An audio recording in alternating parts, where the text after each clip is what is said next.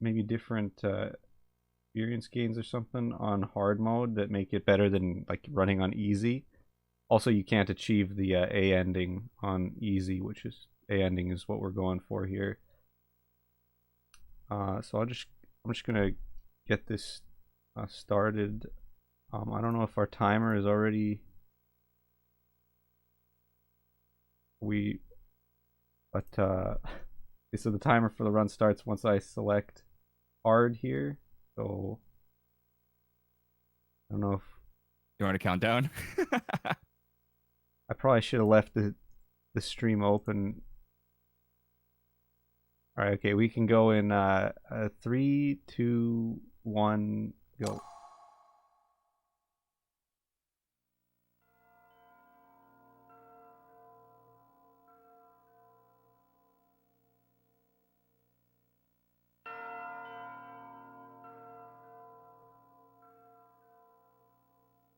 So there's a bunch of cutscenes. Like any good RPG, there's some real nice cutscenes here at the beginning. Um, yeah, not much really to say about that. I guess I kind of slight spoil it. This game is Norse mythology inspired. So a lot of the characters, themes are Norse inspired. So Asgard, um, being ruled by Odin, and the leader of the Aesir. There's Freya, Loki, Valhalla, etc., etc. Yeah.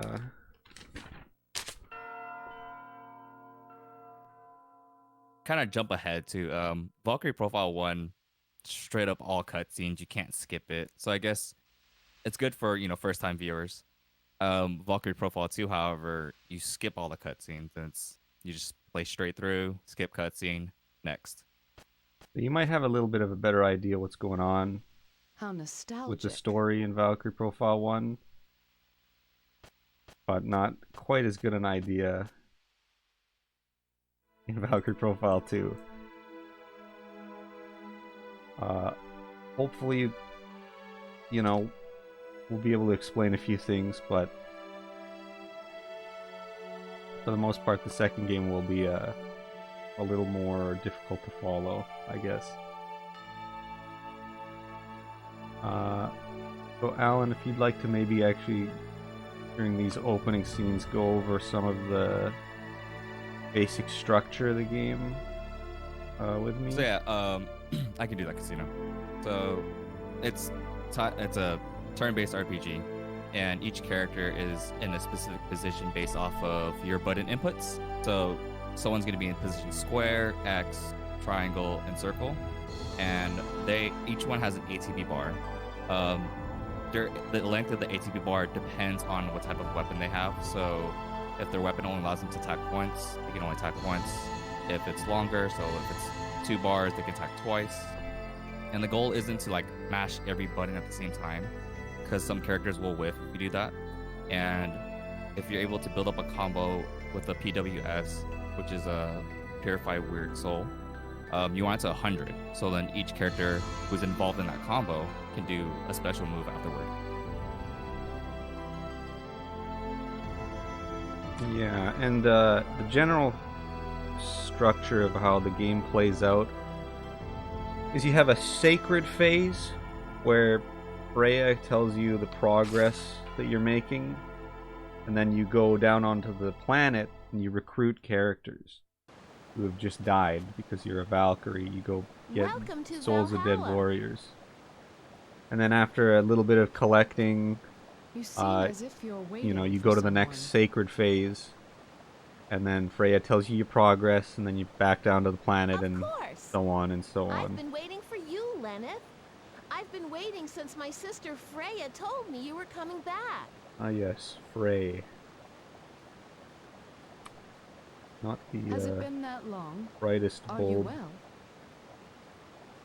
or perhaps not the Yes! sharpest tool in the shed. Oh, Lord Odin is waiting for you within. She's nice. Of course. We will speak later, Frey.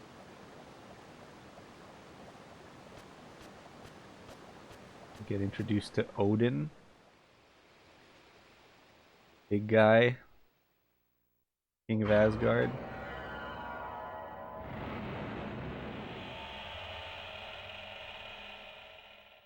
So yeah, actually, this cutscene's only in the US version. If you play the JP version, some of these CG cutscenes are not prevalent at all, or even there. That's just how it is. They've also, in the JP version, they've also cut out some audio in specific areas too.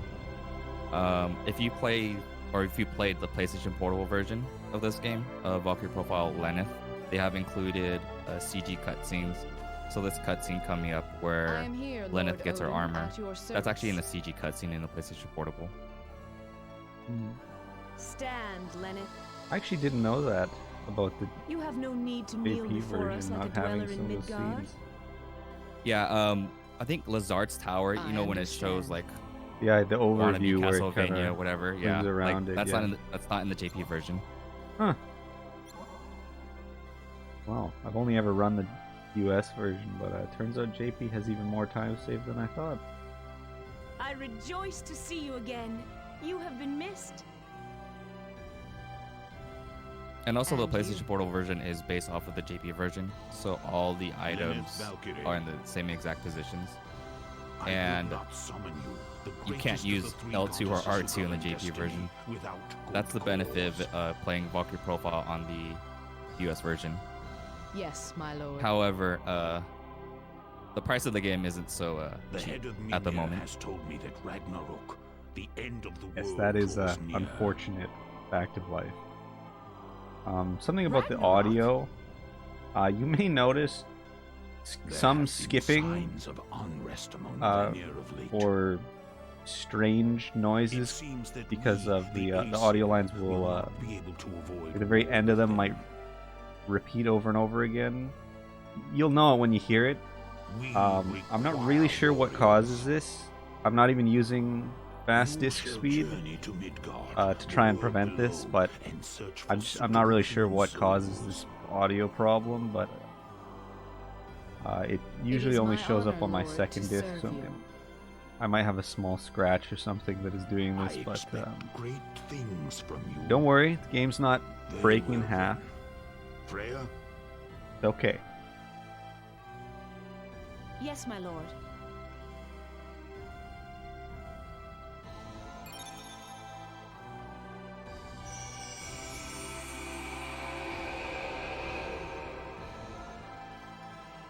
So this event right now, this would be a CG cutscene in the PlayStation Portable. I will It looks join really you cool. on your journey down, but I must return before long. You have but recently awakened, and it would be unkind of me to send you alone.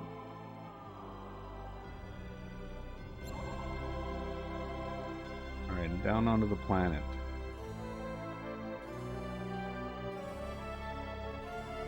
If you will.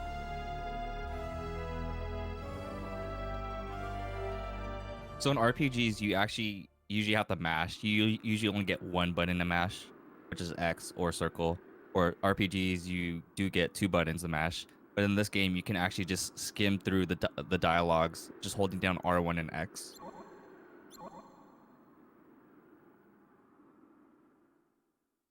Except for some reason, for this exact scene right here, Yes. you for some reason cannot skip through this text. You have to actually manually progress it by mashing. I don't really understand what the reason for that is, but yeah. Oh, and you get introduced to the spiritual concentration. Essentially, at the beginning of every phase where you're on the surface of Midgard, you hit start to find characters, like people who are dying or have died. So you're looking for either people or the undead. And you actually have to manually look for them. The game doesn't automatically tell you where to go. It gives you a degree of freedom, I suppose.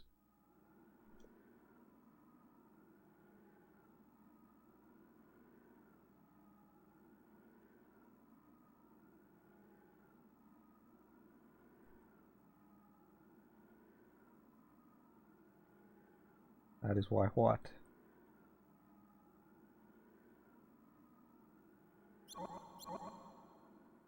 Okay. So this guy here is gonna be our first Einherjar. So what this game likes to do is likes to tell us the story of these people, like before they die. So you get to know a little bit about them. Unfortunately, you don't get to see very many characters in any percent category. You skip most characters, but you do at least get the one mandatory scene here introducing us to Arngrim. That's the guy with the big sword. Okay, so for this battle specifically, the Harpy here can block. If we get lucky, it's not going to block, but it wastes a little bit of time if we get combo guarded. Okay, like that. You don't want to see that most often. Okay, but we got pretty lucky there. Only one block. You can get like 3 or 4 blocks, or I suppose infinite blocks, if you're very unlucky. I think the most I got was like 5.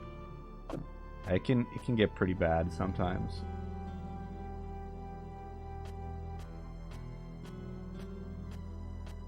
This is Arngrim's brother. He's an artist, and I believe he's crippled. His leg is, he's like lame.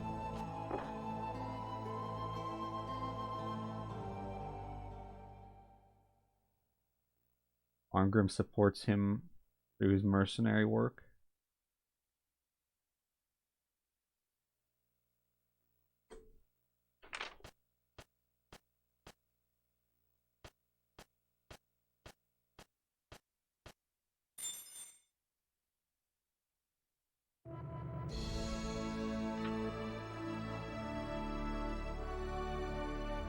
Yes, and here's our other person that we're gonna get soon. Jolanda. She's a little bit dressed up right now, but she'll look a little different in a bit. And so there are 2 types of characters in this game. Basically, there's like, or I guess you could say 3. There's caster types that use magic, and then there are like fighter types, like Arngrim, that use weapons. And then I guess you could say there's like a subset of the fighter type, which is like archers that use bows. You can't get blocked if you use magic, but and I think some bow attacks also can't be blocked, but you can get blocked if you initiate with a fighter type character. So generally I'll want to initiate with my casters in order to ensure that the enemy can't block, because if you get combo guarded at a really bad spot, it can kill you.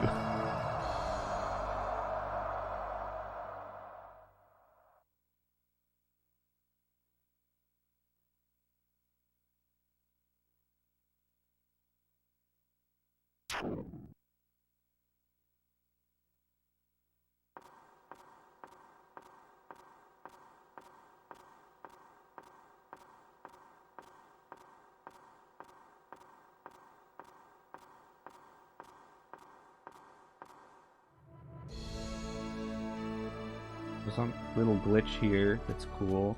You can move during the fade in to this scene, and if you actually move, if you hold to the right there, you actually can move outside of the door trigger before the scene fully fades in.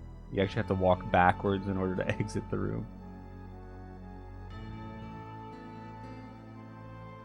So I'm gonna try maybe saving every once in a while so that deaths are less punishing. But yeah, if I die, say in the final boss, it's a little punishing. There's some long cutscenes in the final battle that take quite a while to complete. Yeah, you can basically make a sandwich, come back and finish the sandwich, and then the cutscene will still be going on. Unfortunately.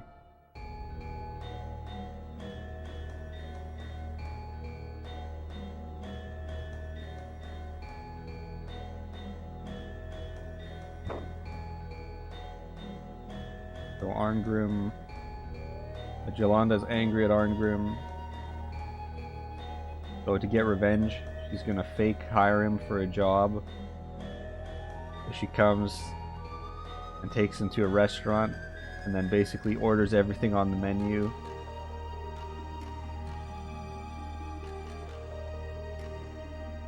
Gets drunk and collapses.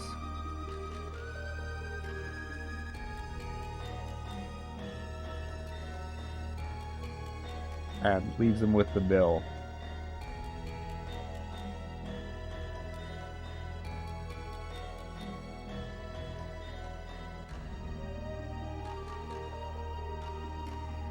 There she goes.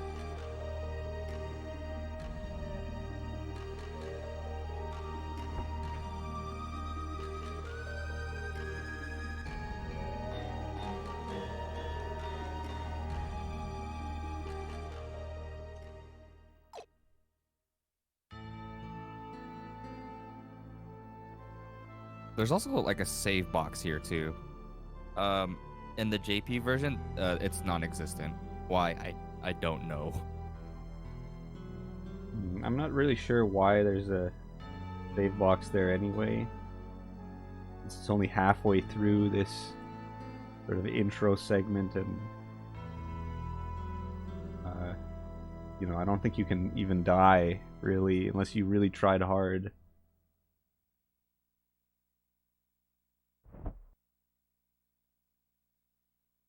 They probably want to set the trend before Xenosaga did. I insulted that girl's father right in front of her. Of course, I didn't mean to. I just wanted to show what a gutless coward the king is.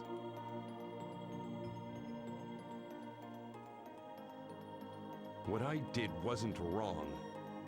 Well, you know, I should say, But well, I don't run this game like super often. But love and honor her own father.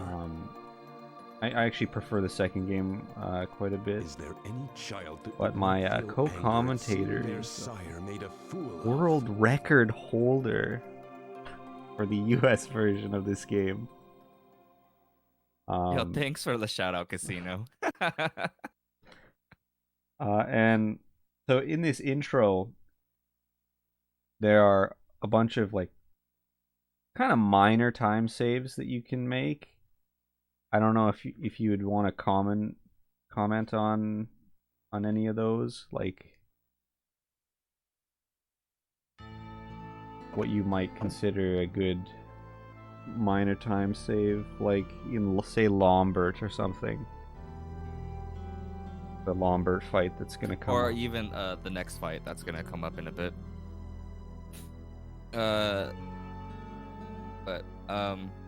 Major time save is just practice. Kappa. No, just kidding. They're like, you have to attack with specific characters in specific orders, like in a specific order to get the most amount of damage. So when the next fight comes up, I'll kind of explain it as a Couchman is going through it. So if you, but basically, if you mash, that's like I was saying earlier, like if you mash at the same time, either one character's not going to get the hit or the PWS won't go up as high as you want it to go. So that's why you just have to time everything. So square x triangle or triangle x square. It depends on the type of weapon they have as well. But you always would, like what Couchman said, you'd want to start off with a magic user or an archer that has an unblockable. But the journey was uneventful, and by the third Oh, day there we you were can- halfway there. You can hear a little bit of the old skipping in the audio. I'm just not really sure what causes that.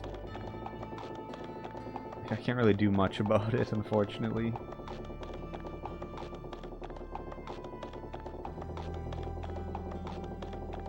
Oh yeah, also the horse that's beatboxing with the wooden wheels.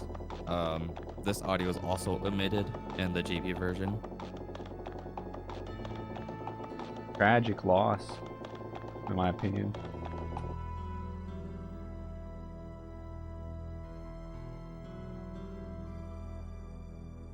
The dust looked to have been kicked up by a group of Altorian cavalry. It seemed like they were chasing something, but I never imagined it was us.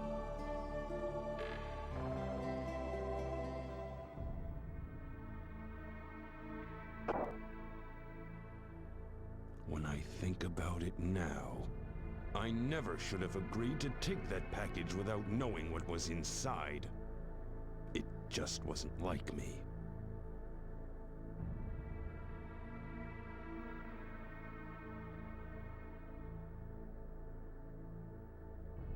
Oh yeah. And I guess you won't really notice it until a bit later, but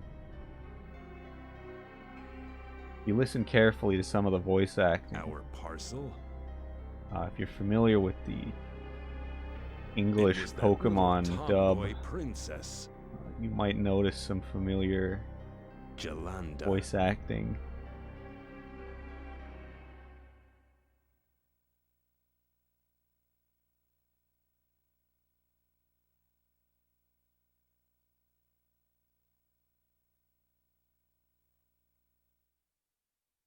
I'd have been quite happy to kill a stinking knave, but I've got more important So in a casual things to do. playthrough, the other person that was with Arngrim, you can actually recruit him, and when you go through his backstory, you might get a kick out of it. Spadrick. He's quite the character. Unfortunately, we won't be using him or collecting him in this run, but he's available if you are playing casually. So yeah, this scene also is CG in the PlayStation Portal 4 version. Lambert was playing two hands. Basically, He Jolanda knew turns into a the monster, abduction would be discovered, and it so looks he like sent the some medicine along was it the the search rat party. from Parasite Eve turning into a moon rat? If we made it all the way to Vilnor, no problem. Not saying Jolanda's a But rat. if we were discovered, the cavalry would use the medicine. We knew the princess would be unconscious if she was found. The medicine's effect was as you see. The princess became a monster, and afterwards all were dead. Except that one guy who Perhaps didn't die. even the princess.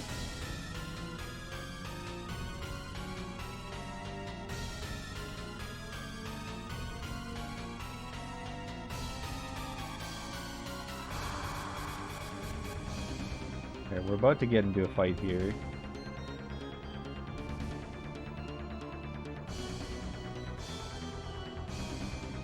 Maybe he made the right choice. I don't know. But And when we I say we, wasn't going to run, Badrek runs away. even on the field of battle. Yes, I'd that never is correct, fought but this. he's there in spirit. Lambert, I'm going to kill you. But what We're going for will A ending Jolanda? in this run. Show run.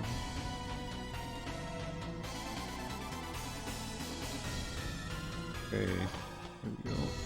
Ha! Yeah!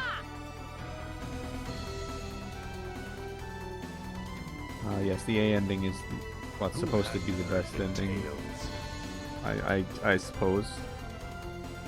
Of the endless war Yeah, I that find it gods questionable if wage it's the with best one, but creatures yeah, I of guess. darkness. Oh, it is the canon ending actually, Yes. because Doctor Profile 2 confirms. Come to me, Dark Warriors. Battle awaits us. Right, so there's... I don't know what exactly you do in this fight, Alan. My strategy for this fight... I want to get good damage rolls with Lennith, that's a Valkyrie, and Arngrim. Freya's damage rolls I don't think matter that much, but I want to be getting around 110, 115 each strike, and then on the last hit here I can skip out on Freya's attack if I got good damage rolls, which is a small time save. I don't know if you have a different... Yeah, this is exactly how I do it too. Yeah. You have to get decent damage rolls. You can get damage rolls that are as low as like 80 or 50, I think, even. But this If you get unlucky, and then that strat doesn't work. You have to get really good rolls on all of them. Yes. Well, You're wrong. no, Odin isn't really the villain in this game. It was through others' misfortune that I felt myself to be strong. That's right. He's kind of like I was myself without morals. half of a Who villain. was I to judge others? Not He's like quite. in the gray area, I'd say. He's not really the main villain. Injustice. I began to realize that the king and I were very much the same.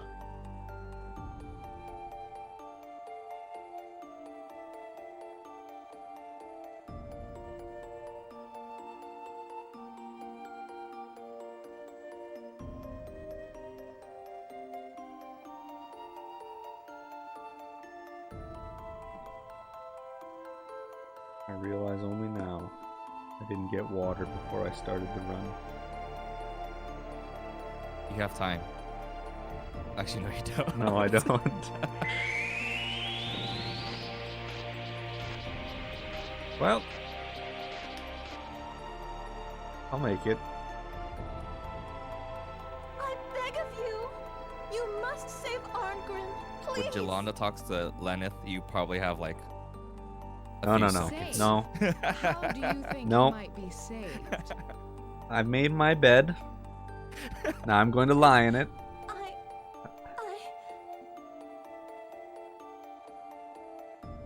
I'm sorry, By hydration, being but allowed to I failed continue you. to live, or by being chosen by me?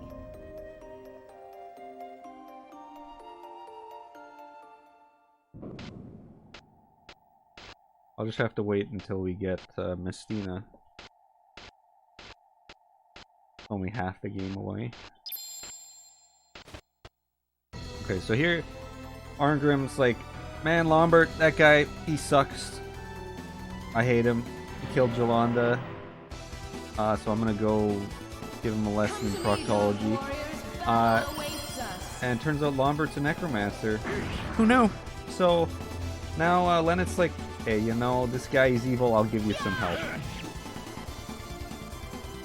Now Lombard can combo guard us here. He's actually not strong enough to fully combo guard, so the second hit will always break his guard, but you only get 2 hits, so you won't deal enough damage.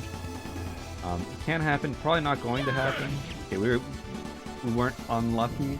Not super common, but it can take a little bit longer if Lombard combo guards you. That was a good fight.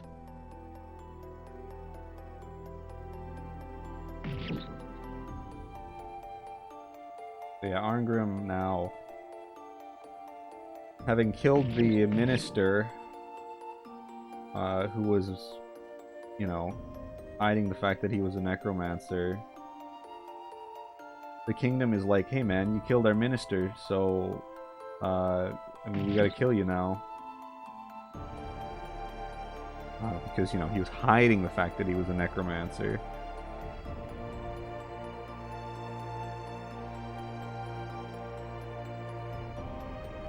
So Arngrim's like, man, I'm out of here. And he commits Sudoku, if you will.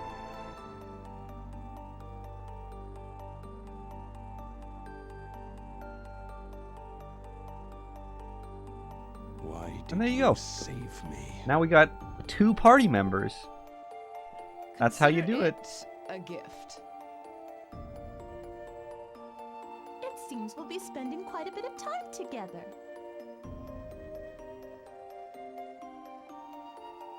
That it does, little one. Quite a bit indeed.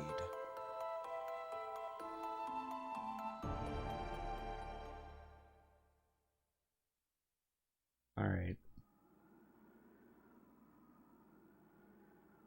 So I have a brief moment when I'm traveling here to open the map. I'm going to try and expand the map while I'm moving to the first dungeon here. Easier to navigate when I have the full map open.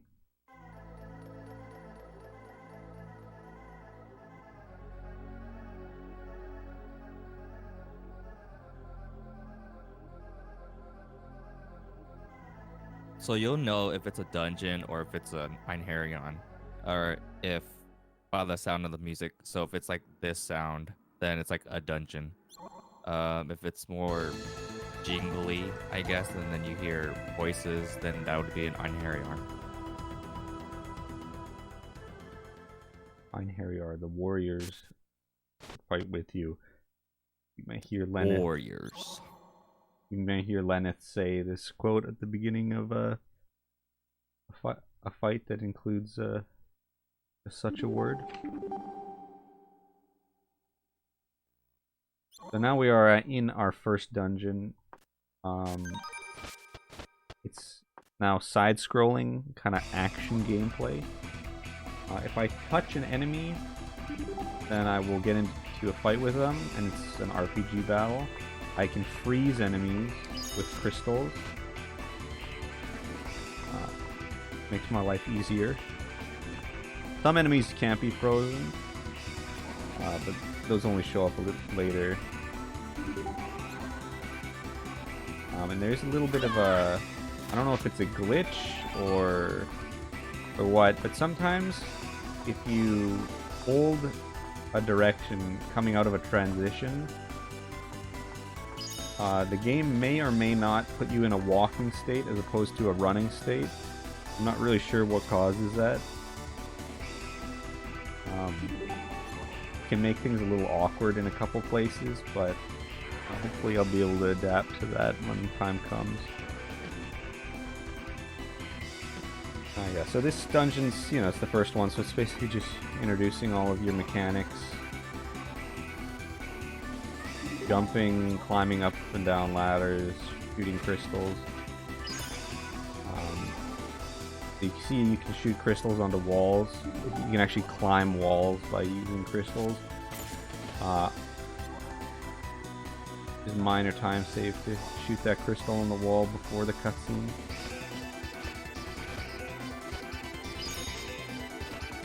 But I'm gonna collect an item here called the, I think it's the Element Scepter. Yes.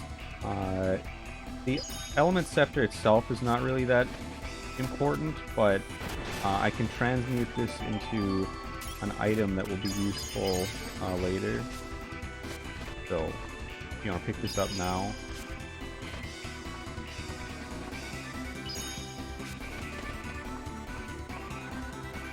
So what Casino actually did, had he gone left going down the steps, he would have gotten a tutorial about using the ice as a gap jump to get an item. But getting the item and 80% isn't necessary. But it is very optimal when going downhill. like going down steps, which he'll be using in the next dungeon. And so there are dungeon events you get for completing dungeon events like slashing that pillar. You get event XP, which goes into your pocket, basically, that you can then use on characters later instead of having to like complete fights for that XP. You can just use that on characters later, which is useful, especially on hard mode where you get characters at level 1.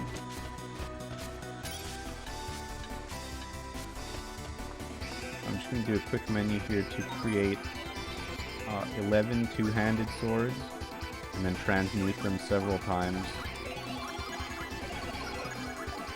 to get some holy gems. Oops.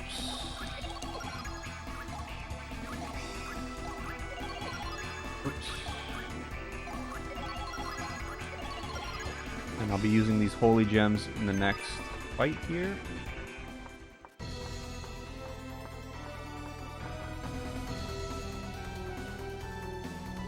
With our first real boss, if you can call it that.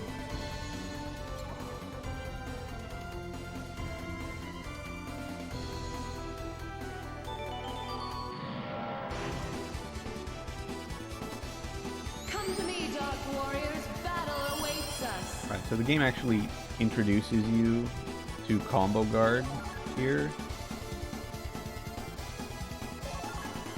We're going to ignore that, and we're just going to use holy gems, which basically act as the equivalent of casting a spell. This does a lot of damage for this point in the game, and it's quite fast, so we'll be using gems for a lot of fights, actually, all the way up to the end game. Not these gems in particular, but the gem or crystal item type is quite useful. And that's the first fight. Get thee hence. Oblivion awaits thee. Now, do you want to talk about artifacts? Yes. So after defeating the boss of the dungeon, there are artifacts that you're supposed to send up to Odin because, quote unquote, they belong to him. But you know what? No, I don't think we will. So we're gonna keep these. It's actually faster to keep items, like artifacts that you get in dungeons, because if you decide to send it to Odin, there's a long animation where the artifact like dissolves into little sparkles and flies up to Asgard, presumably. But yeah, we don't want to see that animation ever, and the artifacts actually end up being useful later, so... And also, after you defeat the bosses for each dungeon, all the enemies disappear, so you're just exiting after you defeat the boss. Treasure does not disappear, however. There's treasure around, you can still pick it up. Not really relevant here, but it is relevant in 100%, I suppose.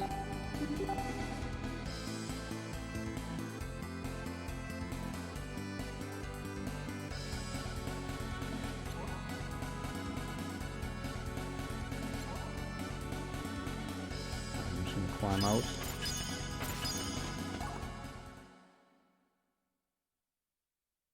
Now I could collect characters here, but I'm not going to do that. Instead, I'm going to open the menu. I'm going to unequip this Neb ring, and now I'm just going to sleep my life away. And oh, look at that! It's the sacred phase.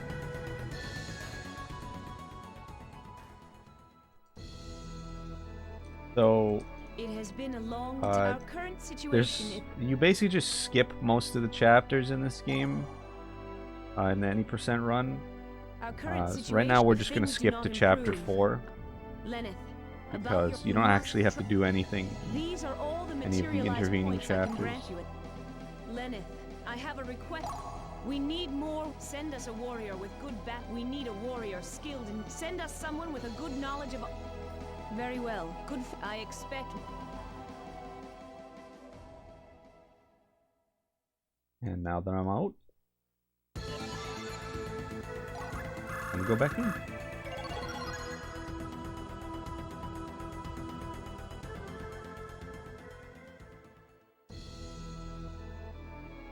It has been a So long yeah, our current what we're doing here situation is 80% ending A, and getting ending A, you can't get it by accident. current I mean, if you situation, if do, things do not I mean, what are the improve, chances of that? But it's Lenneth, pretty hard. about the So situation is grave. normally you would get ending B, which is These the are normal all the ending. materialized In points I can ending grant A, you at the- you need to bring down Lenneth, Lenneth's I have seal a level. request. So if you go We into the need- status, send us her someone who status, can you'll see a strike seal them. level We need an Einherjar based off who of, can get- I think it's send us 1 an to 100. Einherjar skill- You want it down to, May fate you want it to guide 37 or your below by chapter 8.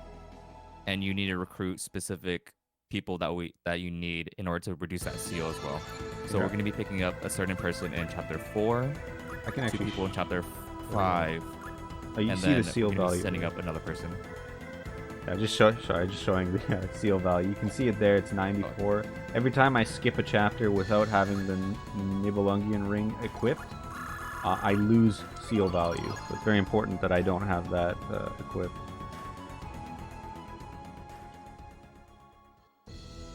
Sorry to interrupt there. So no, It has that been was a pretty much long- it. You our pretty much current came in at the right situation time. At the right time.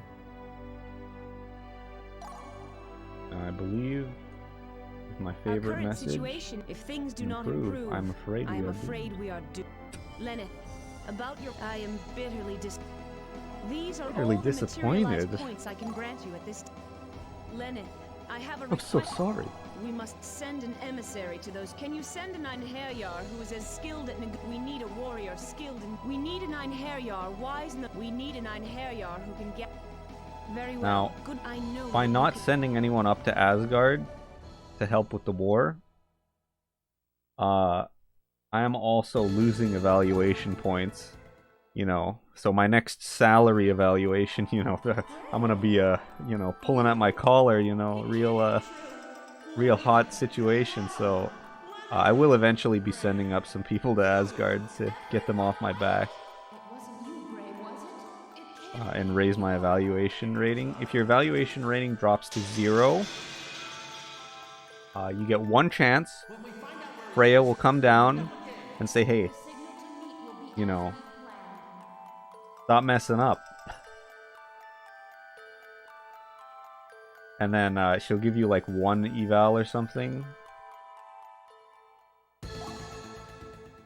But if you fail again and get to 0 evaluation again, and Freya comes down and says, look, kid, your brain's broke, so we gotta put you on ice. And then she kills you. We don't want that to happen. If you see the text, My Lady Freya, it's over. I messed up. So let's hope not to see that. That actually is ending C too. And if Right. you want that, Yeah, not difficult to get. it's not. So right now I'm looking for on the map it'll be Flensburg, but I'm looking for basically Lizard.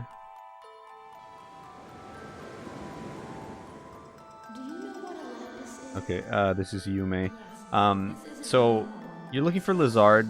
That's the next story event that we have to go to. And you can get Lizard early as I think the second Einherjar during your spiritual concentrations. Or you can get more typically Lizard is the third or like last spiritual concentration you get. We didn't get early Lizard this time, but it saves like quite a bit of time to get early Lizard.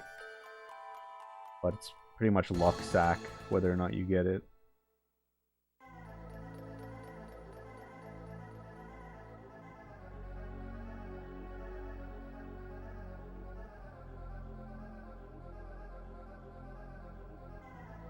This is Cave of Bacchus.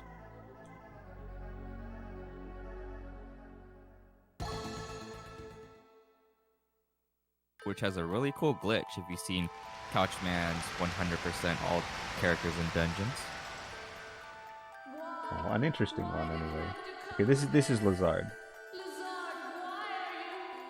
Well, okay. The Einherjar that this is for is Lorenta, but the dungeon that we get to go to is Lazard's Tower. So I call it Lazard, but really it's Lorenta. Oh, goddess, surely you cannot allow any more desecration. What? What are you trying to say? If not that, then why? Ye know me. It shall be engraved I'm not sure. on my very soul. Lazard Lazard's voice lines are very distorted here. I'm not sure. I haven't listened to this in a long while, so I'm not sure if that's how it's supposed to be. But it'll sound a little bit better when I get to the actual part. Okay, so before I go in here, if we open my menu, you can see I'm at 6 evaluation. If I were to go in here right now, wouldn't be great. Because I think I lose evaluation for going in here. I can't remember. Anyway, I'm gonna set periods to maximum -1, so I have 1 period left to do stuff, and then I'm gonna go in. So that as soon as I exit, it's gonna kick me to the sacred phase, and this actually bypasses. This bypasses Freya coming down and yelling at me, because if I just exited here normally, Freya would come down and yell at me, and then I would lose my little buffer of having that one chance on the evaluation. But by setting periods to almost maximum, I'm able to bypass that and go directly to the sacred phase, so I still have that little buffer the next time I do something Freya isn't happy with. And yes, Lazard was in fact voiced by me. If ye shall accept the brand of hell upon thee, thy sanction shall in turn be lowered. I shall grant thee the deliverance of thy soul, and ye shall come now before me.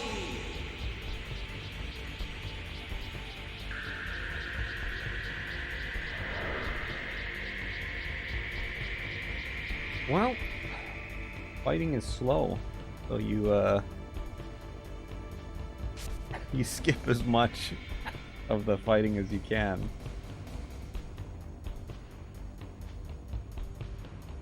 And there are a lot of cutscenes.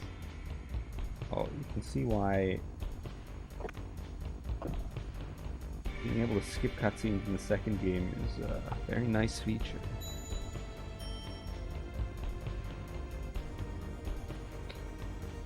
Yes, it is mostly a 4Kids dub.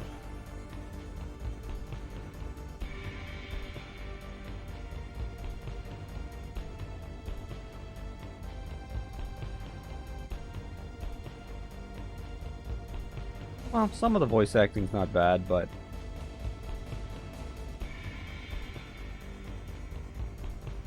some of it. About 1/2 of the run is unskippable cutscenes, I would say.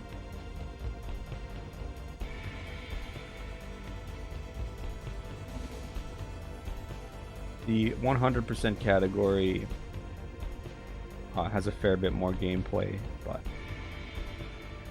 it's quite a bit longer as well, of course.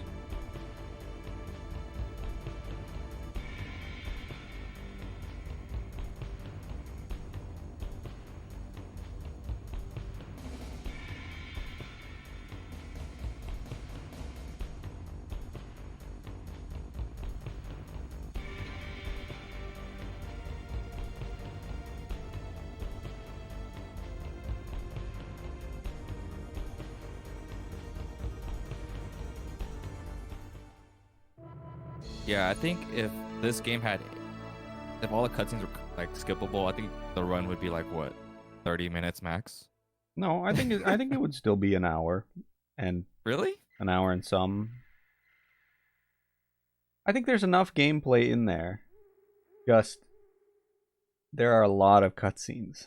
Just separated by lump sums of cutscenes. Yeah.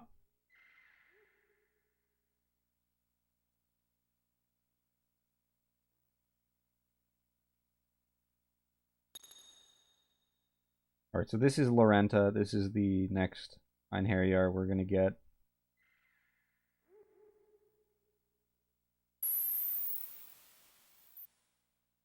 Yeah, exactly. First dungeon is really far into the game. This is actually why I kind of quit running this game as much, because I'm not such a huge fan of games with long intros all the time, but I think this is a good game. It's a good game. It's just, you know, when you see the intro like 50 million times, it does grind on your soul a little bit. Turn you into an Einherjar. Perhaps. Which is why I do generally prefer the second game, but yeah.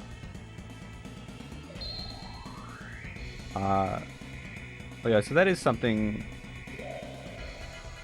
that you unfortunately won't get to see is the dialogue portraits.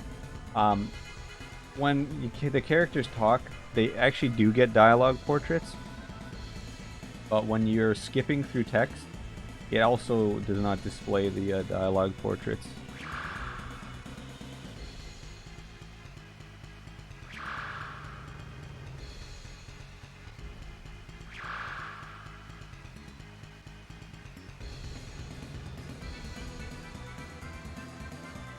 Yes, or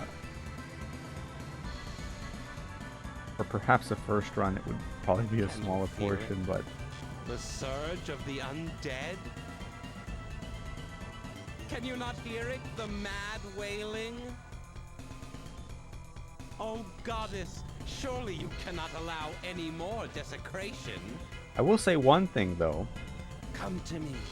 I burn. I burn. Unskippable I burn cutscenes with are passion for you. fantastic. Just excellent, just the best. If you need to get some water, use the washroom, walk your cat, you know, any of that stuff. You got some time during the unskippable parts.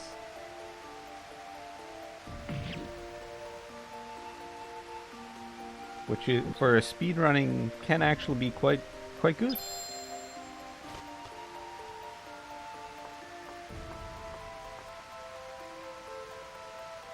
Sometimes you just want to, you know, relax. Take a break.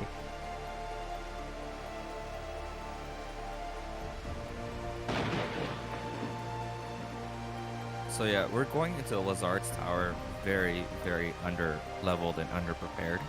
So, are you going to do a safety save here, Casino? Yeah, I think I will. Also going Because there are some encounters in here where we can't really avoid. So we'll get A to B initiative by attacking the enemy, and then just run away when we get the option to. Nice. Let me just one time too many. Every time.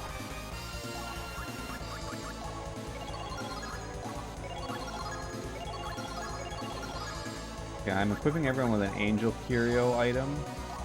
What an Angel Curio does is it essentially just makes it so that if you were gonna die, instead your Angel Curio has a 30% chance to break, and then it revives you with, I think, 50% HP. Yes, 50%. Yeah, so it is actually Meow. That is actually the voice actor for Lazard. In these elevators, I can't freeze this enemy. It's not possible for me to freeze this enemy. So instead what I do is I hopefully get a crystal on the wall and dodge him. There are different strategies you can employ to dodge that enemy, but essentially you just want to dodge him until the elevator's done. You can jump over this dragon, skip that fight, Those are supposed to be mandatory fights, but you can still skip them anyway. There are a couple of mandatory fights, like Alan was saying, that you can't skip.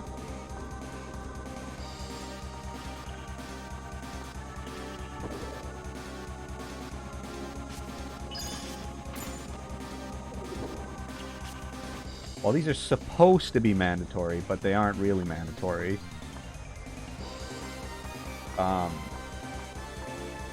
Even this one, which looks like it's too tall to jump over, but you can still make it.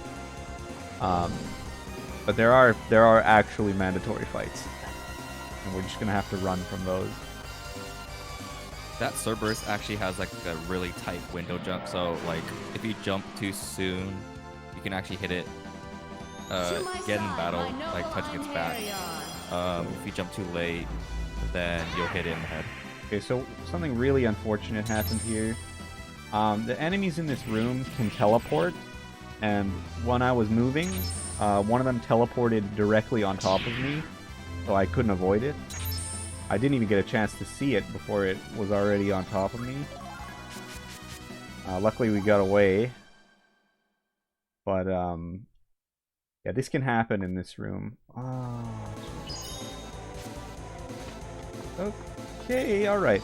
Alright, we're through. But yeah, it's a little unfortunate.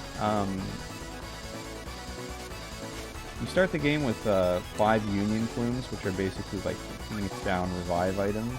So making sure everyone has an Angel Curio. Okay, so this fight actually is mandatory. You can't skip this. It's right in your way, so there's no way past it. To my side, my noble And yeah, you don't need to level up. Mostly you can just use items to deal with enemies. But you got away. It's good. Getting away here is not guaranteed. If you get stuck in that fight, you're probably going to die. So, good idea to have Angel Curios. And I actually didn't do the crystal boost I was supposed to there, but I'll do it on the next one. So if you don't do the crystal boost, you can actually just jump, which essentially, if you notice, the animation is like a lot faster than like walking or running.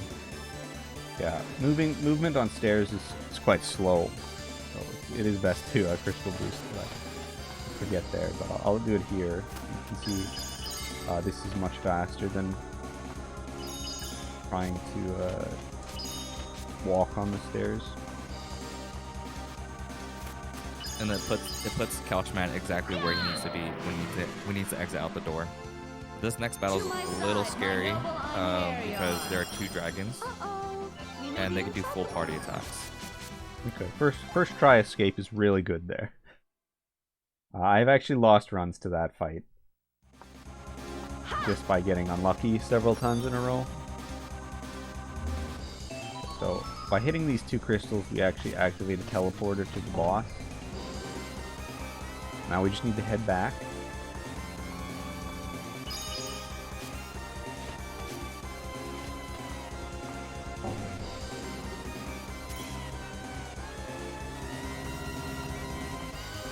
This next room is pretty scary, especially with the equipment and the level that we're at, and how the enemies are positioned too. It's good I got through there. I'm just gonna be sure. I think I did. You just send up the artifact. I just have to be sure I have the Dome of Alchemy there. I'm not gonna bother saving. This fight is actually so easy. Should be good. Okay, I'm actually gonna get some water here. If you'd like to explain this upcoming fight, because it's gonna go by pretty fast. Yes, so Casinos or Couchman's gonna open up with Tome of Alchemy, which will crystallize the 2 undead dragon zombie knights, and then Lizard will get an attack. Actually, you'll have to use a holy gem on Lizard, and then he'll attack one of your party members, and then you'll just do holy gem until he's dead. A teleportation spell. How is it that you command the lost magics? I have been thinking on this since I first beheld you.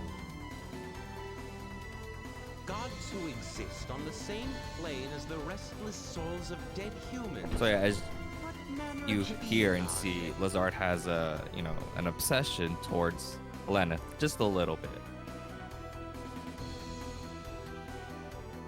I have concluded that gods are very much like souls, and so I have created this vessel.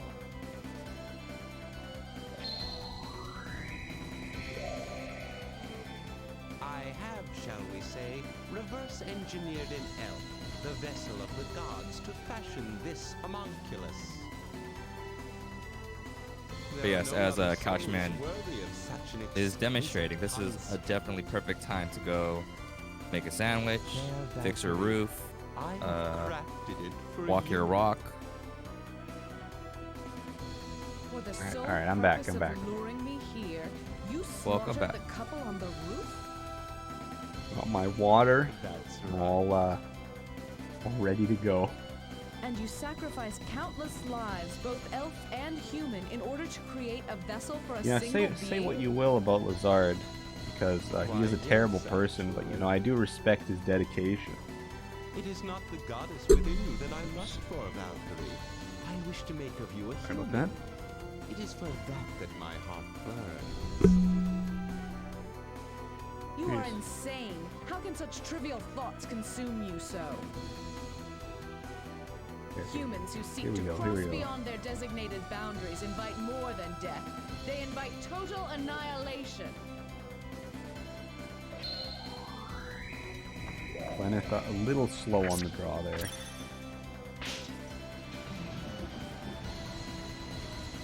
Not the fastest gun in the West. Ah, what a shame. No matter. I can birth as many homunculi as necessary.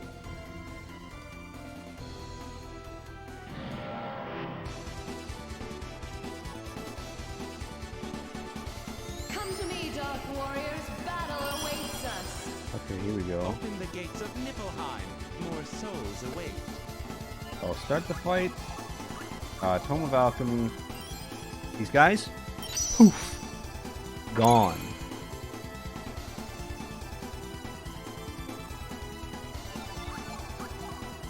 And then those holy gems from the beginning of the game. Just do it again. Just run it right back.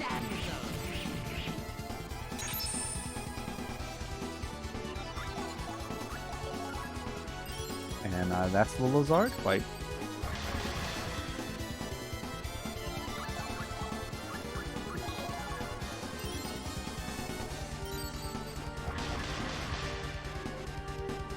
Very difficult.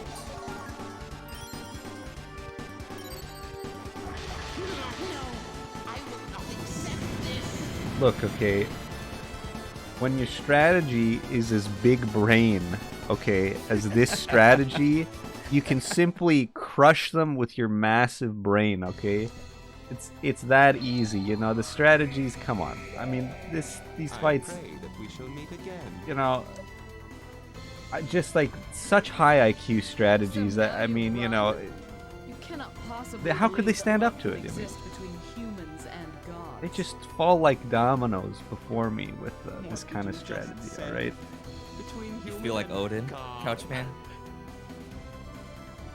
You really No, don't no, have any idea what you are, do you? What I am? Do not be ridiculous. Odin, Lord of all gods, is my father, my creator. What I am. Will I am. Believe whatever you like. What is a It man? matters little to me. Know this, Valkyrie. Know that you are beloved of Lazard Valeth. Nonsense! We shall meet again. Yeah, I think Lenneth's my voice sweet. actor is pretty alright, but then I don't know. The 4Kids dub, I don't know. Yeah, Nurse You Joy really kind of don't hits have the any points here and idea there, what you but are, do you?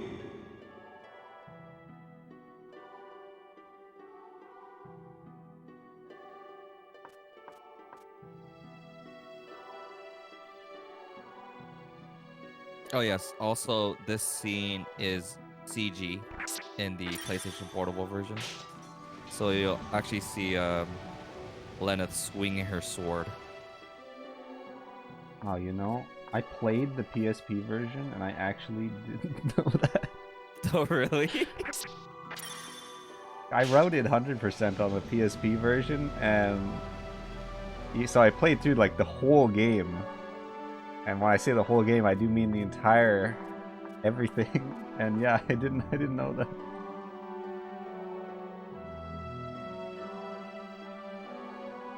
Turns out, I just zone out so entirely during this game now.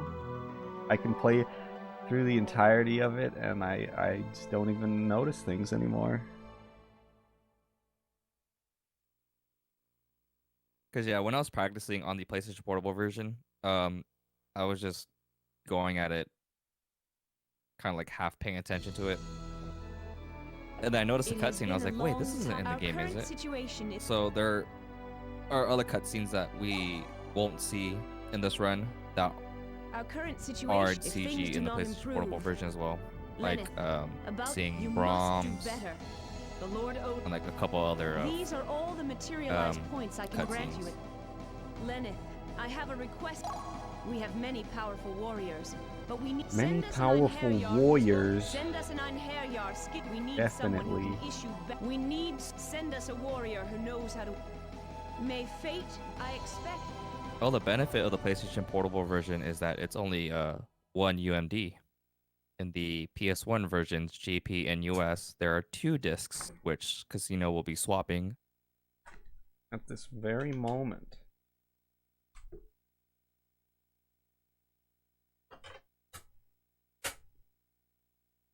Would you look at that? We're halfway through the game.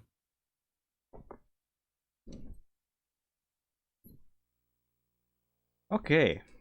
First things first. Hit the start button and look for some characters.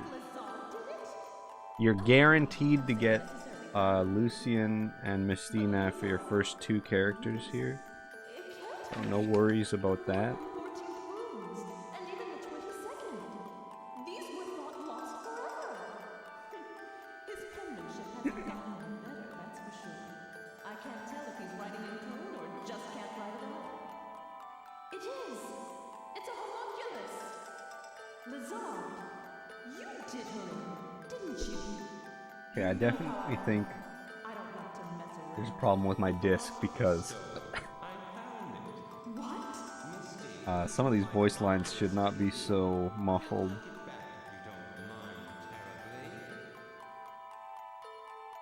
Oh well. Don't worry about it, it's not important. Just say it's an old game, Couchman. It's okay. That'll fly. Even the kids are worrying about me now. What's wrong with me lately?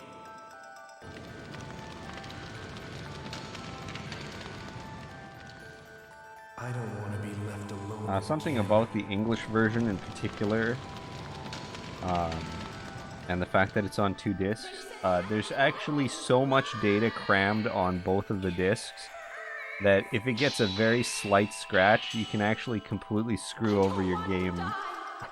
Like, it won't play at all because there's so much data on both of the discs that any slight scratch might lose you a lot of what you need to load. Kind of a miracle that my discs even work at all. And I'd like to keep them in working condition, so I will be careful with them, but yeah, it is pretty easy to break this game's discs, I suppose you could say. So if you do ever buy this game, be careful with it. The Japanese version doesn't have as much data on the discs, so you're not so risky with that, but yeah.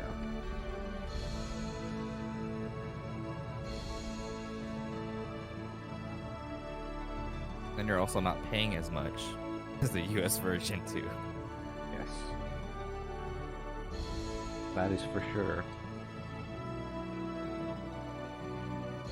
Last I checked, The US version's like $250 or something. Yikes. And Rip wallet. the JP version's $20. So, dark difference.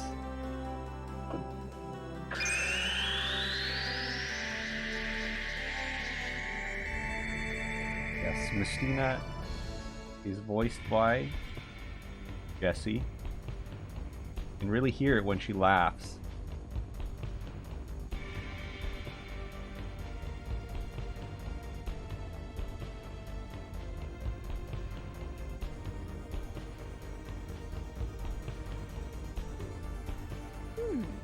There are some sort of glyphs engraved on the walls. But these are runes? It can't be. The 4th and 14th runes, and even the 22nd. These were thought lost forever. What can this mean? Well, obviously he found them. Ah, they've already been dispelled.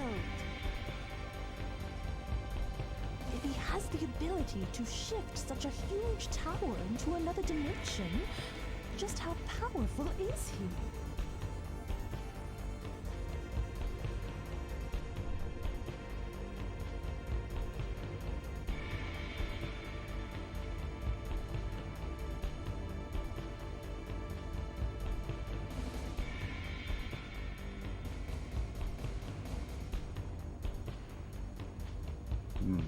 Bicycle disaster? I don't think so.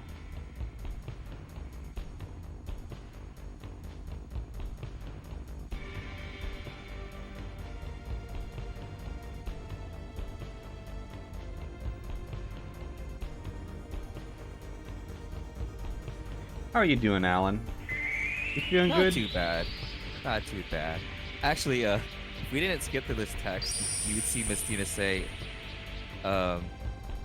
Lazard having this sick fetish for little girls. And then, you know, she confronts him about it later.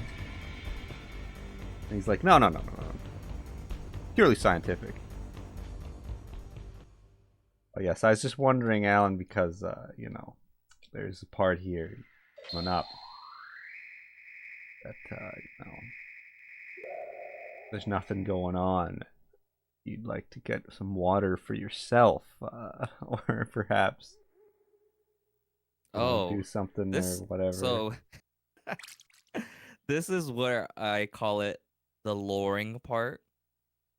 So it's the lore, and I don't mean it to call it boring, but for a speed run with nothing really going on, yeah, we'll call it loring.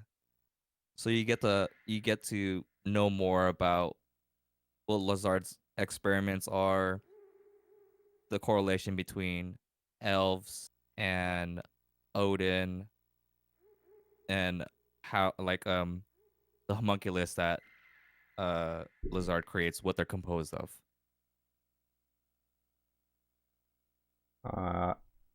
And it also automatically progresses the text,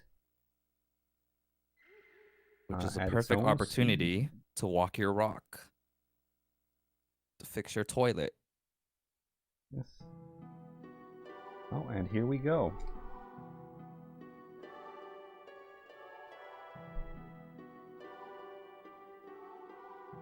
Really run into the ground? Well, now that the text is progressing on its own, it's a perfect opportunity for me to run into the ground if you or take a run around the block, or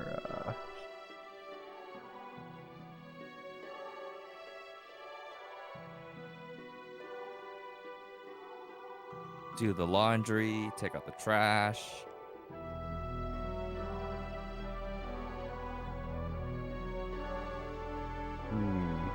Build a fort. and not the pillow kind of fort. I'm talking about, like, you know, good old logging fort. You know what I'm saying? Oh yes. Actually, I am going to use the washroom right now. free chance to do so. No worries. We'll still be here.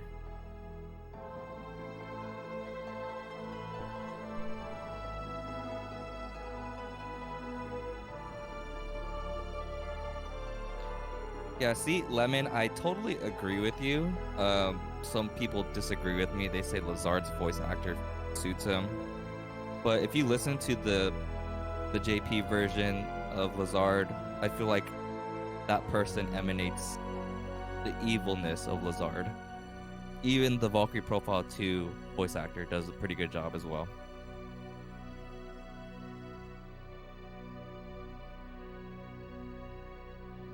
Oh, Fuse for sure. You know, start a family, invent time travel, do your taxes.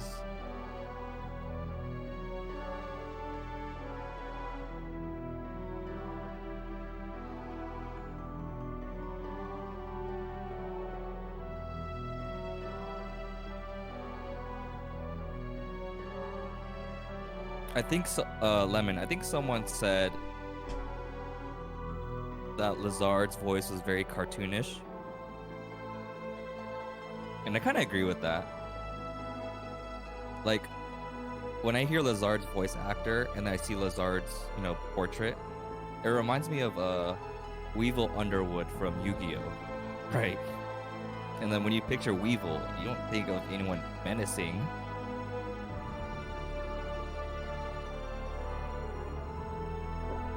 Okay.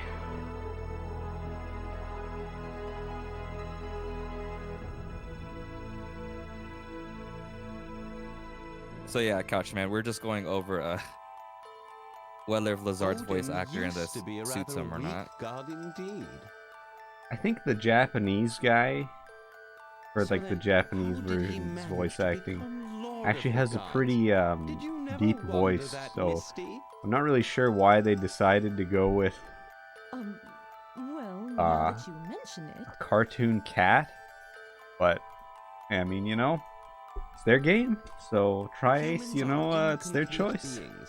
Gods then can be They considered make the some final pretty evolution of strange man. choices, as you'll definitely see in the second game. In other words, gods do not grow but are static. However,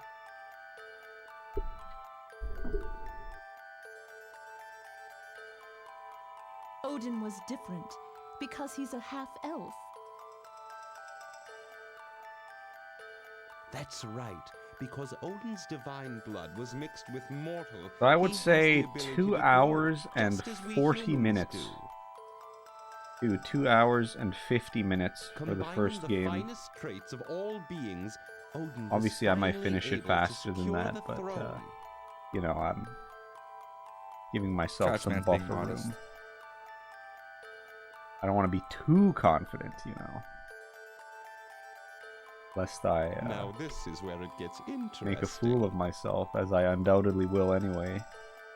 Gods use the vessels. That of won't our happen. elves It's to just travel the through last boss is Midgard the to last protect boss. The world tree. I mean, you've seen my runs. They just die. You're It's repeating RNG. yourself, Lazard. Imagine Listen well, Misty. It's doing possible everything to right. transfer human souls into elves. There it is. And you still conclusive lose. Proof that gods and human souls are roughly equivalent. 2.5 beings. hours in. At the last So you're boss. talking about moving souls from one body to another? Do you know what my homunculi are crafted from? They're half-elf, half-human. Correct. My homunculi are essentially half-elves. so like, how did Odin exist? If I were to This is a shift question my I soul wonder. into the body of a So homunculus, here he's saying, all might right, I not become a god? how do make Odin half elf, half human? Just put together Odin. Easy, right? But it doesn't work like that, because earlier in the game, he was just saying, hey, you know, if I were to get this elf, you know, and, you know, just bone this elf, nothing. It's like I'm using a doll. All right? He was saying that earlier this very game. So how do you actually make Odin? Because you know, how does that work? You know what I'm saying? If you can't, you know, combine human and elf, you know, the regular way, then how did Odin come to be? Because, you know, Lazard had to go through a lot of trouble to make this half-elf homunculi. I wonder these things. Small plot holes, you know, you just come to realize. Anytime you play a game, a whole lot of times, you come to realize in your mind very small nitpicks where you can't quite understand exactly how things work. I mean, I suppose they could explain it in some way, but I don't know. I don't know what the answer is. If anyone's got the answer, if anyone's dad works at Tri-Ace, you know, yeah, I'd appreciate an answer.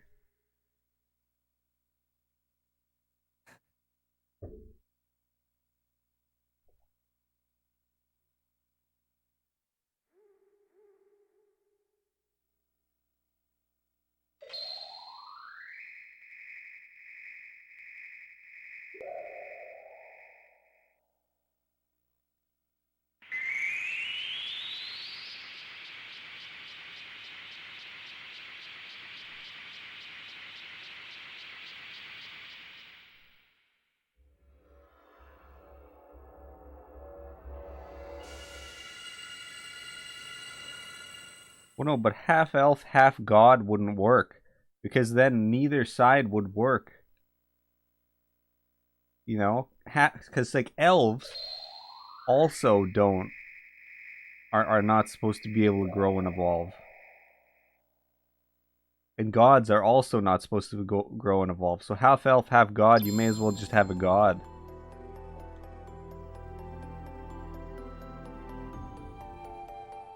And yes, rip Jesse.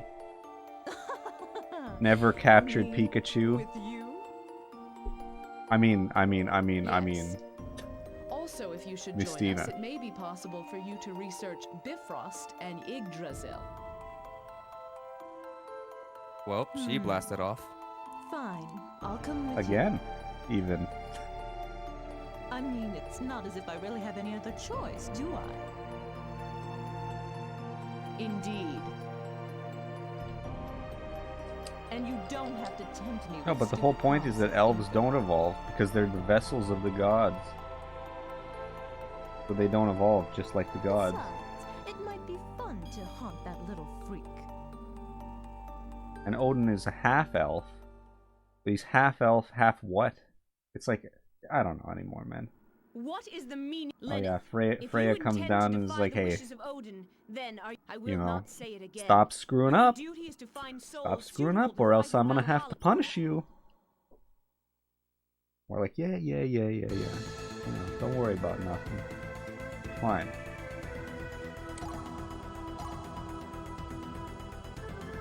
Alright, so we're gonna come over here, and now we're gonna collect Lucian. Now, if you watched the intro to this game, which we didn't watch, you would actually find out that Lucian, just like Lazard, has Valkyrie as his waifu, but I mean, you know, there's some weird time skip thing. Just don't worry about it too much. But all you gotta know is that in the past, there was his childhood friend looked exactly the same as Lennon. Alright?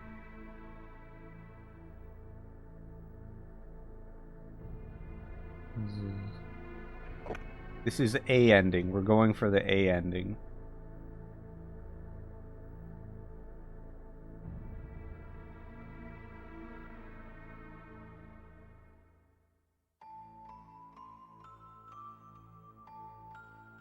Alright. Well, you know what? I didn't watch the cutscene, but you guys did. So I'm gonna trust you guys on this one. Don't lead me down the wrong path now.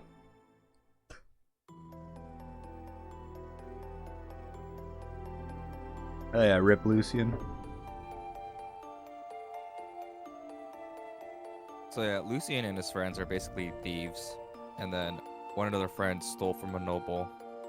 He was killed, and then they ordered the army to destroy the town, and that's how Lucian died. Brutally too. That guy who stole from the noble, didn't he get like his head on a pike or something? Crazy. Something like that. Pro tip: don't do that.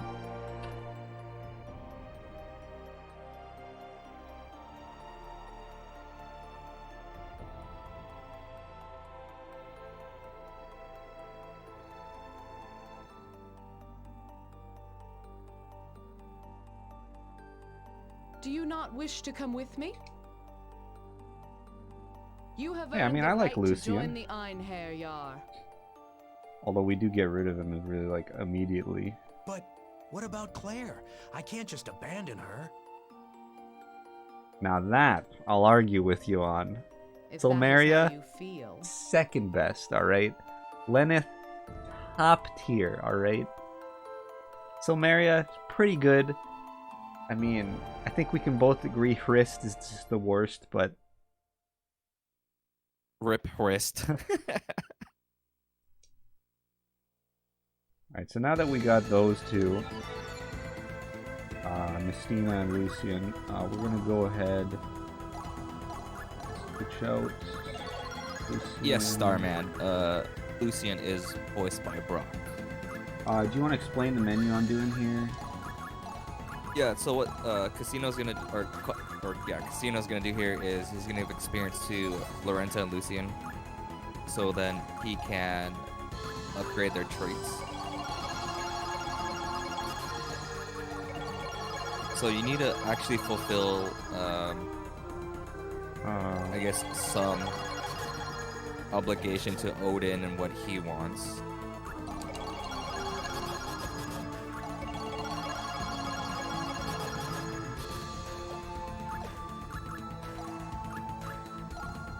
So Lorenta needs to be, they need a sorcerer above, I think, what was it, 105, 110.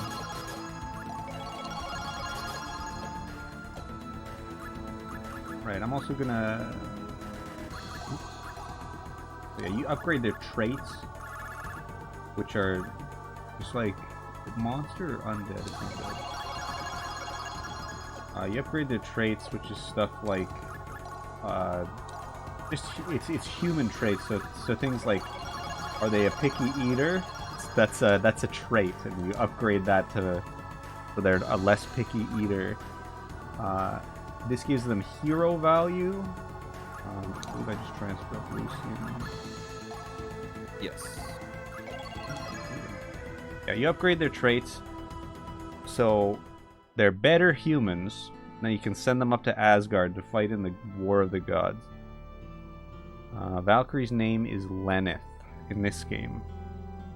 And yes, this is an A ending run.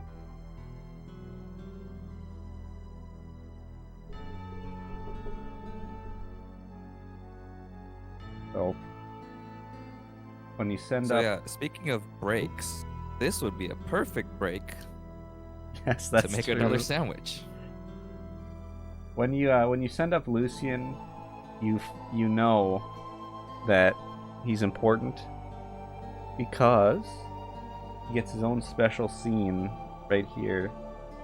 Something about sending up characters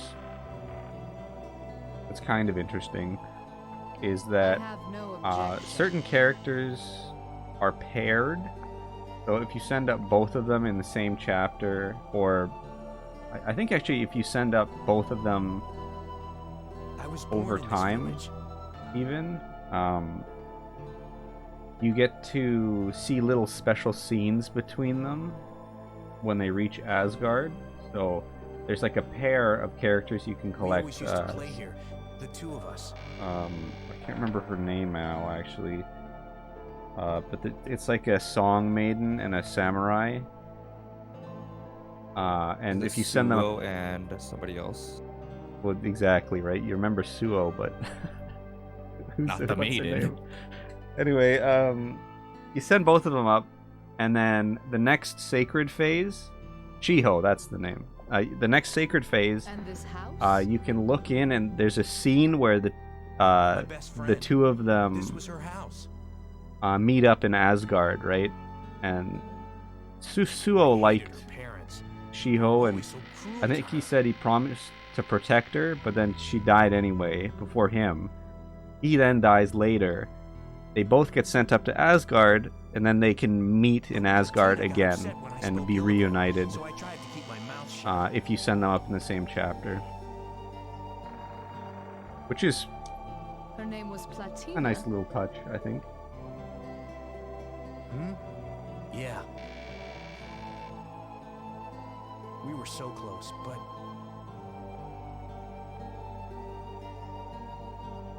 But one day I found out that her parents were going to sell her. We escaped together. I was just a dumb kid back then. I couldn't think of any other way.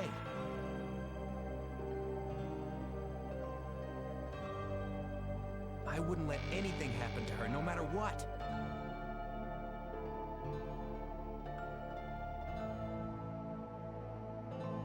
In the dark of night, we ran until our lungs were about to burst.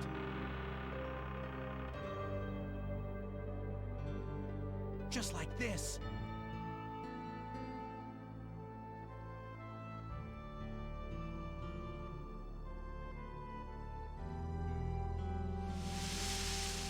And then we stumbled onto this place. So yeah, I always joke around at this point where Casino kind of mentioned it already, but Lucian's like, you look like Your the helmet. girl that I love. Could you take it off? We did this. We did that.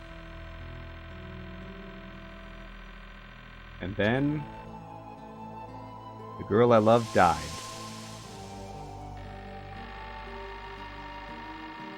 Rip. I knew it. You look exactly like her. like that girl? Yes. That girl Platina. She inhaled the weeping lily pollen and died. How unfortunate. It was my fault if I hadn't brought her with me.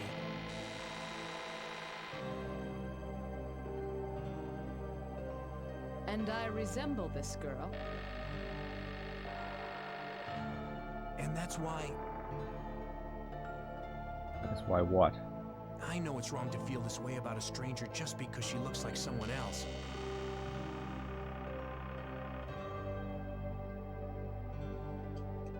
But nothing has changed. Yeah. I still love her. Not really sure what's causing this audio thing. I haven't yet tried this game on an actual PS1. I'm using a PS2 currently, but maybe that would help with it. I'm not sure. If you listen to the You see a OST, semblance it's of still your there first too. love when you look at me. Like on YouTube and stuff. Like you'll hear it subtly, but it's not like as harsh. But there's a chasm between men and gods that cannot be traversed. Thus, love between the two is not possible. You should see the Greek pantheon. However,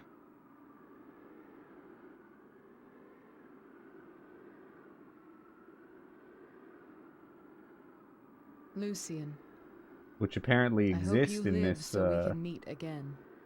in this continuity because in the second game Freya makes a reference to Icarus, and that doesn't make sense.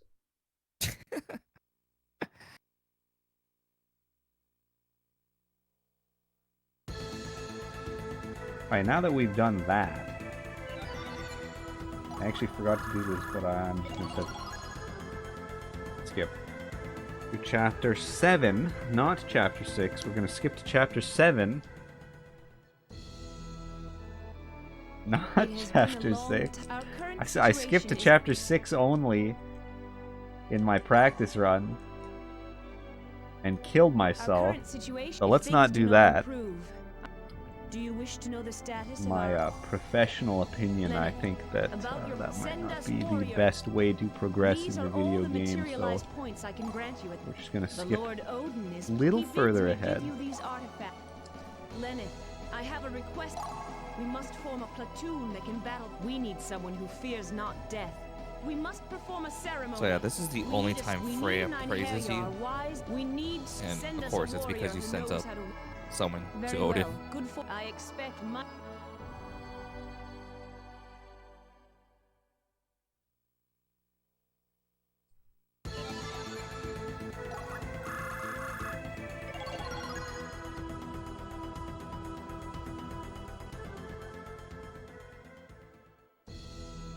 Okay.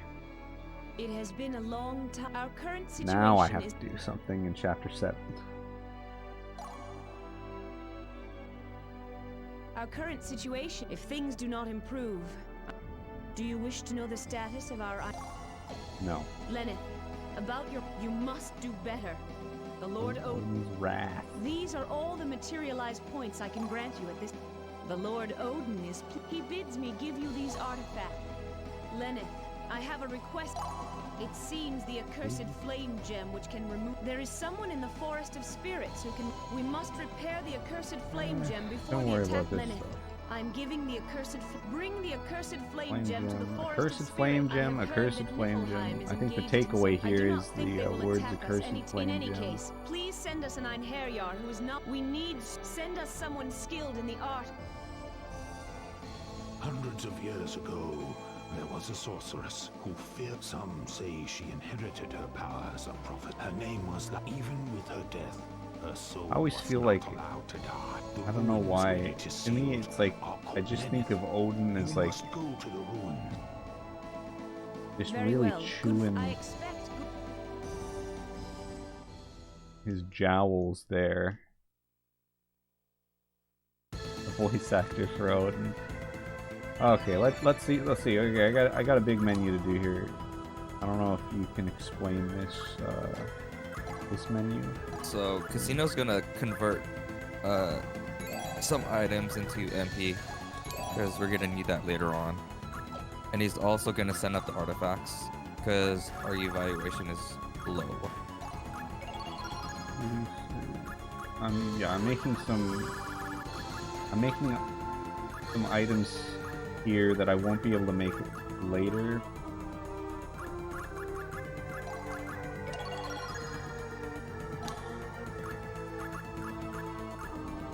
I'm gonna need these items for conversion. I won't do the conversion now, I don't think, but I do need to make these items now because I cannot make them later. So yeah, Casino bought or made 10 lucid potions, which makes you invisible until you physically attack. The halberds that he created, we're gonna convert those into poison crystals. We're gonna use that. We're gonna use those against the final bosses, and the accessories will be equipped on the rest of the party for the final fights as well.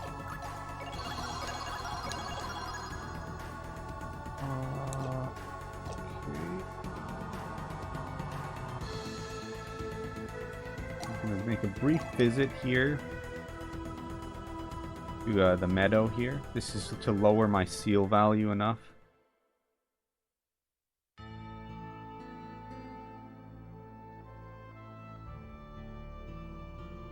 This scene is also a CG cutscene in the PlayStation Portable version.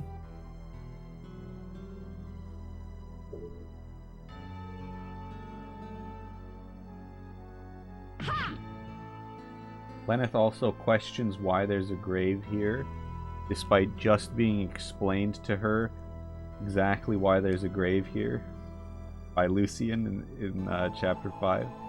But don't worry about that. We should get a scene with Lucian. Yeah.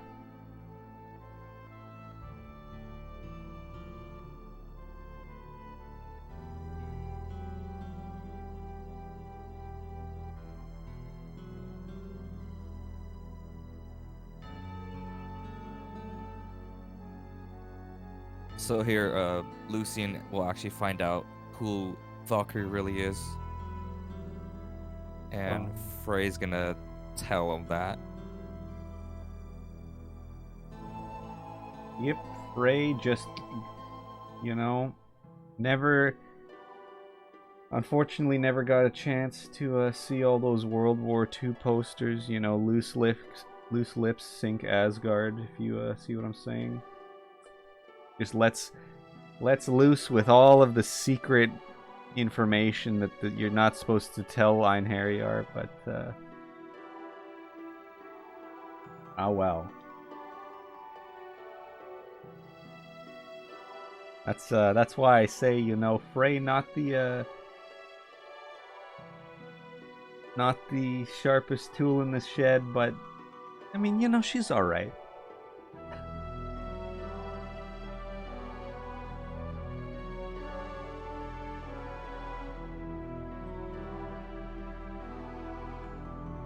Blastig in the lore, yes.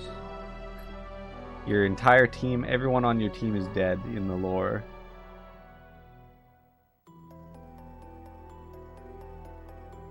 Plot twist. Yeah, so because Frey lets slip all this information, anyway, Lucian becomes convinced that he can remind Valkyrie of her past lives. He directs her to go find this earring, so he uses the water mirror to go send her an earring at the suggestion of Loki. Because, you can always trust a guy called Loki.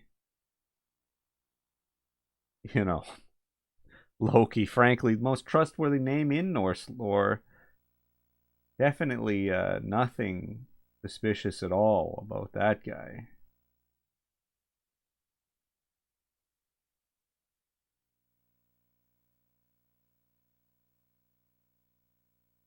What could possibly go wrong? He seems very trustworthy. Like he's helping Lucian.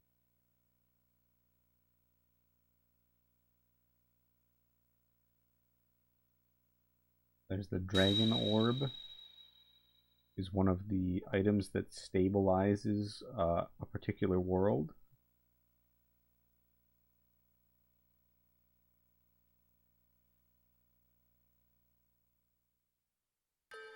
Valkyrie, do you hear me? It's me, Lucian. Lucian just used the water mirror, call up Valkyrie on her Valkyrie phone.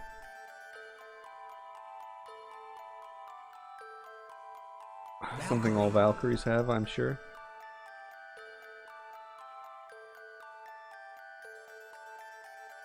What happened here? You think I will forgive you for taking such liberties? It's a phone call. I know you won't, but...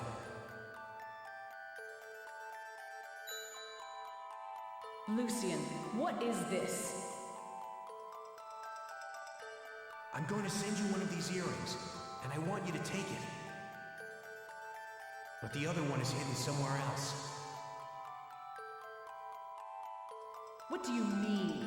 That's why you used the water mirror? Just a phone call. It wasn't really the earring that I wanted to give you. But I thought if you accepted it, maybe... No. I know that you'll figure out where the other earring is. How will I? You dare to order me to go treasure hunting? You're a fool. Now that you have done this, have you any idea of the repercussions? Just a phone call, man. This was unforgivable!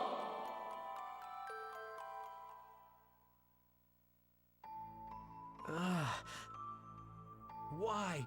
Why did it have to come to this?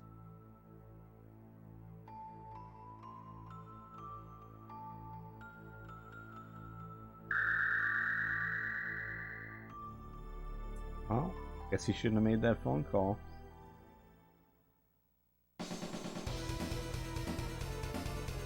And Loki steals the dragon orb so he can become all powerful and all that. Does this game have gameplay? Of course it has gameplay. Just not right now. Okay, no. Here we go. We're back.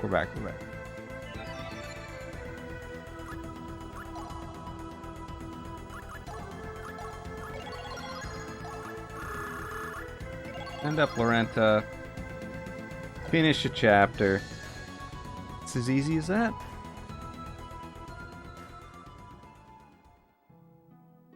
It has been a I have bad news. One of the Einherjar that you sent us his name is he was executed by Loki, who happened. The dragon orb was stolen, and we do not know exactly. Lenneth, perhaps you have. Lenneth, I have a very important. You must go to Midgard and retrieve the.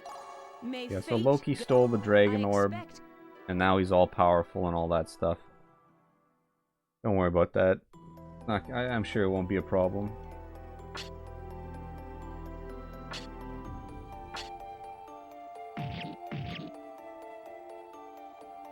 So if Couchman didn't equip 3 Pearls of Cruella on Lorenta, he wouldn't have gotten any of those items, which we actually need for the run, which specifically the Ether Scepter is what we need, because it can break when we use it. And Holy Wand Adventure. You don't have Holy Wand Adventure. You also miss out on Might Reinforce, which is also important. Not as important, but important. So it is important what you equip to Lorenta before she gets sent up. I'm going to send you one of these earrings, and I want you to take it. But the other one is hidden somewhere else. Damn, you're right. I never thought about that. God damn. The phone bills must be astronomical. No wonder they crucified Lucian for that. Alright, so I gotta do a menu here. Can you explain this one? Yeah, so Couchman's just gonna put everyone else back into the party, and then he's gonna create some more items. He's gonna create the Valkyrie Favor and the Seraphic Guard, and he had to convert the Star Guard into MP. And I'm getting a few spells here as well. And some of those spells, he's gonna teach it to. I think it's all Jolanda, right? Ignite Javelin, Might Reinforce, and Spell Reinforce. Spell and Might to Jolanda, yes. As well as Sacred Javelin. And Divine. We're gonna make that Valkyrie Favor here. Seraphic Garland, which is a hat for Lennox.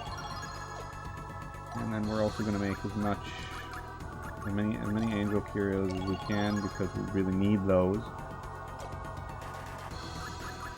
Change the spells. These are the equipped spells, so you can actually change what the equipped spell is on your mages if you want their basic attack to be something different. But you can always select whatever spell you need in out of a menu in battle. It just affects what their main spell is. That you can do by just hitting the button.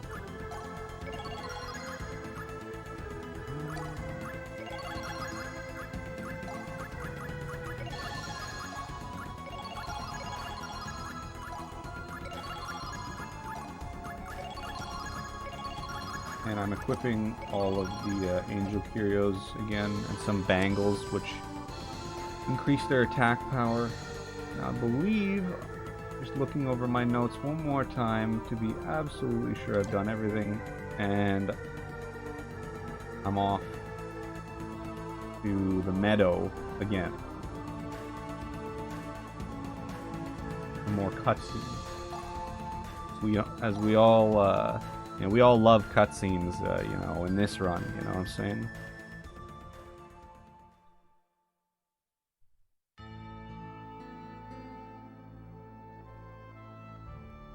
That was basically my setup for the end game. That big menu I just did there.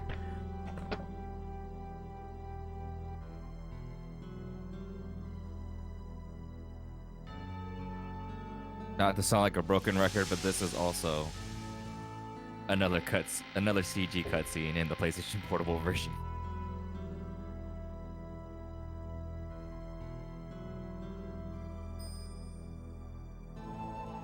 I can't say if they save time though.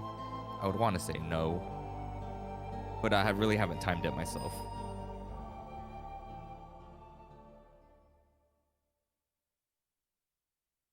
Not sure.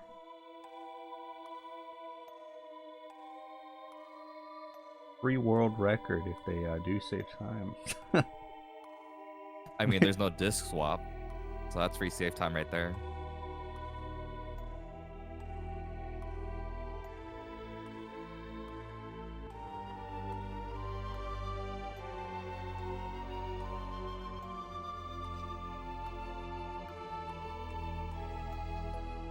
Nah, see, we gotta get all the cutscenes out of the way now, so that in the second half of this two-game pair, when we skip all the cutscenes, you know, you got your cutscene fill in this first part here, and then the second part you don't get any cutscenes. Regained her memories?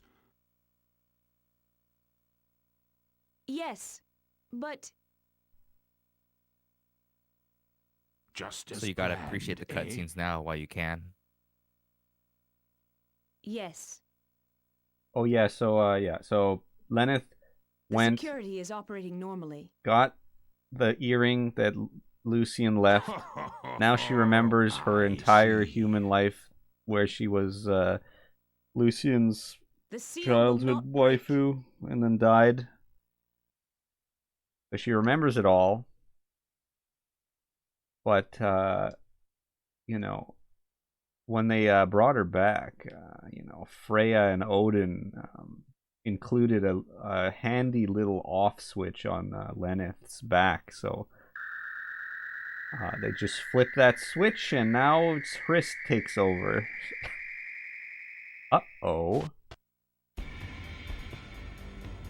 Now it's Hrist.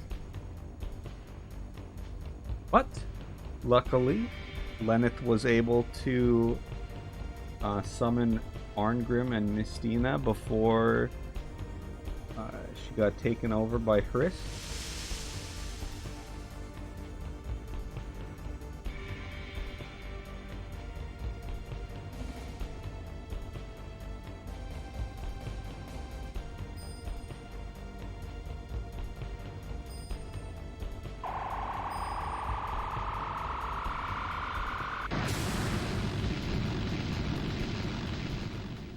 So yeah, if you enter the meadow with the seal value above 37, I don't think you'll be able to see this. Oh, I think actually it's okay if you have already seen the Lucian cutscene. You have to have already seen the cutscene with Lucian. Right. Oh yeah. Right. Once you get that, you're fine. But you have to get that first.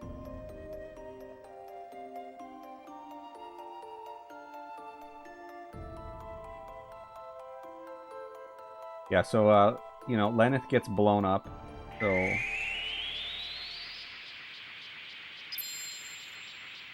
you know, just put her back together.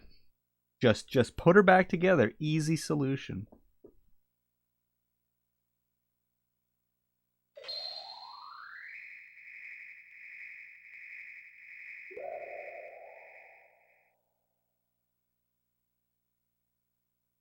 And yes, composer for this game and Golden Sun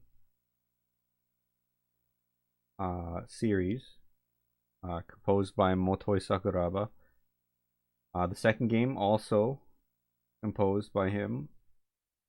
And if you're familiar with the Star Ocean series, some of those games are also his work. He actually did a lot of work for a lot of RPG series. Yes, that includes the Tales of series, and not RPG, but was it Mario Golf? Or was it Mario Tennis? Both, maybe. I wouldn't doubt he did both, because those games, the Mario Tennis, Mario Golf on like GBA, run on the Golden Sun engine, and they're both by Camelot, so would not be surprised. And yes, Star Ocean 2 and Blue Sphere were both Sakuraba. I'm not sure if he did any other ones. I think he did Till the End of Time as well. Star Ocean 3. But he gets around. Though my body may be tainted, though my soul may be tainted, I imbue thee with thought.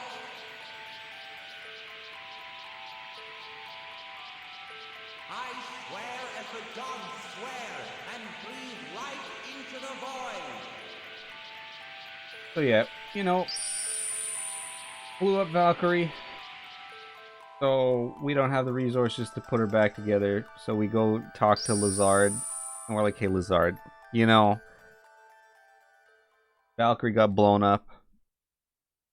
So, you know, if you could just help us out here, you know, we'd appreciate it a lot. And so he does. Because after all, you know, I don't think you can romance a bunch of small pieces of a spirit that are floating around in the air. So, doesn't really work for him.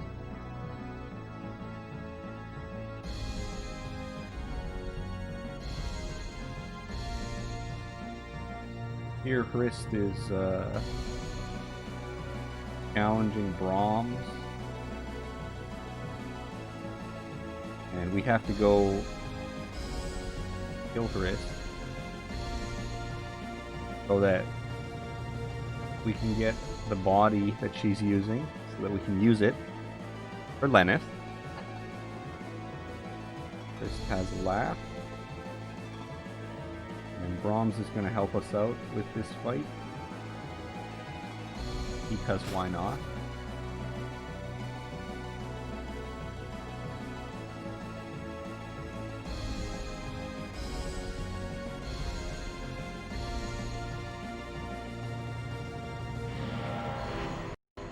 So yeah, since Couchman is going to be fighting a Valkyrie, this fight's going to be super difficult.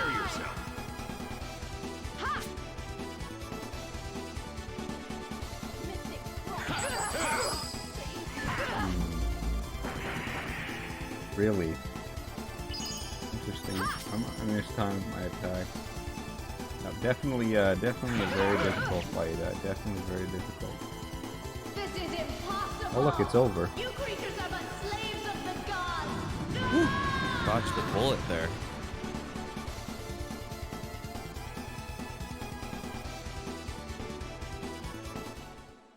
ROMs, unfortunately, you can only get in your party in this game in the Seraphic Gate dungeon. But he's pretty cool.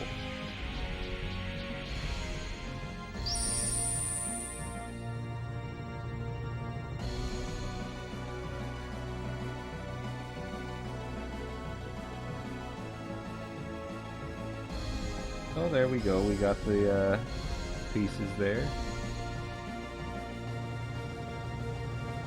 And we just gotta go put Valkyrie back together. Like Legos, you know? You gotta fit the pieces together, and then suddenly you got a Valkyrie. Easy.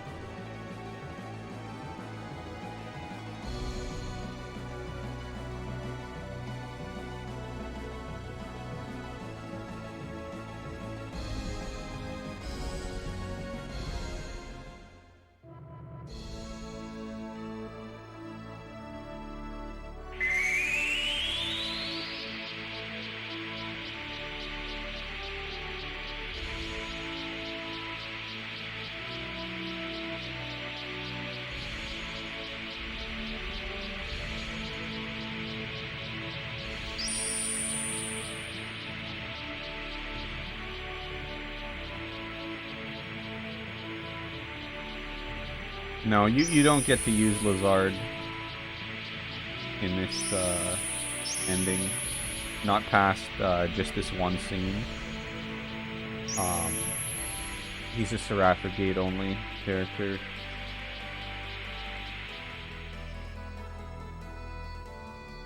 And you also need the flame jewels in order to access the area that they're in. So at minimum you would need 3. 1 for Lazard, 1 for Brahms, and then 1 for Freya. And then you can collect more flame jewels because there are other items in Seraphic Gate that you can get.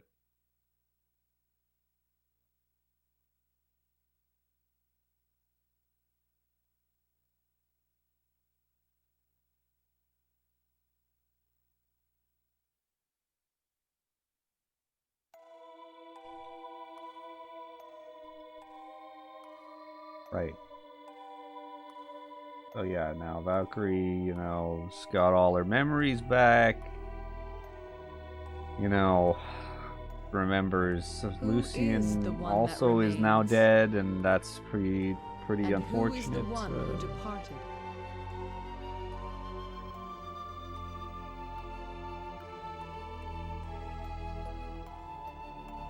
So she gets all sad. Looks for the earring that Lucian left behind. A memento of a time gone past. If you will. Will you be the one to die this time? Is that truly acceptable?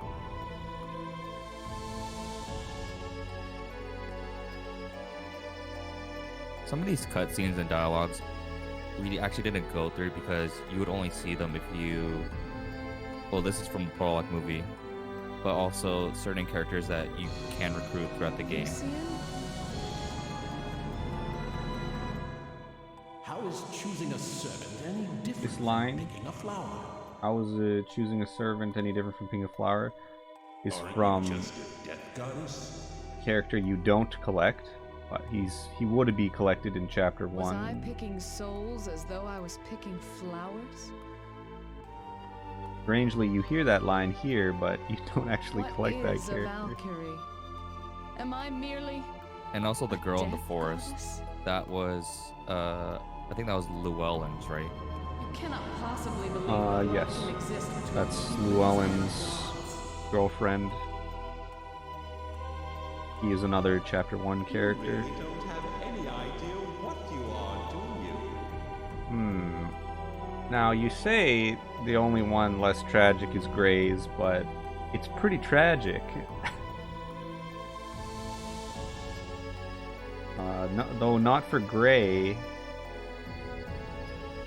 More tragic for Celia, because all of her friends are dead.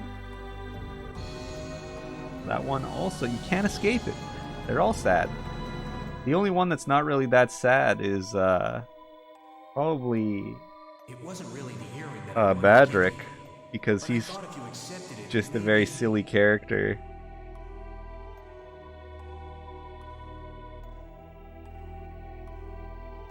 This is all an illusion, but there is truth within illusions. And when the illusion fades, the truth will still resonate within you.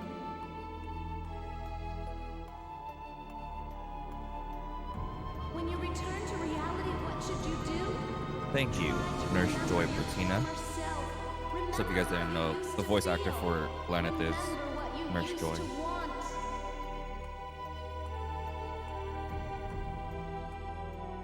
This was unforgivable.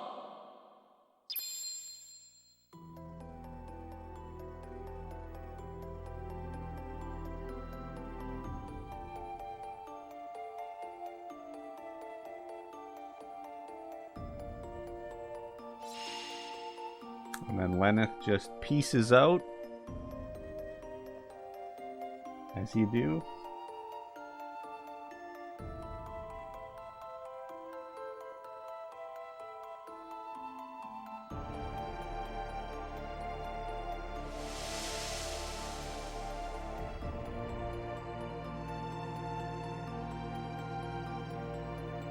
I hate it.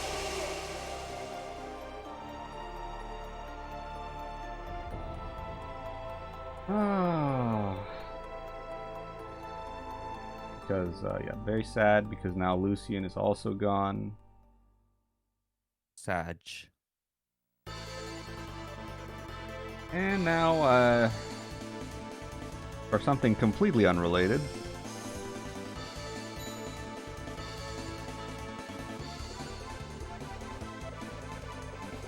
Loki is trying to he's like, hey, sir, you know, you guys, you're at war with Asgard. I'm gonna help you out, alright? Here, have this free undead dragon and wolf. And Surt's like, I don't want your help. I hate you and also you suck. And Loki gets all pissed off and blows up Surt's entire house. Because, you know, that's just how he is. A terrible man this Loki is, really.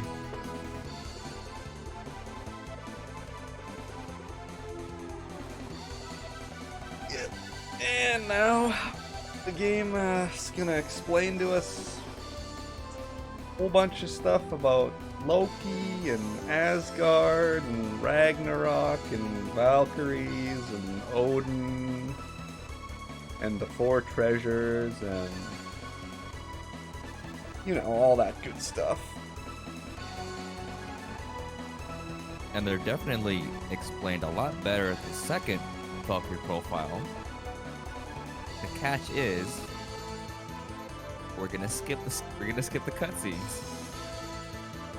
So get your info now before I skip it all the next time. Well, may as well get some more water. There's plenty of time. Plenty of time to go still. So yeah, in ending B, the last boss is actually against Surt. So you would go into the palace and then fight him.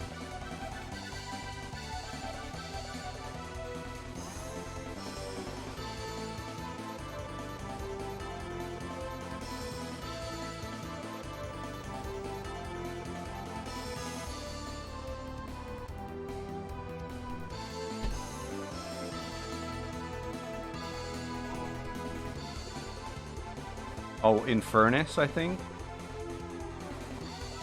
If he's Ice Element, then yeah, you can kill him in one hit with Infernus, most likely.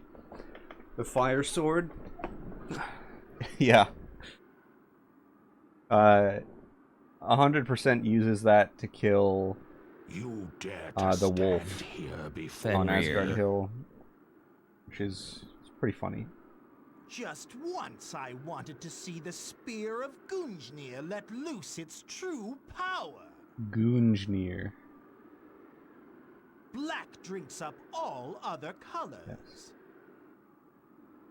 It is said that its jet black aura sucks in all power and then the spear becomes even more powerful. Like a new kind of rock, you know, just like grunge. Truly it is much like you. Since you're one of the holders of the four treasures, you must know it doesn't matter how many you have.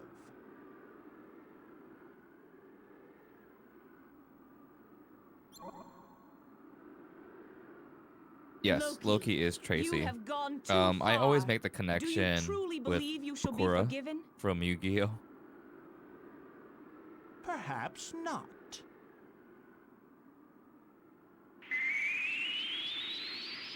Enough!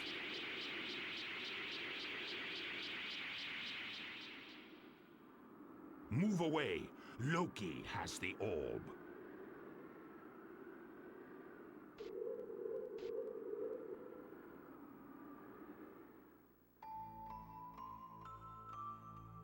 Valhalla is... Loki has stolen the orb. The orb? Oh yeah. Yes, the dragon orb that I think Lord I told this Odin took story from before Midgard on to my prepare own for the stream, coming but of I may as well Ragnarok. say again. He betrayed us. I remember this background music track. For some reason, Twitch gave me a copyright You must go to infringement Odin's side. notice on this The background war goes track not well. because Freya is some already obscure, there. or maybe not obscure, but some German rap group has a song that uses a background track that sounds a lot like this one. I contested the copyright infringement and won that one pretty easily, since it's clearly not the same song. But so if you like this music, boy, do I have a German band for you.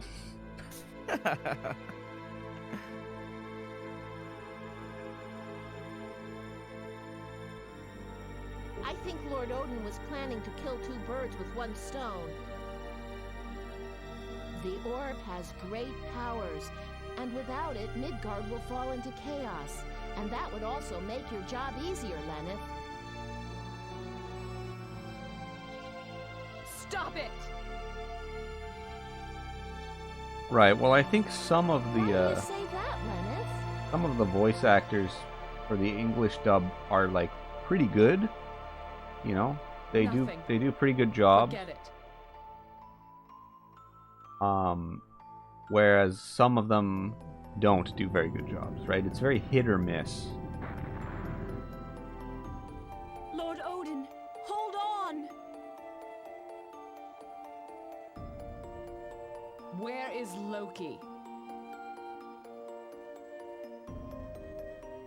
So yeah, this game actually came out Going like, to go after him? what, 20 years ago? Yes. Like 21 in Japan, 20 in No. America. First we must rally the Let So, me rest of look the at gods, the do you back not of the think? The box. voice here. acting back then for like the standards, I wouldn't say it's that bad. Yes, copyright I no longer have to 2000. obey Try commands Ace from you. Incorporated. The whole reason that this final battle is occurring at all Oh, is wow. because Odin stole that orb in the first The place. animated cutscenes, like the anime In cutscenes, other words, were people animated by are Production suffering. IG, Can't we redress the wrongs? which they did Ghost in the Shell. You're familiar with that series? Open your eyes, Lenneth. I know what you are planning to do. Good But a animation person's studio. death is but a fleeting moment. I sealed your memory thinking it was best for you. Humans are born, and then after they die, they are reborn. The circle of life turns for eternity. That is the course of nature. You must not allow such human emotions to consume you. You will lose everything. What is this everything you speak of? Huh? How arrogant of you. Human emotions, you say? I feel pity for all of them. I wish to save them. Parting is truly a sorrow.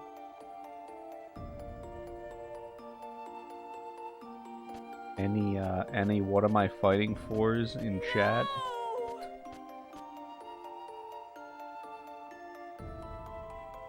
I actually saw that just the other day. Mega Man X4 Yeah. 0. So Why can hearing you not Freya show yell such here emotions toward in the humans as Japanese well? version, she's actually crying. So for those that are in the chat saying there's like a difference where the Japanese characters are evoking more emotion, this is the one of the disparities. All right, final dungeon, boys. So this place is pretty hard to navigate. Easy to die here. Saving the game. Actually, I don't think I transmuted, so I'm gonna Double check. gonna make sure. Did I do that? I did. Never mind. Okay, we're fine. So yeah, just gonna navigate Asgard Hill. Easy peasy, no problem. I mean, what could possibly go wrong other than everything? It literally is a hill. You just go up.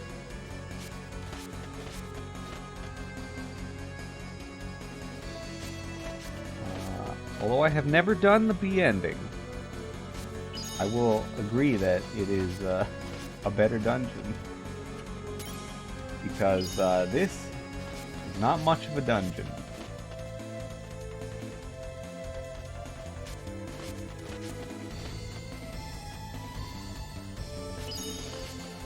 So, see, Couchman has 2 more screens, and then he'll get to the save point, which means a boss. So I'm going to save again. I'm going to save at every save point on this hill, just to be absolutely safe. You know, I'm not going to take any risks. I mean, you know, we're just going to be safe here. So the first boss we fight is Your Bloodbane. sins lay heavy upon Bloodbane, you, don't you mean, defiler of as my souls. notes say, By the blood holy laws, cutie? you shall be obliterated. Sorry, Casino, I changed it. I was like, I'll change it back to Bloodbane. Alright, so yeah, you just lucid potion everyone. Lucid potion basically means that an enemy cannot see you. You can still get hit by AoE attacks under a lucid potion, but an enemy can't see you, so they can't target you for an attack. But if you just lucid potion, they aren't able to do anything for the most part, unless they're going to do big AoE. So we're actually going to... Hello, menu. We're going to use Spell Reinforce with Yolanda first. And then we're just going to spam Poison Crystals until he's on low HP. And then we just hit all our buttons and kill him. And it's as easy as that. This fight, if you don't use this strat, is actually very difficult. I had a lot of problems with it when I was playing through the game the first time. Because you'll get Bloodbane very, very low on HP, and then he'll just full heal himself, which is pretty awkward. Not ideal. But with this strategy, you're pretty okay to take it easy, you know. I'm going to use a total of 11 gems. And then I'm going to just attack. And then use PWS, which is your super attacks, to finish him off. So yeah, Couchman used Spell Reinforce, and he'll still get the buff when he uses Poison Crystal, because it's technically a spell. That's why you use Spell Reinforce first.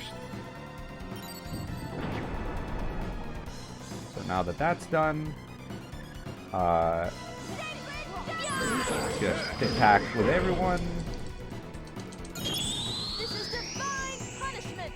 And go ahead and use all my super attacks. I grow tired of you. Finishing strike.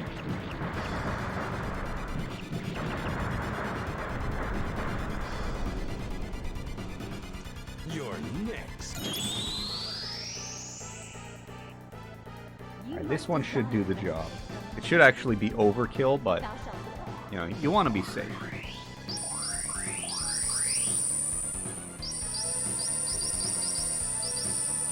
Celestial Star!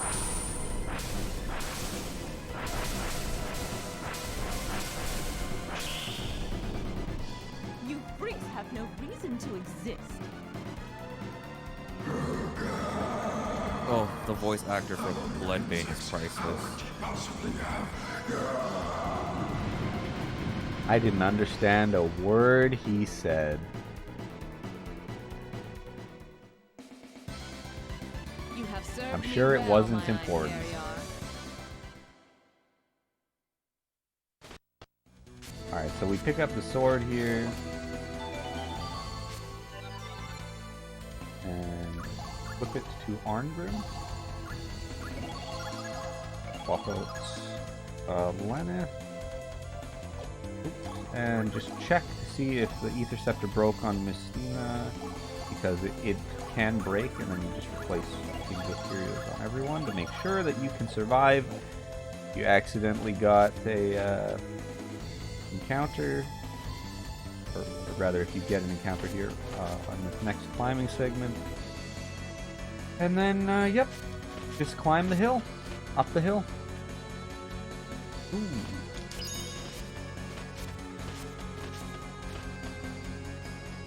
Now, I'm not entirely remembering which screen it is, but there is one screen here that I'm going to have to be very careful and try and slide under an enemy. I'm not... Oh, that's after Fenrir. I don't fully remember which screen it is, so... It is screen 2? Well... Yeah, screen 2. If you say so. It's in my notes. I call that. I call it the slide swag.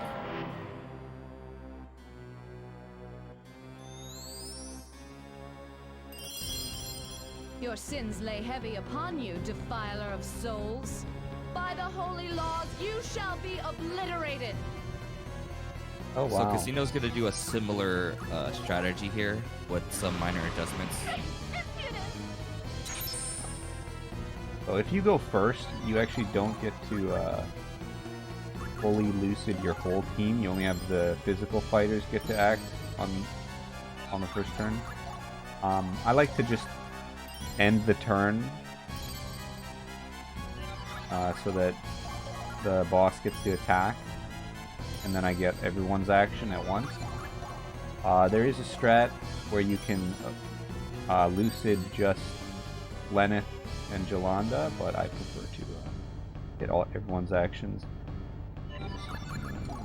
Yeah, that strat, it's kind of risky because you can, Fenrir can either freeze Arngrim, and then you have to wait until he's dead, or it just attacks everybody. So, on the one hand, it can be riskier, but it can also be, it can work out pretty well if you get decent luck, which I did here.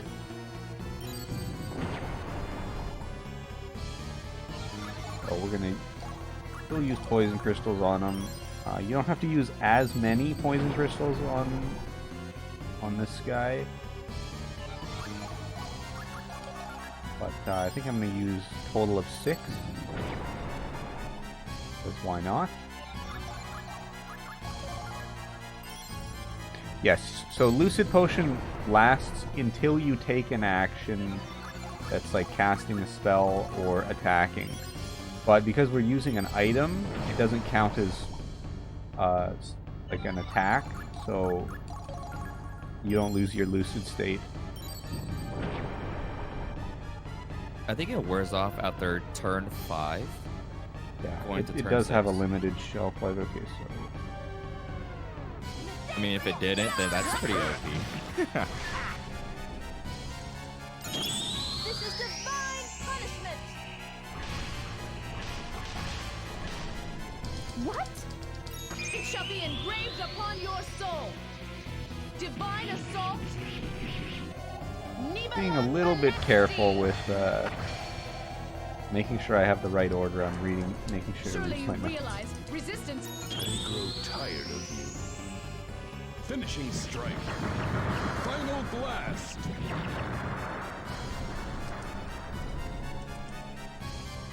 You want more? You must desire respite from my empty. Thou shalt. This should kill. If it doesn't kill... Uh-oh. Celestial Star!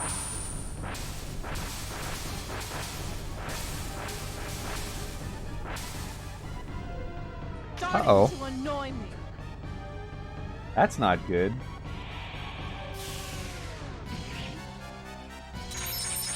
I feel strongly that this is not good. So let's see. I think Wow. poison crystals. Yeah, I guess I still use poison crystals. I only have 3. That should be enough. I long don't as know. it's I not think the it's buff. not going to be quite enough. But as long as my Angel Curios didn't break.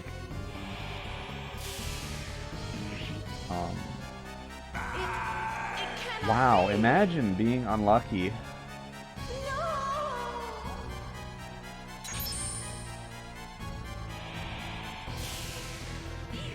I think it's a good thing I saved the game. Imagine getting wiped out.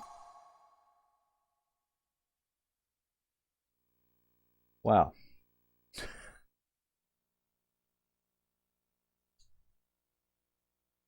That should have killed, but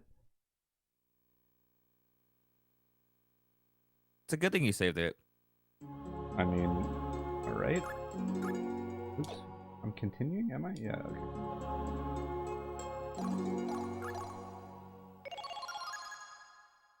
So bad luck, but I did save the game because I was pretty sure that this might happen. I'm not entirely sure why that didn't kill, but Your sins lay heavy upon you, defiler of souls. By the holy laws, you shall be obliterated. Ah! okay.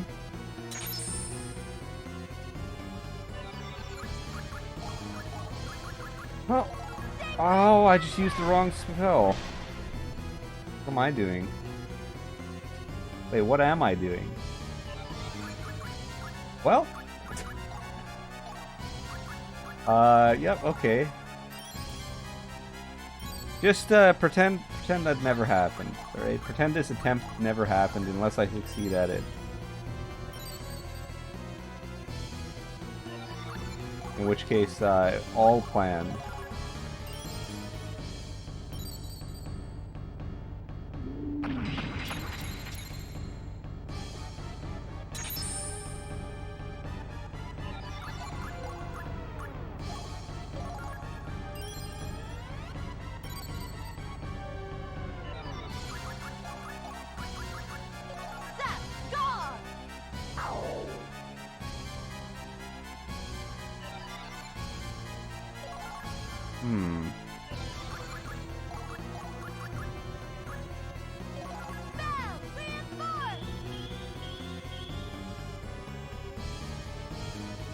Oh, I see what I did wrong.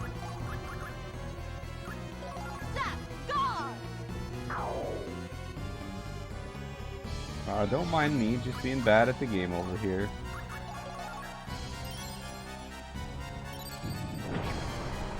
So yeah, what Casino's doing is, so again, same tactics. So the spell reinforce, which strengthened the poison gems, and then the sap guard. You didn't have to use on Bloodbane, but you had to do it on Fenrir.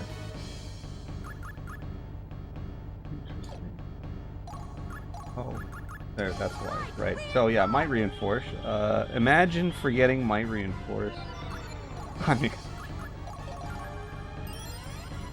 how could I have forgotten Might Reinforce? That never happened. This is first try, guys. Definitely didn't forget to Might Reinforce the first time and then died. Yeah, definitely, yeah.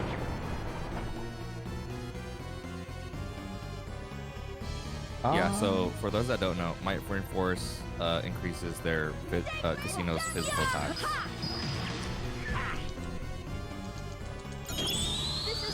I mean, that would just be, I mean, come on, really, what kind of idiot would forget Might Reinforce, really, I grow tired of you. Finishing strike. Final blast. I think I actually, does Lenneth have enough?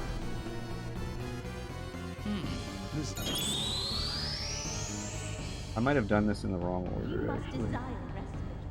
If I fail again, I mean, you know, just pretend it didn't happen. It's okay. Everyone wants gameplay, right? Here's the gameplay now. Yeah, guys, I'm just giving you what you want. It shall be engraved upon your soul. Divine assault. Nibalang Valesti. Surely you realize resistance is worthless. Here it comes. Here it comes.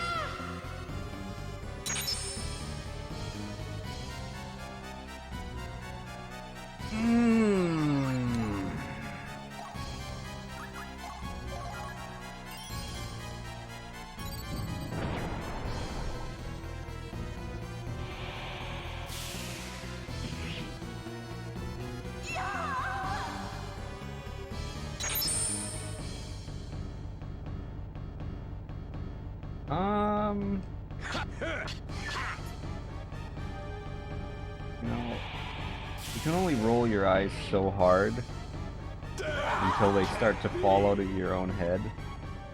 And I think I'm reaching that point about right about now. Alright, combo guard. Just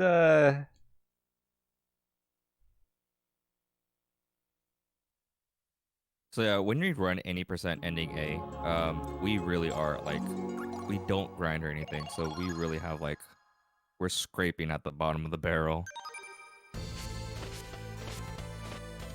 all right, this time for real. This time for real. Just don't worry, guys. I knew I was gonna make a fool of myself with this game, but you know, just Your sins don't worry lay about heavy upon you, defiler of souls. By the holy laws, you shall be obliterated.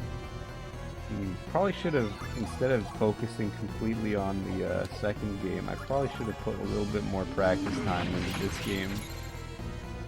If I'm being honest with myself, but you know,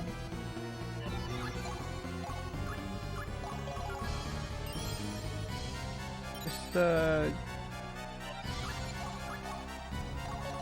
sometimes things just don't work out.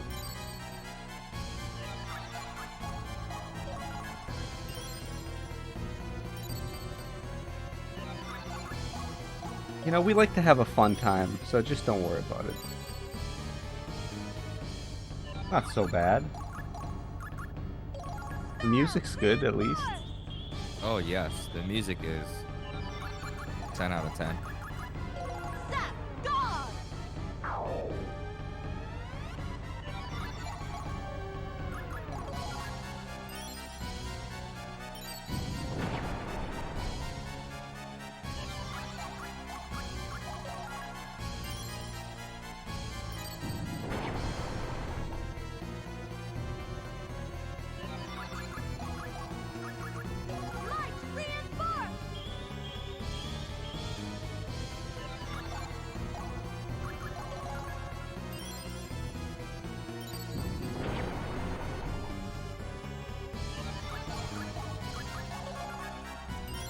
Just to be safer,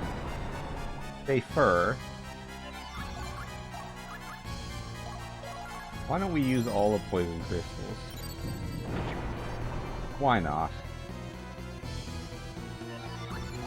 That sounds like a great idea. I mean, you paid for them already, right? Might as well use them. Exactly.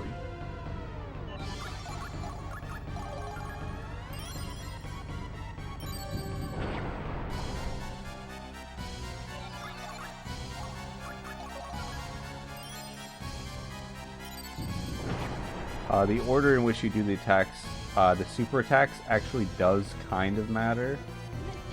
The regular attacks, not really, though.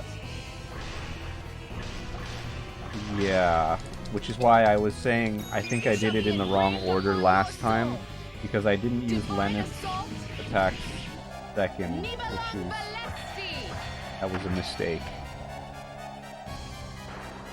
You only prolong your suffering. Okay, this time for sure. This time for real. Final blast. He couldn't possibly survive this, right? Couchman was giving you guys what you wanted. More gameplay.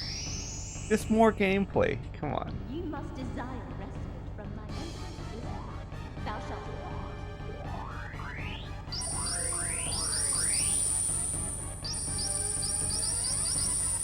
If I beat Loki on the first try, which hopefully I will, it is going to be a little silly that I died 2 times to this wolf. You freaks have no reason to exist. And then went and killed the final boss on the first try. That would be They have come real dumb. So if you guys heard that noise, that usually means like a weapon broke. So Casino's probably gonna have to go into the menu and replace the ether scepter. Well, I've made a huge mistake. to my side, my noble Einherjar. Oh no. No, no, no, no, no. Okay. Okay. So also remember, it's the swag slide is the next screen too.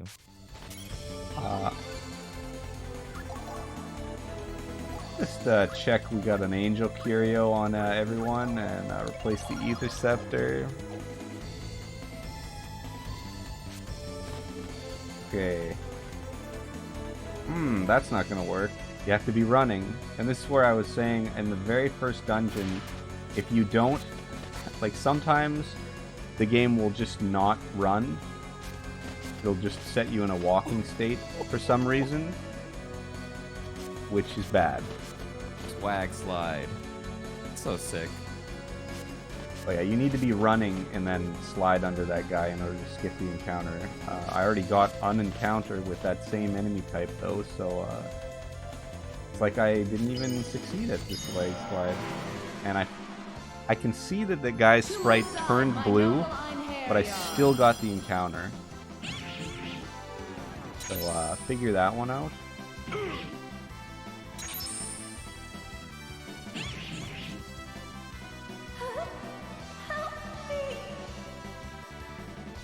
By the way, Angel Curios have a 30% chance of breaking. Not a 100% chance of breaking. They have a 30% chance of breaking every time they proc. So if a character dies after getting hit once, that means I got incredibly unlucky. Like I just did.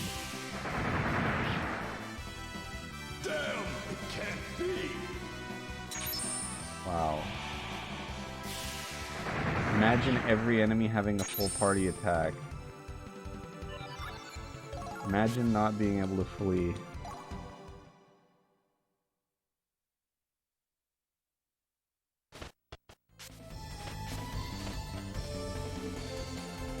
Alright, and there we are at the final boss. Nicely enough, I still have the Union Plumes from the beginning of the game, so I don't need to make any. Everyone's Angel Curios broke because, of course they did. This is replaced with Stun Check because Loki can hit Arngrim and not kill him, which can actually stun him, and that's bad. I want to also create some more Lucid Potions. I need these for the final boss, and some Might Potions.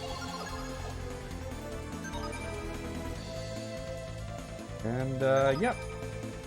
Just to be absolutely sure. Let's just go ahead and save the game here.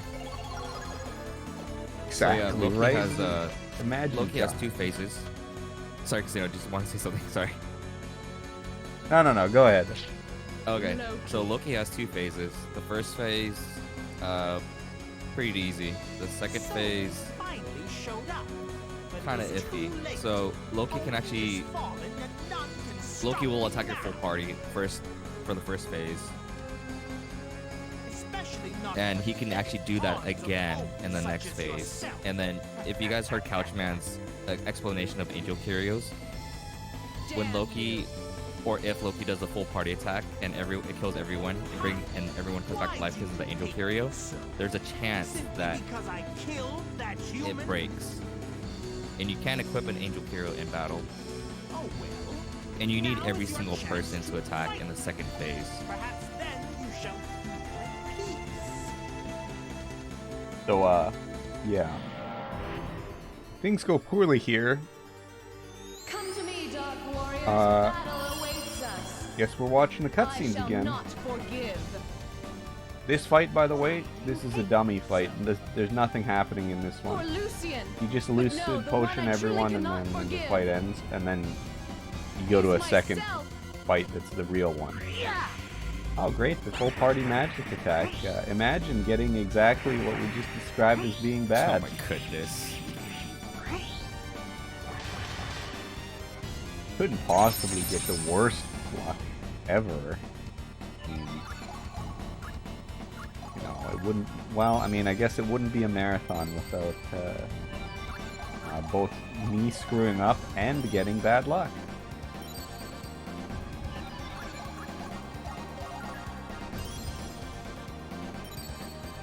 It's too bad that this marathon doesn't have some kind of donation incentive thing, because I would definitely donate like $20 if I got Roland in Valkyrie Profile 2, because that is bad RNG, and I can almost guarantee that's gonna happen. Alright, well, another string of cutscenes here. I don't really have to explain these ones, but they are pretty cool. What did you say? Another chance for, you know, get water, bathroom break, whatever you like. Because your friends are here. Odin died protecting Freya. great voice acting. What about you? If you use the true power of the divine treasures, the blood of heroes will be on your own hands.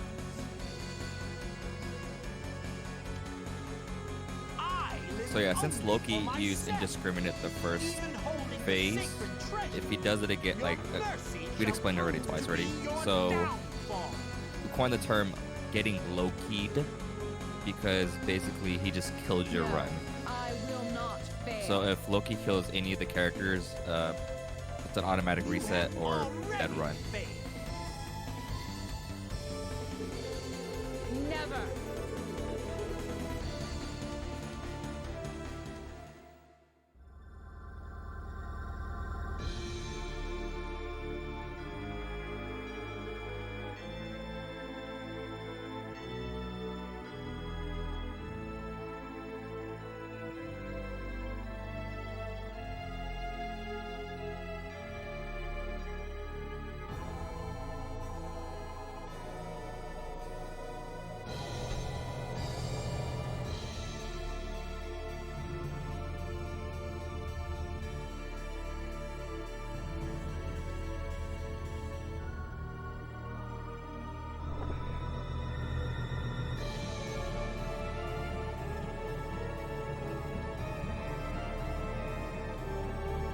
Oh yeah, I just realized.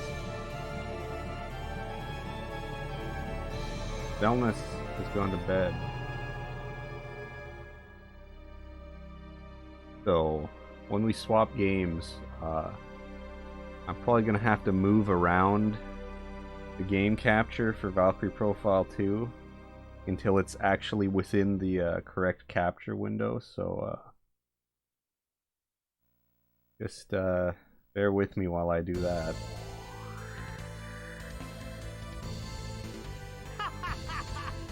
Casino, I'm gonna run to the restroom real quick. Wonderful. What's that? I'm gonna run to the restroom real quick. Yes, Lenin. Oh, yeah, yes. go ahead. That's right. Use all the power for yourself. Try to protect the others, and you will only guarantee your own death.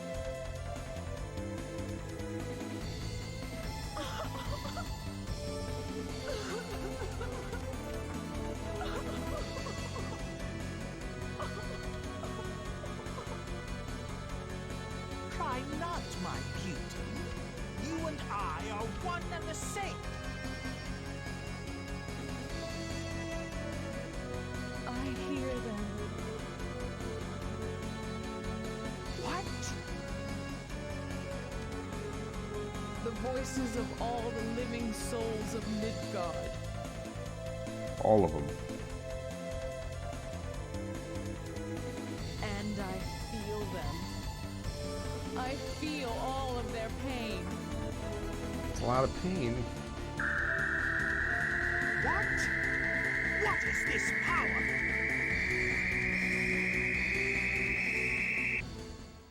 Take an Advil. Odin used to be a rather weak god indeed. Right, so you remember back when Laneth In other was... words, gods Or do no, not when we were grow, recruiting but are Messina, static, and Lazard was like, hey, let me give you the skinny on the gods and the elves and all that stuff. Right? It all comes together right here, right? See, now because Valkyrie's in a half-human, half-elf body, she gets to become a living god. And why not? Correct. Just in time, too. Are essentially half-elves. If I were to shift my soul into the body of a homunculus, might I not become a god?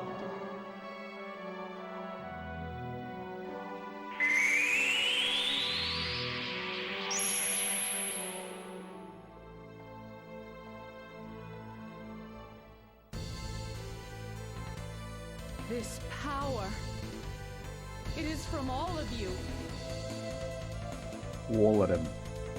Every last one. By the way, I hope you like these cutscenes because, if I die in the last fight here, you get to watch them again.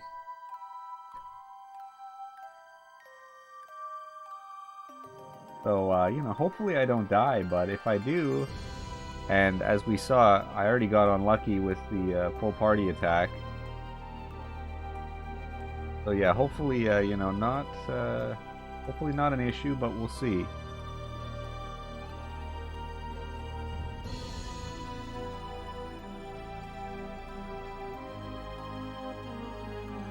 And unlike the last time, it ain't even me. Like, this is completely out of my control. It's not even me making mistakes. This is just RNG. So, yeah.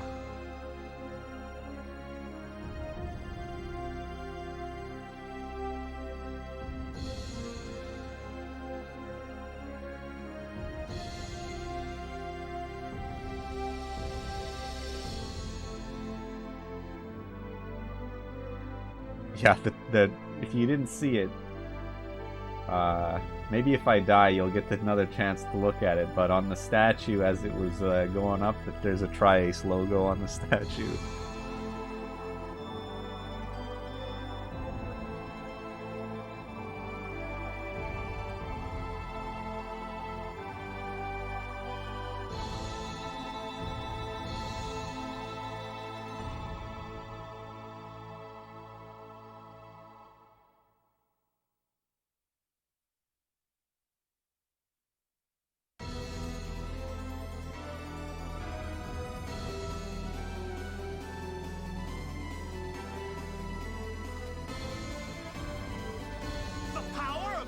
Casino, are you gonna play through the ending, or after the last hit on Loki, you're gonna switch discs?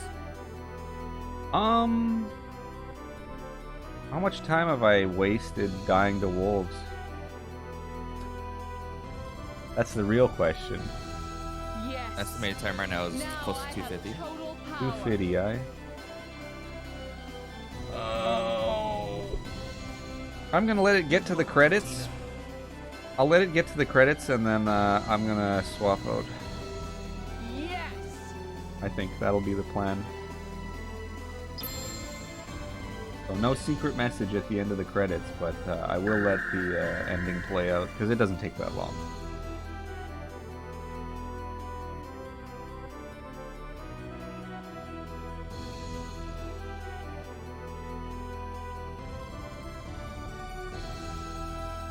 What is the power of creation?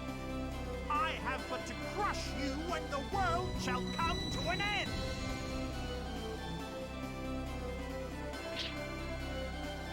Impossible. Now I have the power to defend all.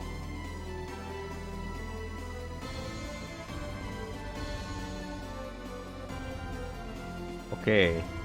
Now just don't kill everyone, all right? Just don't kill everyone. Just don't do it. All right? Come to All me, right, Loki. Dark Warriors. Just Battle don't awaits us. kill everyone. Beautiful. Perfect. Godlike. If I may. That is what you want. And that's why you have the stun check on Arngrim. Because if Arngrim didn't have the stun check, then he would be what's called fainted, which means you're just kind of like knocked out Unable to act, basically. or like in a daze. Yes. Alright, lucid my whole team. L reinforce.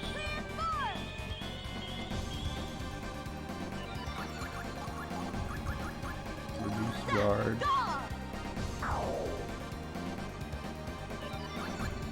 And now I made some might potions. We're gonna use might potions instead of might reinforce.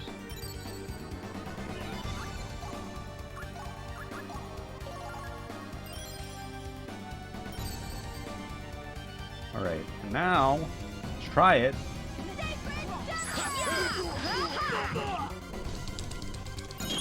This is divine punishment! You still live? I grow tired of you. Finishing strike.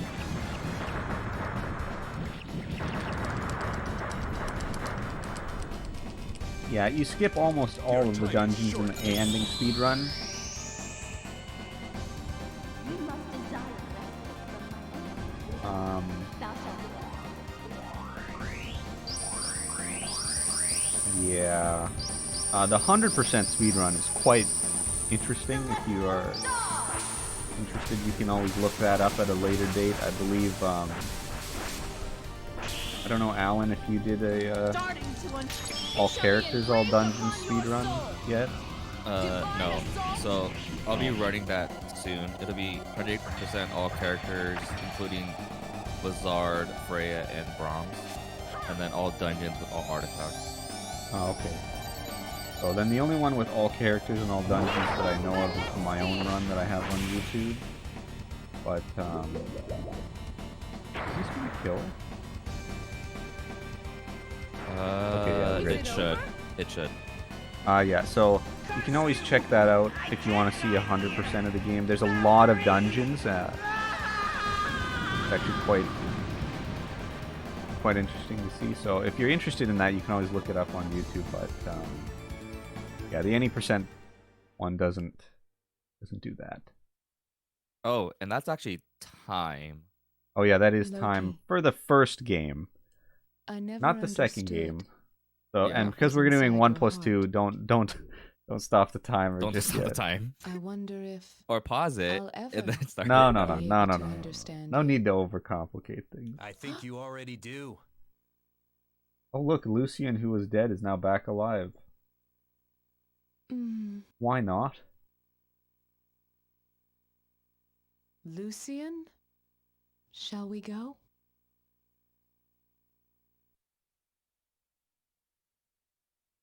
The end. So in the PlayStation Portable version, that too is also in CG4. What a great ending. And now, the credits. Oh, And you actually what get to see the full happened? kiss. Oh, just so unfortunate. My PlayStation just turned itself off. I mean, how could this have happened? Well, time to go to Oh, Valkyrie no. Profile 2. Run dead?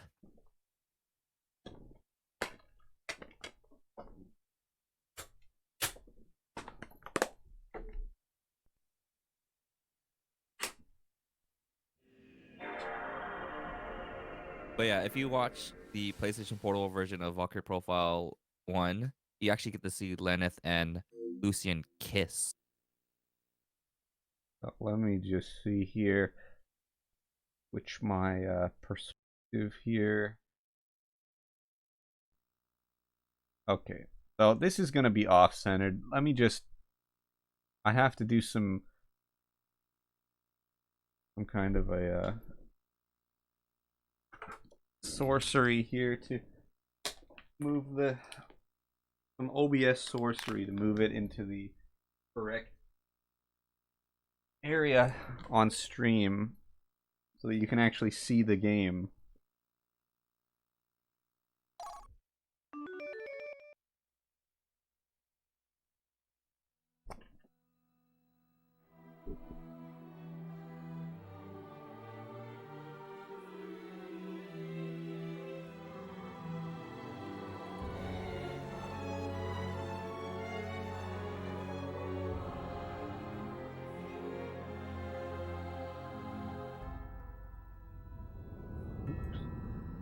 Danger. That's true. There is still time to reset for Crad. You can't tell? How do you Maybe know? a little bit of time. If she says we're in danger, we are. He's right. Let's just adjust this here. Alicia.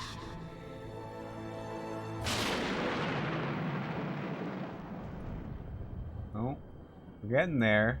Almost. Oh. A little too far? Little This is the too only far. cut. Oh, wait, to the left. Run! Escape from the castle!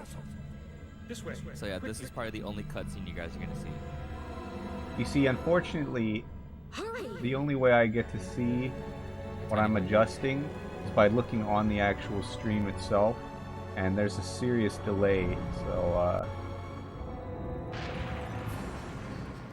Quickly! just about got it. Don't rush us. Almost there. Almost there. Over there.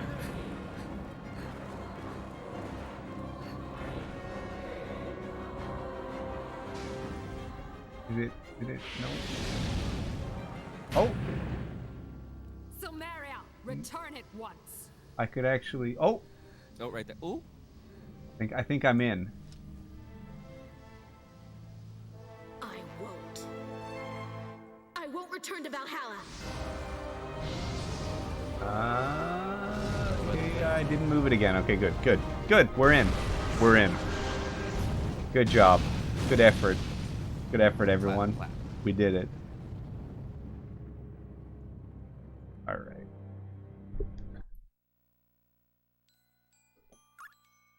Let's just sure my settings are on correctly. Yep. Okay. Good.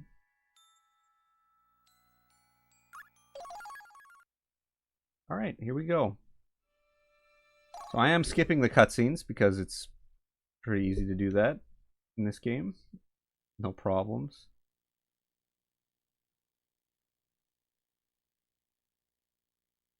You turn off all voices and all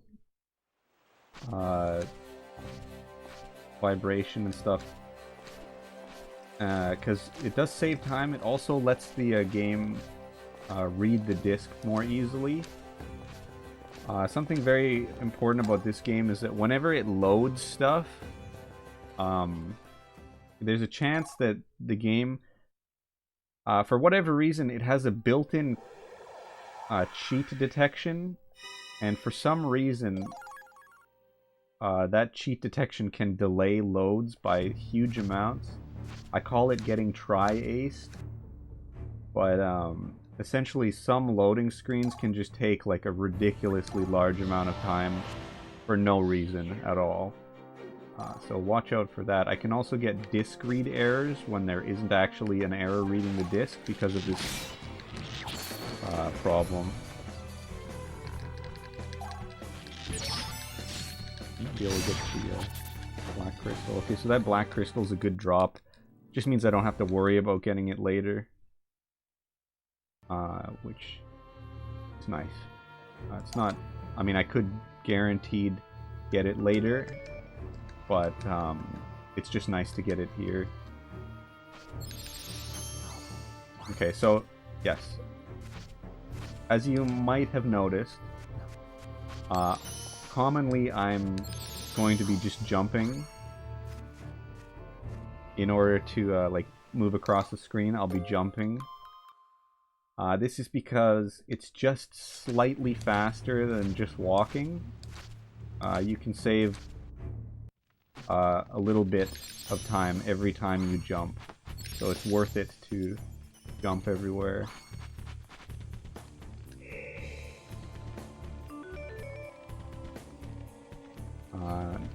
Now, Alan, I know you don't know as much about this game as I do, just because you haven't run it, but if you have anything you'd like to say, feel free to chime in. Casino is shooting photons, so the first time it comes in contact with an enemy, it freezes them, and the second time it comes in contact with an enemy, you change positions with them.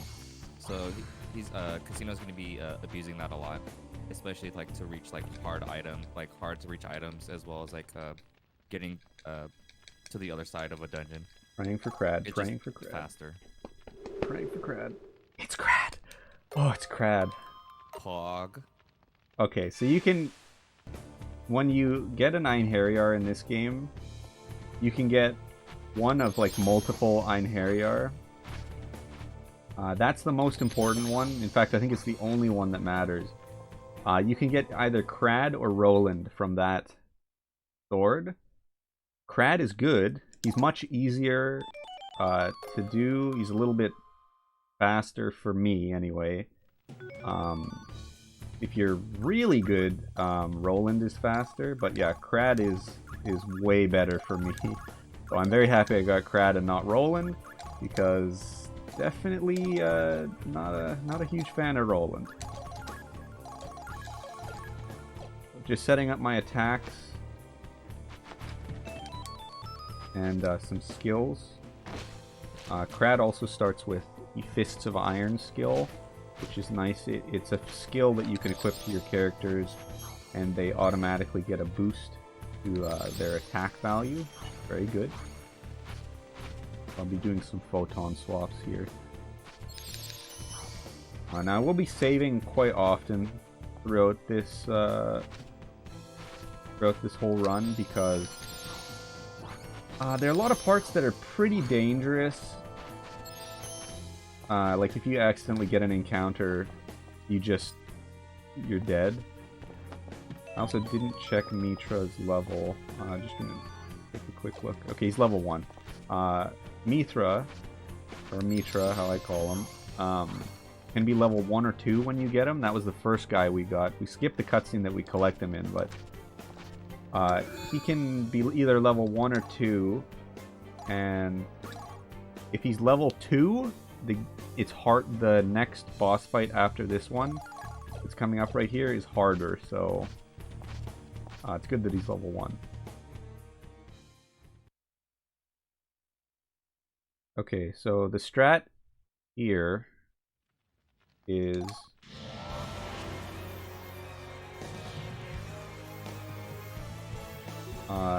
look directly at the rhino and dash. Look directly at the door and dash. And then just hold to recover your AP, and then take too long and get hit by the boss's attack. And, yep, that's not quite what I was looking for. Fine though. As long as I don't take a little too long. So I'm gonna hit the boss in the head. What I want is to hit the boss in the head enough times that I break the part of its body that is its head. That'll instantly kill it. We need a direct assault here. If I don't get it, I'll reset. A direct assault just means you killed the boss really quickly, and because he blocked, I think I might be screwed. I do not have enough. Yeah, okay. Oh, great.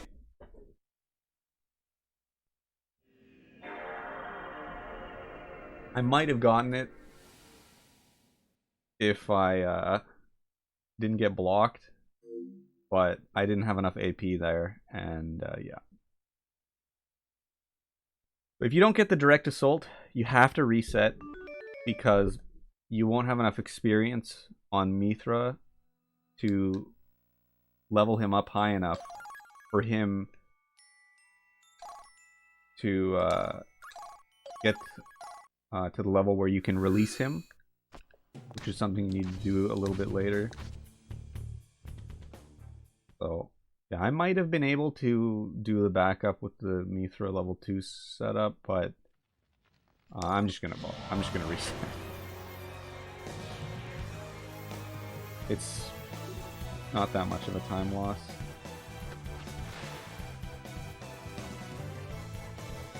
Sensitivity on my sticks is a little high.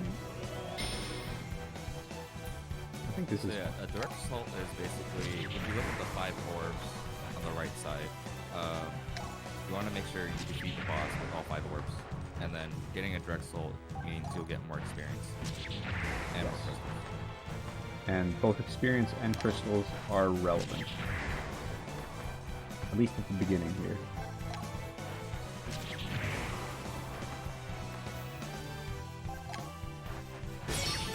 There we go. And we got the pack chain. So the pack chain is a 50% drop from this boss, but it's very useful. It's not required, but it's nice to get the pack chain because it means you don't have to buy an expensive item later. And it means you can equip it to get a certain skill on Dylan a little earlier, and then not have to worry about it later.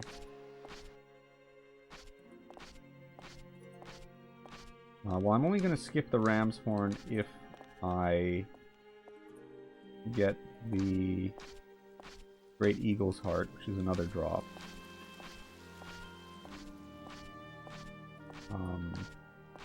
Just because I like the extra attack that the Ram's Horn gets. But it is probably better. I think you can replace it with a barrel bracelet. That's for later. So right now I'm just getting into the castle. There's a little cutscene there. The guards are saying that they're swapping out, so you go all the way around to hear that conversation, and then go all the way back around to get back into the castle.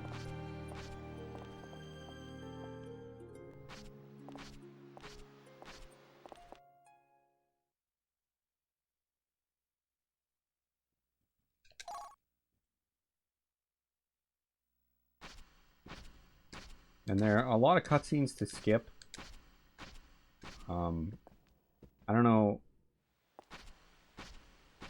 You can explain some of them, but I might gloss over some of them as well. Alright, so here's a forced fight. If I didn't get the black crystal in the tutorial battle at the beginning... Interesting, I don't even know how that dash worked, but okay. Yeah, if I didn't get the, get going here.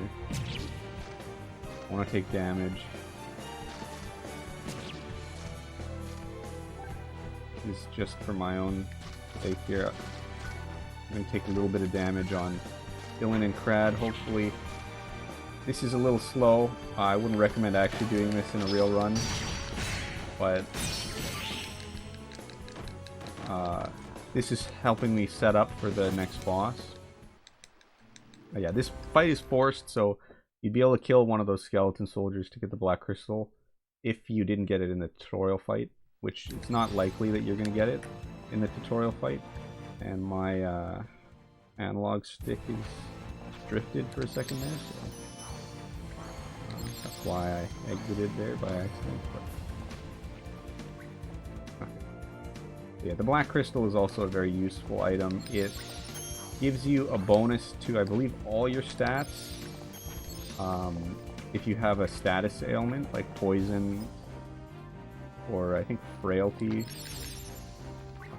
so we're going to set that up, and the bonus to our stats is really helpful, so useful to grab one of those here. Yeah, I would agree that the black crystal is definitely mandatory. Seriously? I do have unfrozen. Okay. So there's a secret chest here on top with a double check. I'll be using this item to get more experience for Mithra in the next boss fight.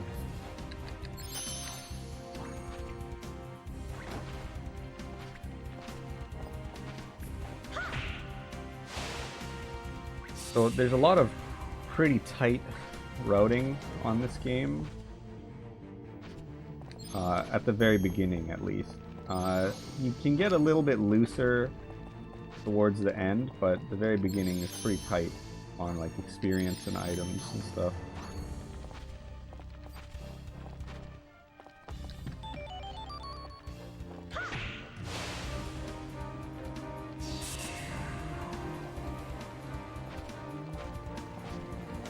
I don't have to grab this chest because I did get the pack chain, but I'm going to grab it anyway just for some extra money.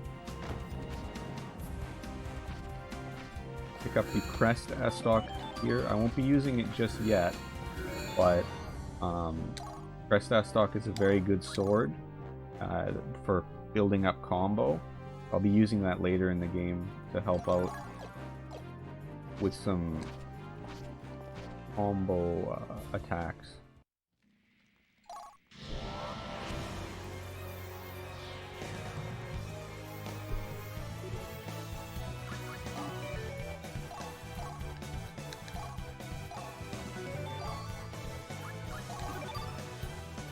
Use the double check to get some extra experience.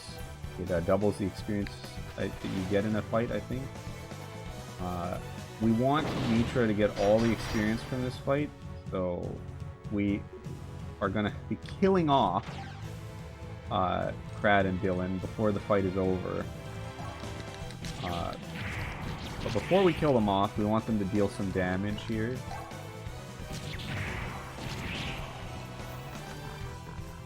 We're looking to get the boss's health down to the D in leader HP before we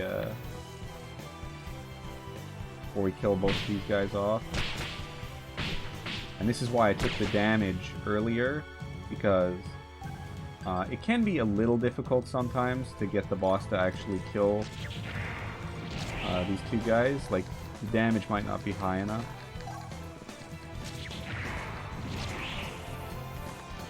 So he's definitely low enough on HP. There's the lock-on skill.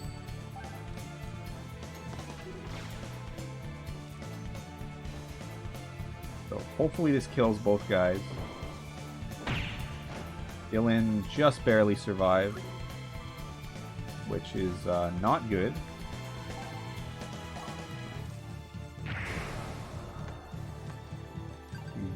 Personally, I think for my money, I prefer he's going for Mithra.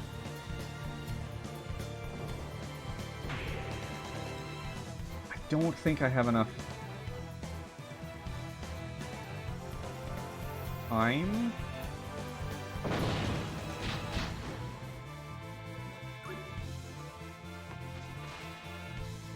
Okay, I might just barely have enough time. Okay, good. If it goes below the third orb on the side there, you aren't getting enough experience. I'm pretty sure. Yeah, so for my money, Valkyrie Profile 2 is the better speed game for me, personally. But, I do like a lot of the characters better in Valkyrie Profile 1. But most of the gameplay is really nice in Valkyrie Profile 2. Well, I say that, but I'm undoubtedly going to complain when I inevitably die to something really dumb.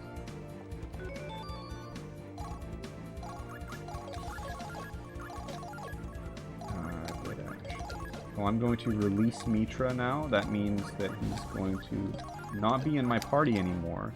But when you release an Einherjar, you get some items that give you... Yeah, dying to Ace here, or something stupid. When you release a character, they give you some items which you can use to boost your stats, which are actually very useful. It's serious boosts to your statistics, so you become much stronger. But the cost is, of course, you lose access to that character. And we release Mitra here for more than one reason. One, he gives us an item, but two, once we get out of the castle, we'll be able to talk to Mitra, and he'll give us another item that will be very useful for a boss fight. Not soon, or not too far off afterwards. And we'll be getting out of the castle pretty quickly here. Alright.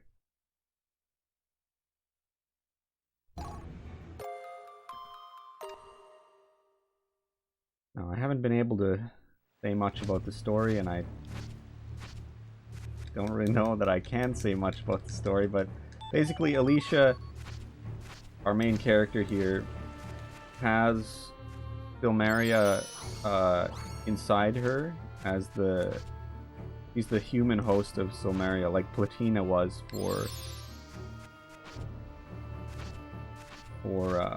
Lenneth, except that for some reason the Rite of Sovereign, I think it's called, the thing that puts Valkyries into human bodies, wasn't completed correctly, so both Alicia and Silmeria are both, active at the same time, like two people in one body.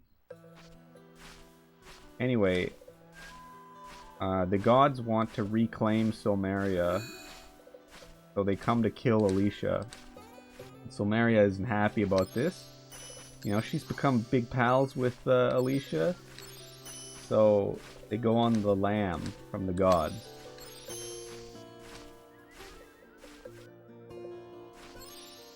Sort of.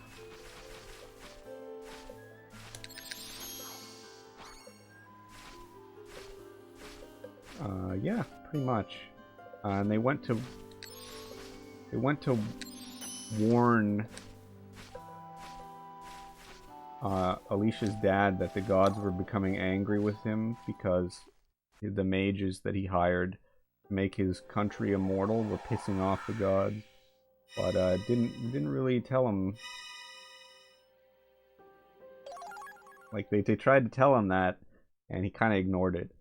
And anyway, we got kicked out of the castle, so now now our big plan is to look for the dragon orb so we can challenge the gods.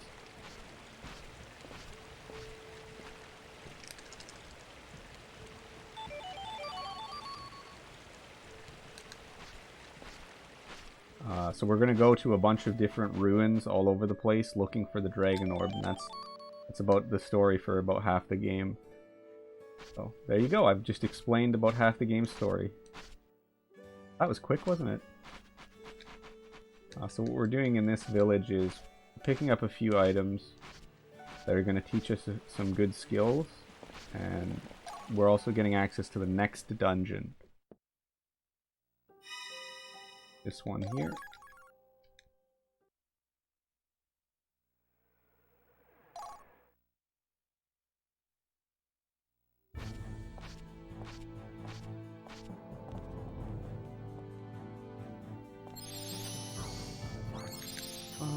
Yeah, so basically we're just going to be traversing the dungeon to look for the dragon orb. That's the big exploration reasoning here. Here we pick up some money and a might potion. Might potions are very useful. Much like in the first game, they boost your attack power. quite a bit.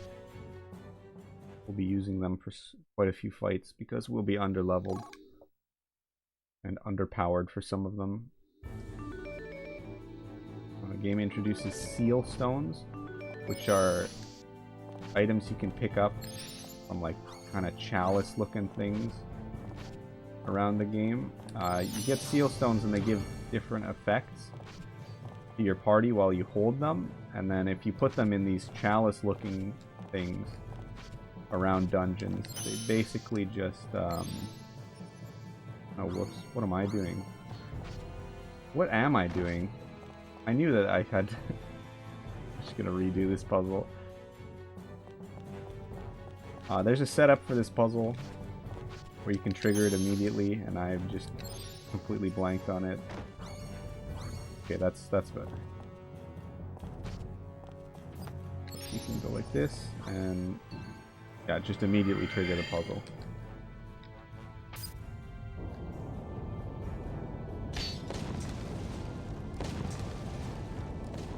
So you create skills. I was explaining about the skill Fists of Iron on Crad at the beginning of the game. You create skills by equipping certain armor to a character with different runes. Right here in this menu, after we get Leon and Arngrim, he's in this game too, a different incarnation of him, but he's it is Arngrim. Yeah, we're basically just gonna take all of the equipment off Leon here and off of Arngrim, and we'll use it to get some extra attack power for Crad. This is, I think, just relevant for him when he gets released. And also, it'll give us the runes that we need for these skills. We are getting Fists of Iron, Unholy Purifier, and Beast Bludgeon, which are all skills that we'll need for later. Fists of Iron is more relevant for most of the game, but Beast Bludgeon and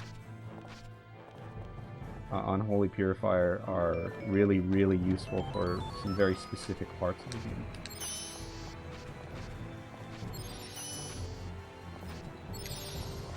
Oh dear Lord in heaven. Okay, so I got this encounter. This is actually fine. At some point in this dungeon, I need to take a fight with a bird, this Thunderhawk enemy, for some extra crystals.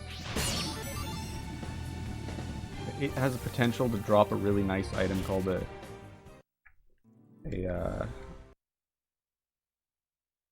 oops. Hold on, I'm just... Great Eagle Heart. Just scrolling down my notes. Yeah, it has potential to drop a Great Eagle Heart, which is like... it's like a power bangle. An item that you can also get that basically boosts your attack power by a percentage of its existing attack power, but we didn't get the drop. Too bad. It's a low percent to get it, so no great loss. I'll just be getting a different item instead.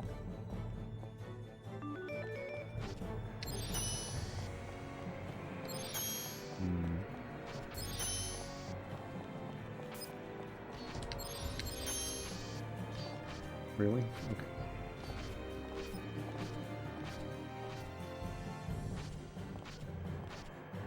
Alan, do you know the strat for this boss?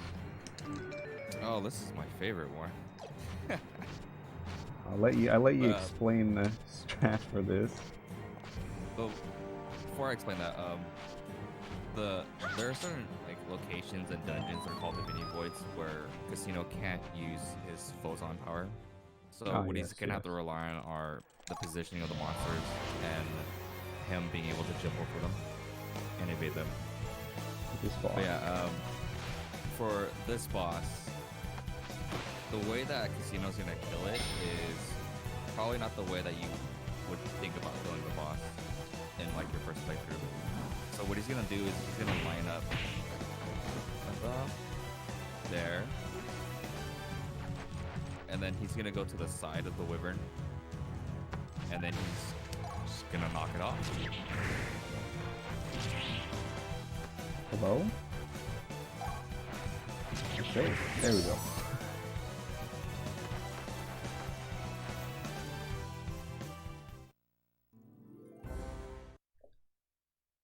That's Easy victory.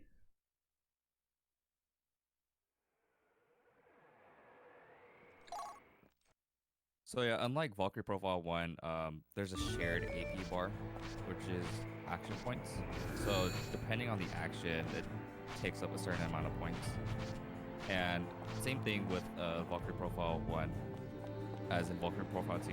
Depending on the weapon, you can combo, you can do a 1-hit combo, 2-hit combo, 3-hit combo. And each attack costs a certain amount of AP. But the thing is, after you're done with that one character's combo, you can actually still continue the combo as long as you have enough AP. It's just the combo resets. For some reason I got this encounter, but anyway. Okay, I sent up that seal stone there, which is a seal stone called Sword Blessing, I think. It gives you a bonus to your attack, so we'll pretty much be using that seal stone for the rest of the game. That's very useful. And you need to get enough crystals to send that seal stone up, which is why you want to fight the enemy that can drop the Great Eagle's Heart, the Thunderbird.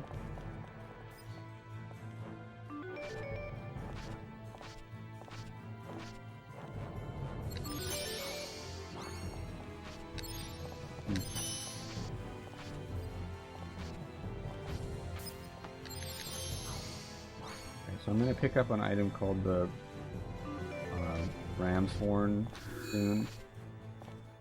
I don't technically have to get the Ram's Horn, but I do like its attack boost a little more than the barrel bracelets that you would otherwise buy to replace it.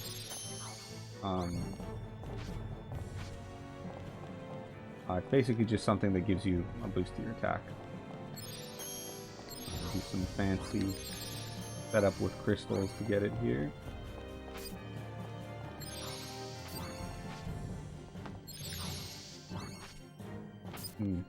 Not quite fancy enough.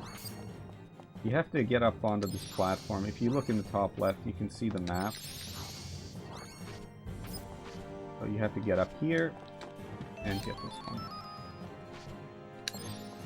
And I can swap off, exit the dungeon here.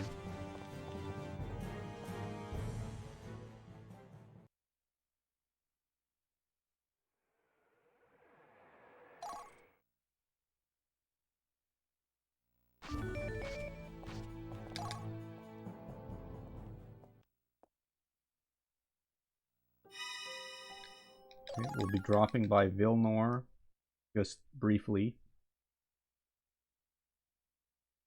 to unlock the next dungeon. You just have to talk to this guy right here. So yeah, TLDR, they didn't find the Dragon Orb at that dungeon. Yeah. So that's why they left. Didn't find the Dragon Orb there, so now they're gonna go to Vilnor and get some details on another one that might have it.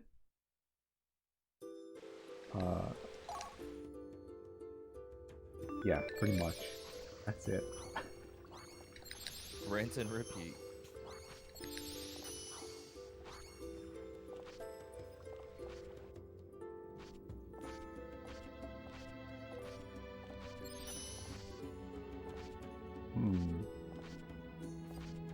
Now, not much to say on this dungeon.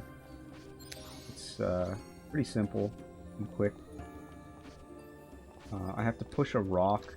If you see in the background there, you can see those two waterfalls in the background. I have to push a rock to block one of them.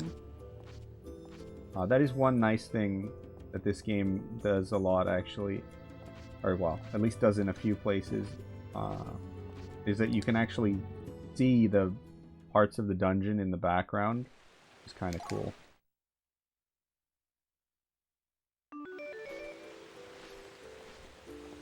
I just have to push a rock into one of these waterfalls to block it.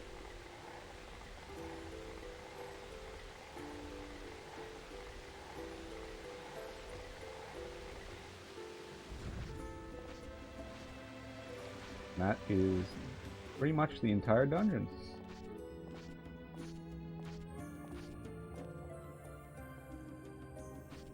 So since he's blocked off that current of water, now he can access an area that he wouldn't have been able to if the water was flowing.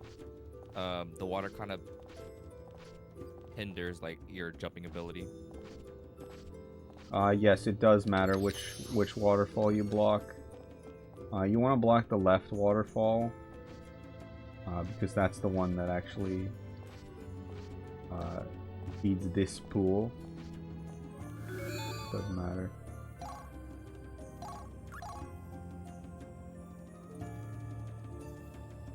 I actually don't think I even need to save for this boss, but you know, whatever. Do you want to Just to be safe. You want to explain this boss, Alan? So, Kraken's very difficult, especially with this strat. But we're just gonna throw an item that we got from Mithra, which is a holy water and that should do the job. Up. Really, really hard boss if you fight him normally. Or, alternatively, just win. Just win. That's the strategy. Just win. Yep, there's the boss. Why not?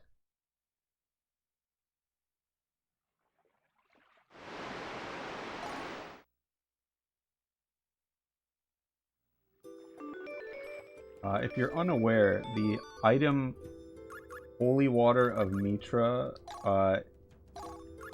does 10,000 damage to whatever... Oops, this is going around. Holy Water of Mitra does 10,000 damage, I think, to whatever... Or 100,000 damage to any enemy that you target with it. It's only one enemy, but... it does do 100,000 damage, so you can just kill the boss instantly with it.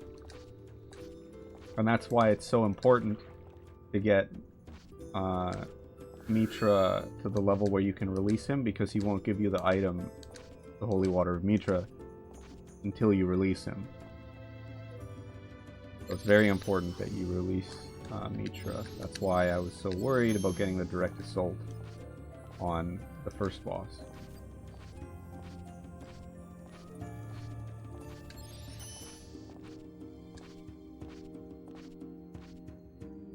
So yeah, casually the game will tell you, oh, you have to raise up the water. And then there will be like, I guess, 2 phases of the fight. But on my casual playthrough, I kind of messed up where I kept attacking the Kraken and it was almost dead. And I thought, oh, just raise up the water. And that just replenished its health.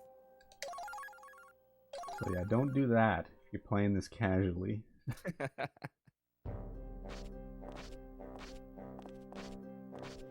So you can talk to this guy that you talked to before to unlock the dungeon, and because you beat it, he'll give you a free prism crystal. This is very important for the next boss fight, which is the first half of a 2-stage fight, where the second half is the hardest boss in the game. By one warning sword, map of the Westlands. Alright, and so the reason why Krad is so much better than Roland is because of what happens right here after you release him. Talk to Krad. Krad gives you the Kradicator, which is an extremely useful weapon. If you get Roland, instead, Roland just gives you $50,000, which is not anywhere near as useful, because you can't actually buy any weapons that are good enough with that money. So Roland is much less useful than Crad. Quickly pick up some extra money in this house.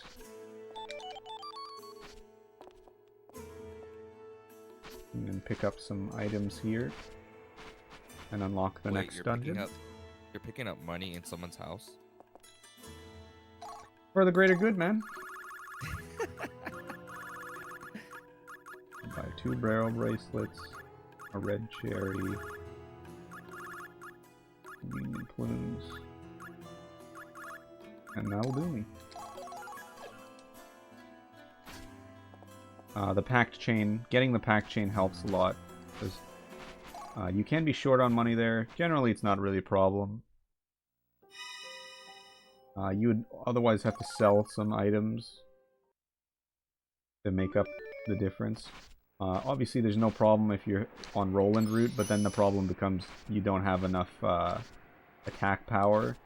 Like, Cradicator is so good. So, different problems for whether or not you get Crad or Roland. Crad is, in my opinion, the better route, but like, just to do. But yeah, Roland, you have a chance at getting him at the beginning there, so.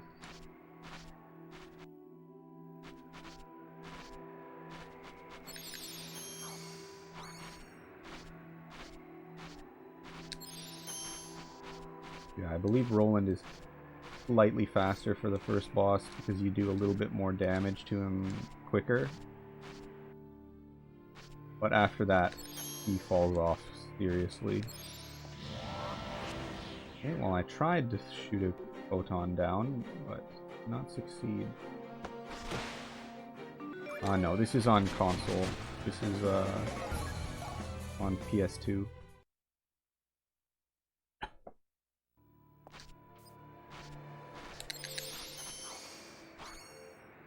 Okay, we'll collect this character, hoping for Zund. Not because of any particular reason, but I just like Zund. And I got Din, which is totally fine. He's 50% for Din. I think it's 50% for Din, 35 or 40% for Aaron, and then like 15% for Zund. Yeah, I'm using a capture card to stream my PS2. It's going through an upscaler and then into a capture card.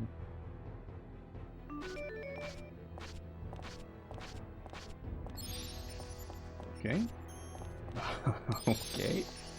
Interesting photon bounces there. So yeah, I didn't find the Dragon Orb in the Water Palace, so now we're just gonna go to the we're just gonna go ahead and go to the volcano, because that's the next dungeon that seems like it might have the Dragon Orb in it.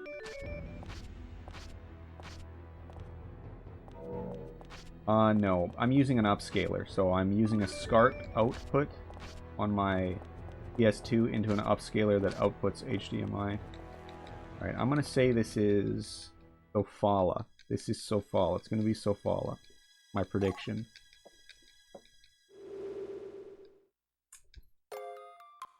And I was right. Good.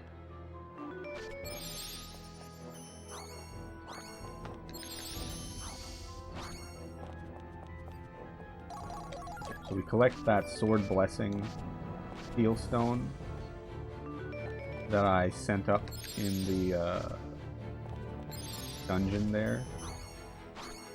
The dungeon where I fought the wyvern.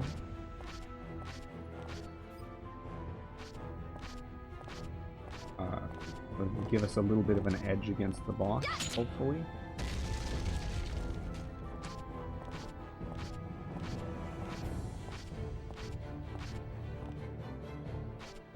So the boss of this, I don't know, Alan, did you learn the route up to this boss?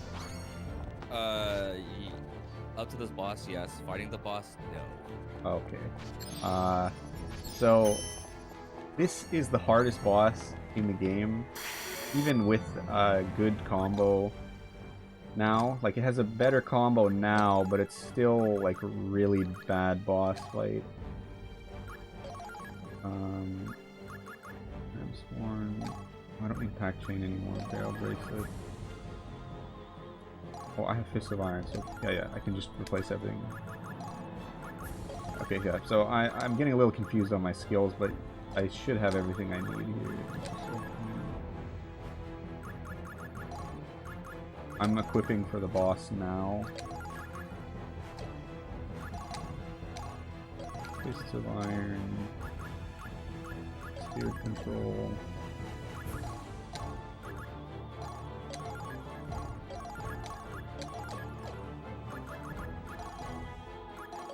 I'm just changing around everything here. Some Imperious Act. Sword, and we remove the other two attacks here. No, that's fine. Okay, so this should be good. You get poisoned here, which is for the Black Crystal, to give you a little bit of a boost. Your stats with the Black Crystal. I'm gonna do an optional thing and pick up an Overdrive here. This is an item that makes your AP costs less.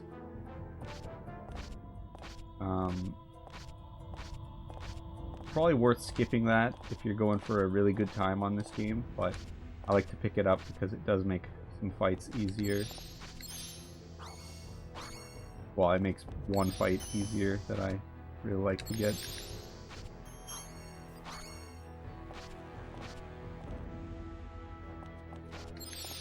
Alright, so now we're just heading to the boss.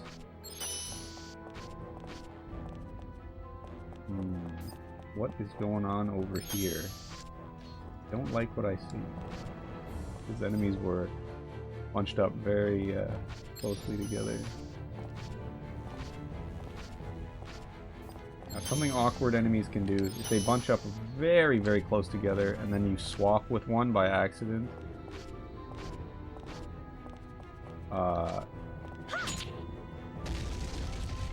You're probably going to get an encounter. If you miss the direct assault on Evolver 2, you can use an overdrive. This is on Crad only, but you can use an overdrive on Hydra to save having to pick up the Might Potion in Palace of the Venerated Dragon. Alternatively, if you don't want to do that, you can also use it on a fight in Palace of the Venerated Dragon in order to make that fight easier. You don't actually need it, but I like to do that anyway.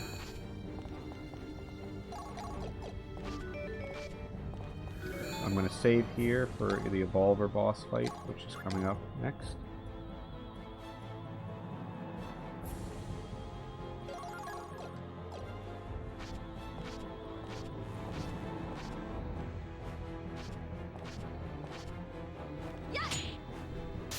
Now, I did practice this, but there's still a chance I could die here. I mean, I'll try my best, but you know, this is actually quite a difficult boss fight. Also, I can get RNG on the first one here, where he can, like, if I don't position myself perfectly, I can miss. Yeah, phase 1 can counter me. And if he counters me, I'm just dead.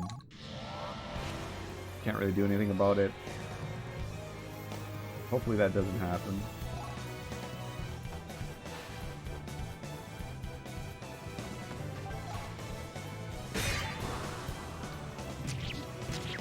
Whoops. I didn't actually mean to do that. It's fine, doesn't actually matter.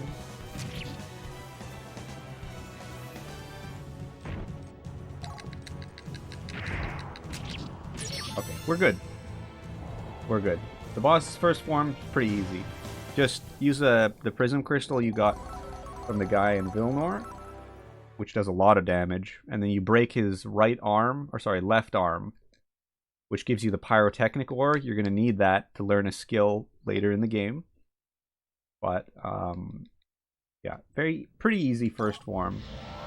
The second form, much harder. There's a very specific setup you need to do. I like to do a safer version that generally misses the direct assault on this form. But that's, you know, it's fine. You separate Alicia, dash, or move her away. I'm going to use an overdrive. And then separate Arngrim, move him over here. Cover the AP. And you can do a trick here where you just tap to get your menu access back. Use a Might Potion on Dylan. Alright, now I'm going to move Alicia back towards Evolver. When I get about here, I can switch her to the blue team, and these guys will walk over to me.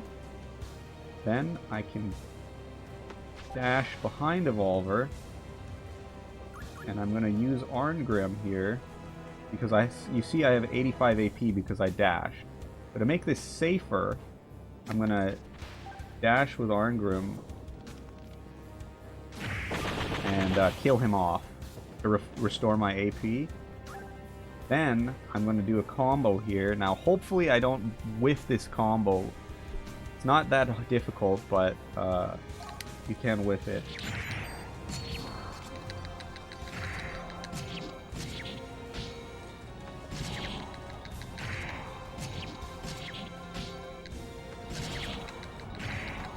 Okay, I got it. I got it. That was really good.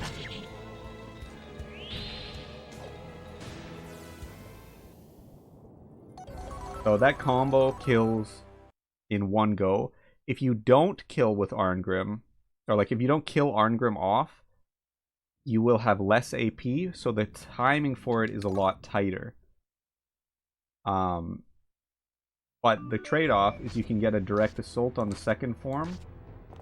I got a direct assault on the first form, which drops a flare crystal, which is useful for the next boss fight.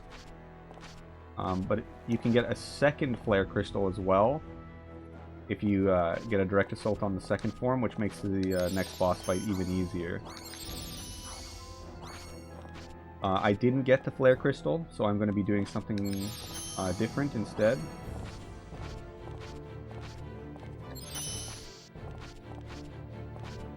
But that's okay. The second flare crystal is not required, but you do need the first one, so you do have to get a direct assault on the first form of that boss.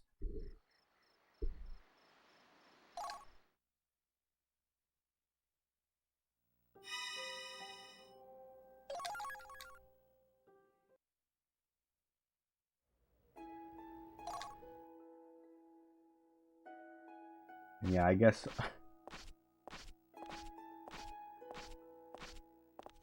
I kind of put you on the spot, Alan, with a game you never really speed ran, but Not fully finished. No, it's all good.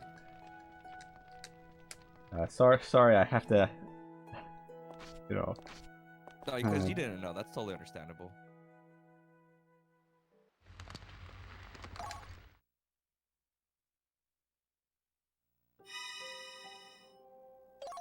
Okay, so I poisoned everyone in the volcano. And the reason why you get poison is because the black crystal, which I picked up very early in the game, gives you bonuses to stats if you have a status ailment.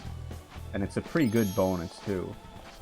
So we get poisoned early on in order to get this bonus to our stats.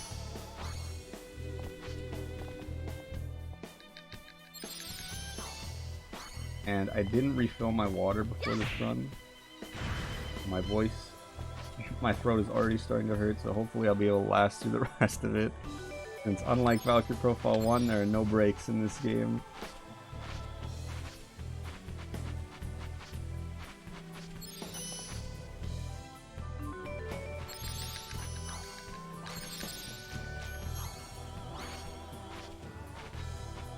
Alright, so in this dungeon, this is the next place we're looking for the Dragon Orb.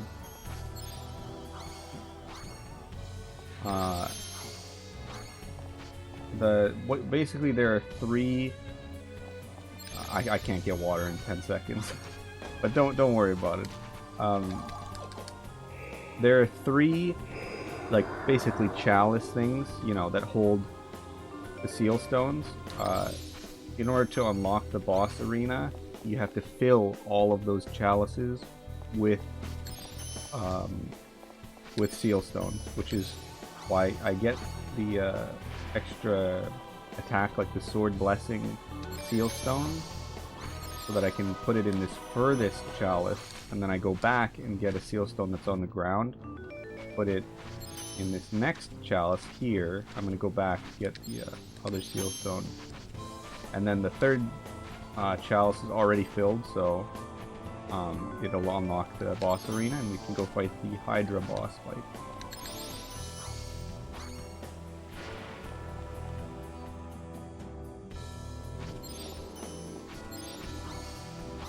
What I was looking for, but alright. Works out. You also get a free 1500 health type healing item there. That's actually very much... If you don't buy one of those items when you're shopping before the volcano, now is the time you need to pick that up, because you have to get one of those for a boss fight later. Accidentally got an encounter. Pretty much what I expect from this game. Hitboxes in this game can sometimes be more of a suggestion than reality. You can get really weird encounters where you definitely didn't touch the enemy and you still got an encounter, but I mean, that's just the way it is. That's this game for you.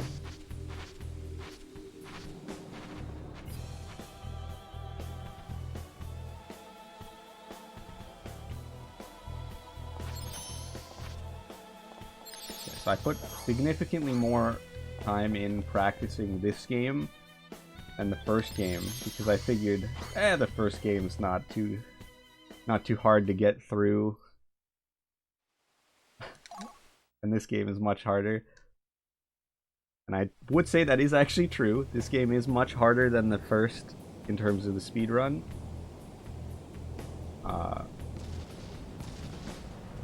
But yeah, turns out I should practice the first one a little bit more, but... Okay, so... I think this remains the same, skills remain the same, you just remove everyone from the party. This is a Dylan solo fight.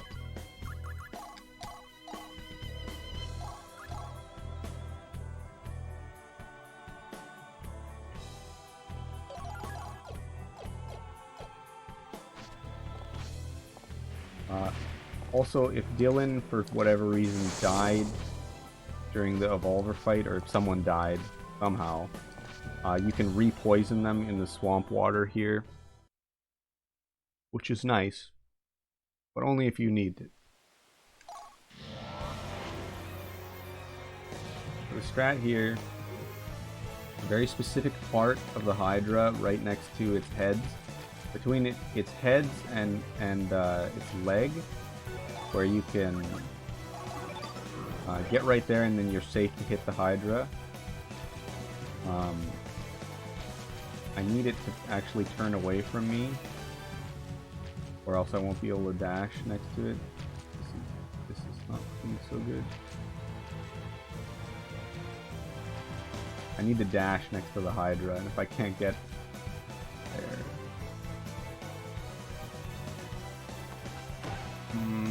hopefully that's good.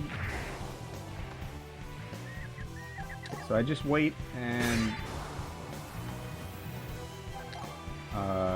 attack it once, then let it reset until it's on the H of leader HP.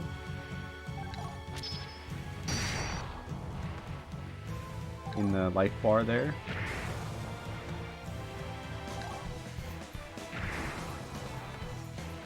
Okay, so now I can just use the flare crystal, and there we go. Oh wow, really? Oh, since I hit the head. I see. Yeah, right. I didn't hit the body enough times to break it. Because essentially what you're doing there is you're breaking the body, and then using the flare crystal to finish it off when it has enough damage. And yeah, so what happened there was I hit the head instead of the body, and because I hit the head and not the body, the body didn't take enough damage to die. Is this gonna make it? Good.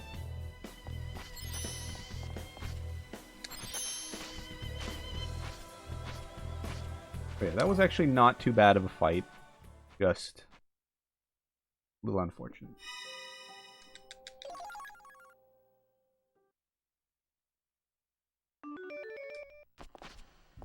Right, so from this point on, I should be saving pretty often.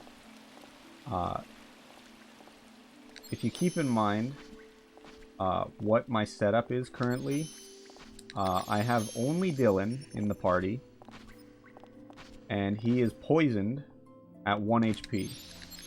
I missed the swap. You can get this swap with this guy that I just jumped past. If you just crystal at the beginning of the room, but I forgot to do it. But yeah, so it's, you know, Dylan is only guy in the party and he only has 1 HP. So if I get any encounters, they're pretty dangerous. So saving often is a good strategy here.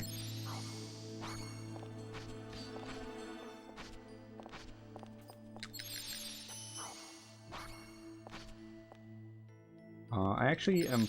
I think I will take one cutscene off to get some water at the end of this dungeon, because it explains a good part of the story. That's probably Plot twist. Yeah, plot twist. Probably good to show that one.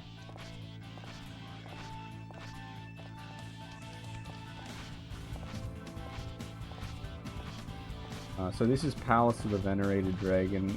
This dungeon is also in Valkyrie Profile 1. A little bit different, but regardless of which Valkyrie Profile game this is in, this dungeon sucks. It's I'm not really a huge fan of this dungeon. It's long and has a lot of stuff in it that can go wrong.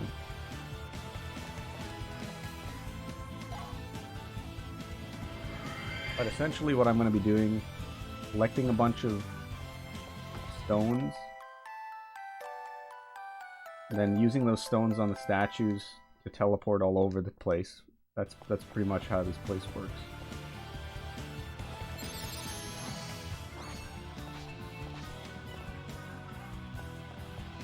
Not again, but you can do the swap here, only when you enter the room the first time. Another place, if you died for some reason, you can get poisoned again. There's a room here you get teleported to if you touch one of these statues in the wrong way. You get teleported to a poison room. That poison room will, of course, poison you. So, if you, for some reason, lost your poison, you can get it again here. Poison is not as important in the second half of the game, but for the first half, it's really important that you have that extra boost from the Black Crystal.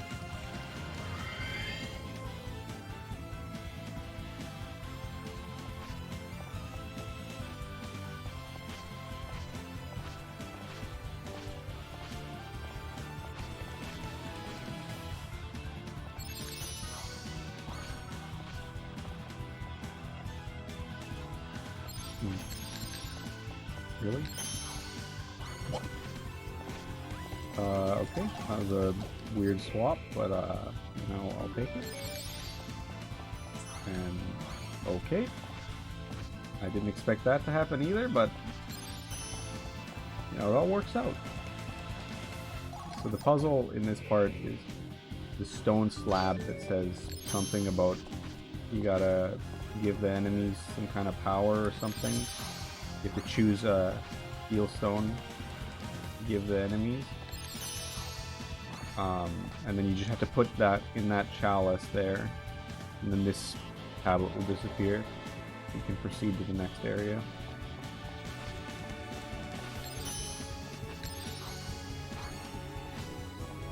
Well, we want to pick this one up. This is Wrath of Forcefulness. Yeah, weapon break, 1/5 chance of your weapon breaking, but you have 300% attack. Quite nice. So we remove our weapon because if your weapon breaks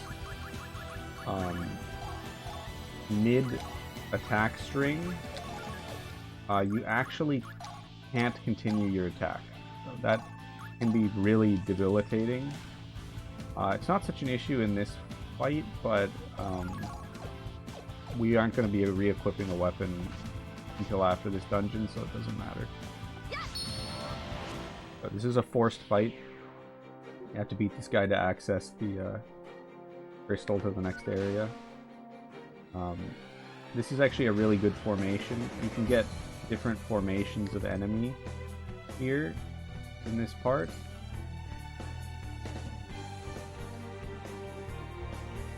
This is one of the better ones. Okay, well, I didn't mean to do that. I thought I was going to go further than that. Oh, I'm stuck on him, that's why. This is not a good scenario that I'm in, but I'll see if I can follow through with it. You need a direct assault on this guy because he does drop a might potion.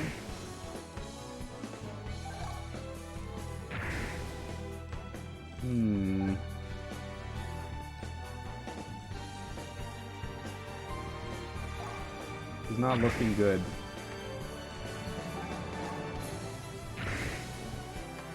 Well, I got pretty close, but this is looking like I die here. Nope. Okay, well, I missed the direct assault anyway, so I do die here. That's fine. You just reset and do it again. This is the fight that I would use an overdrive on to make it easier. Not necessary, but I usually only use it if I get a bad formation, but I may as well just use it now. Anyway, that overdrive is not necessary for anything, so. But yeah, it means you will use up less juice when attacking.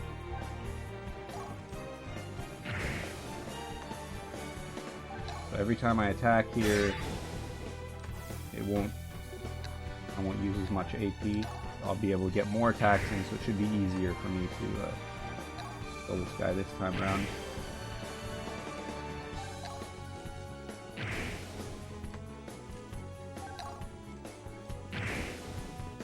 Still not dying though. So there we go. We got the direct assault. That's what we were looking for. He drops a might potion, which is very important for us to have. You can buy might potions later in the game, but early on you are kind of not able to get that many of them, so it's important to get every last one you can.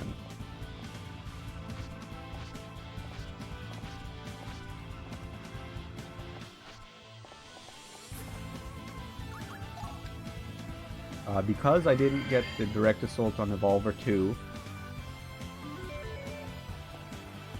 I'm going to pick up an extra might potion here, because I had to then use the might potion on Hydra because I didn't get the extra flare crystal. Pick up an extra might potion here.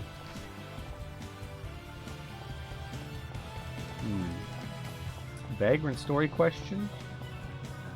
Alan, would you like to handle that question? Oh, vagrant story, huh? In the sense of color palettes, yes. Or at least in this dungeon, because vagrant story is very brown. just because of the setting. I guess because it's the Palace of the Dragon, so yeah, it's gonna be brown. It was a little more vibrant in Valkyrie Profile 1.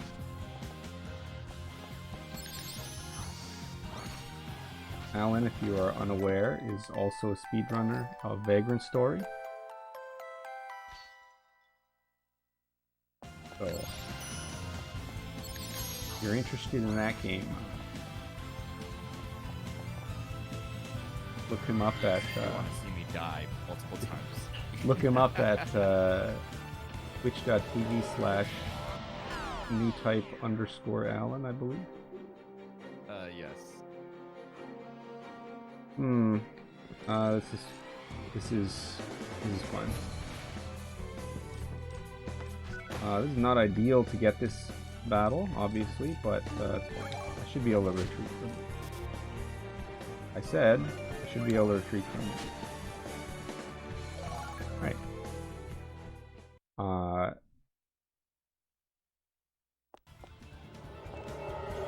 Well, I would have gotten the encounter either way. That's just me being dumb. If you hold a direction on entering this room, you don't get that encounter, but I forgot briefly for a second that there was an encounter here.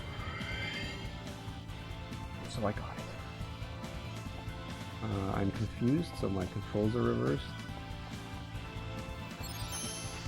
There's an awkward crystal swap I have to do here. I don't think that's going to do it. But I need it so that I can pick up a power bangle here, which is very valuable because it gives quite a boost to my damage.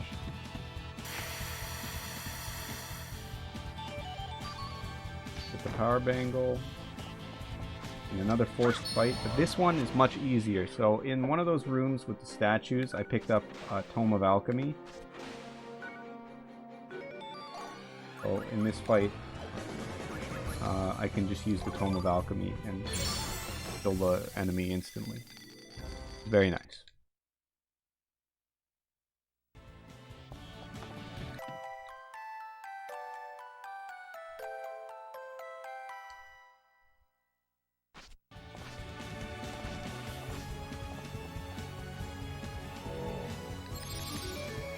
And you can just swap back up here to get back to the statue faster than having to go around the long way.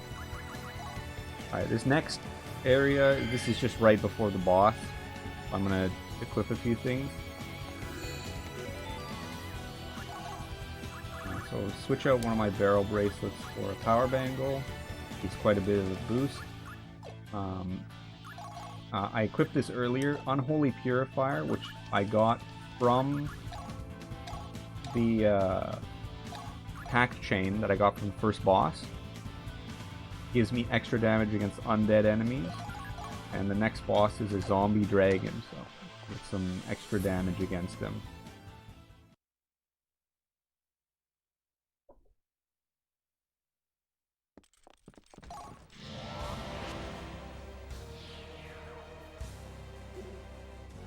Alright, so I might potion at the start.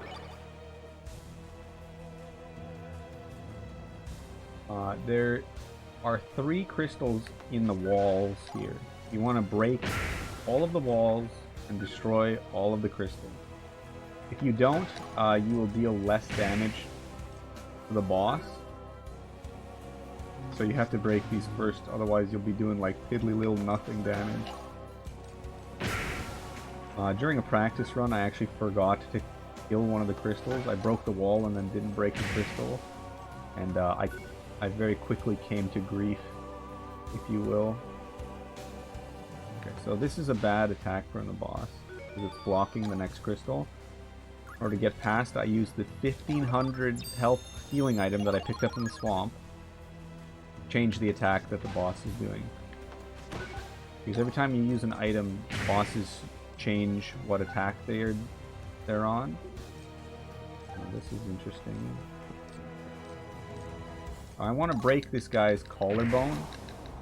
The first thing that'll happen is I break his head. And then the next thing I break is his collarbone. His collarbone can have an extremely good drop called the Dragon Rib. I need this for the run, so if I don't get it, I'm just going to reset. And I didn't get it, so I'm just going to reset.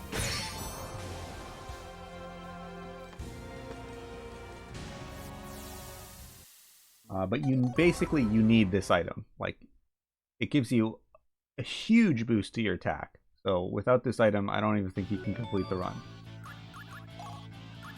So unfortunately, I did not get the item I'm looking for, which is the dragon rib.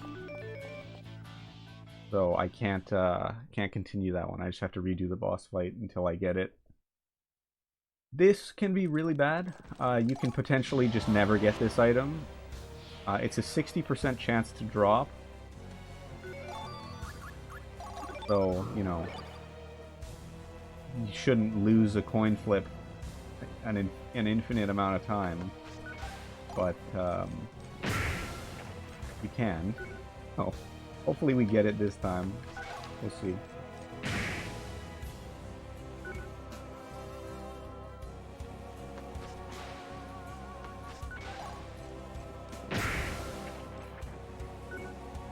It's a little annoying missing the dragon rib drop, but there's nothing I can do about it. And again with the bad attack pattern.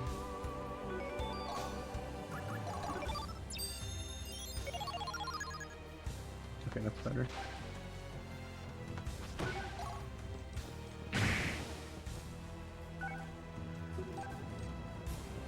Interesting. Right in front of him and break his face off. There goes his head.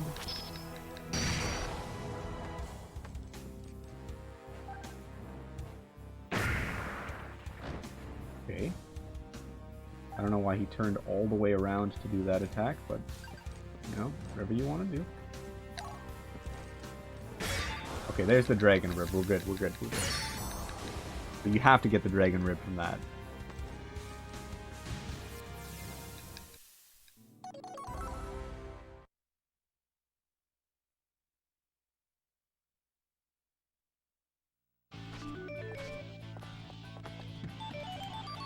We'll get the dragon armor.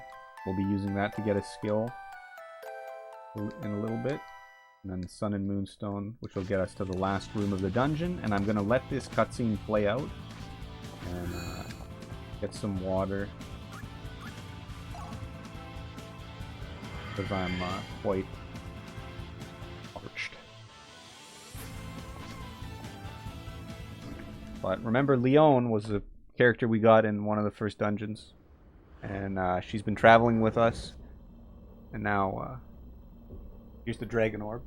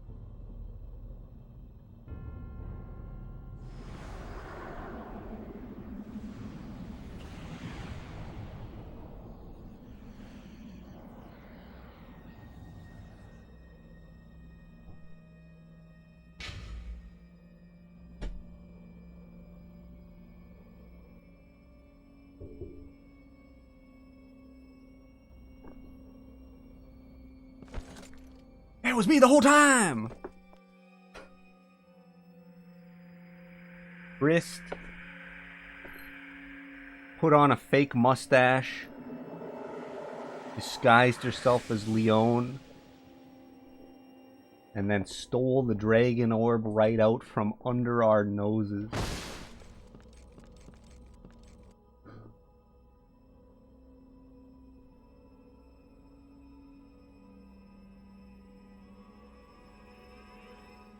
And yeah, I can't have voice acting on because it causes disc read errors.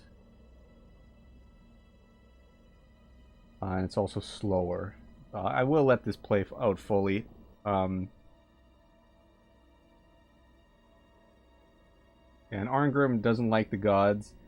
He doesn't want to serve the gods, but she basically kills him and then forces him to be an Einherjar. Or something.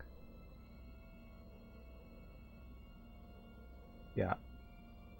So you lose, in one fell swoop, you lose Leone and Arngrim.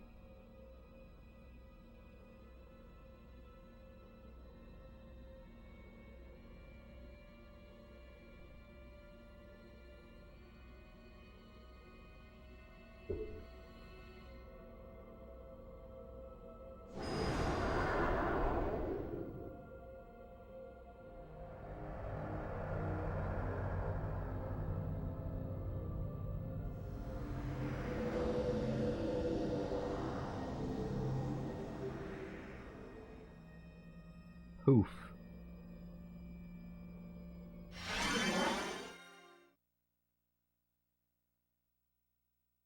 So this game takes place before Valkyrie Profile 1, but there's time travel. So it's a prequel and a sequel at the same time. Figure that one out.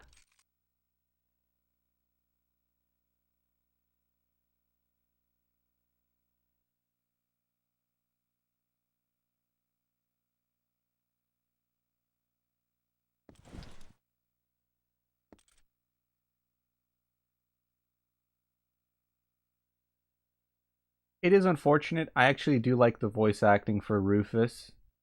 That's our boy with green hair here. I do like the voice acting for Rufus, and I do like the voice acting for Alicia as well, but...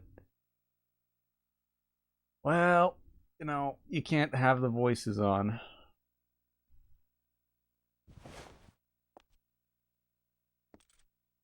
Because it will cause problems.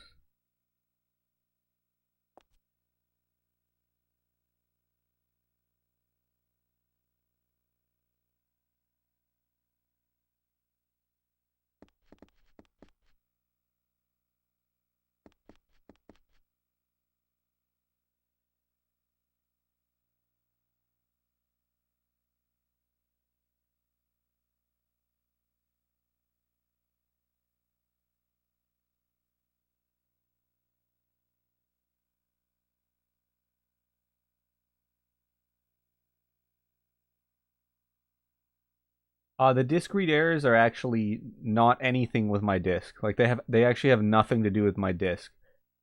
Literally the game, because of its anti-cheat detection, which, I mean, anti-cheat detection in a single player game, like, what?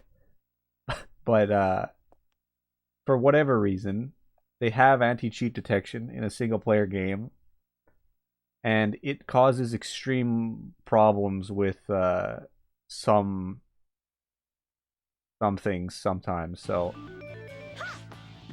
exactly, anti-cheat in a single player game on a console. I don't know what they were thinking, but I mean, perhaps they weren't thinking. Anyway, because of that, I turn off voice acting for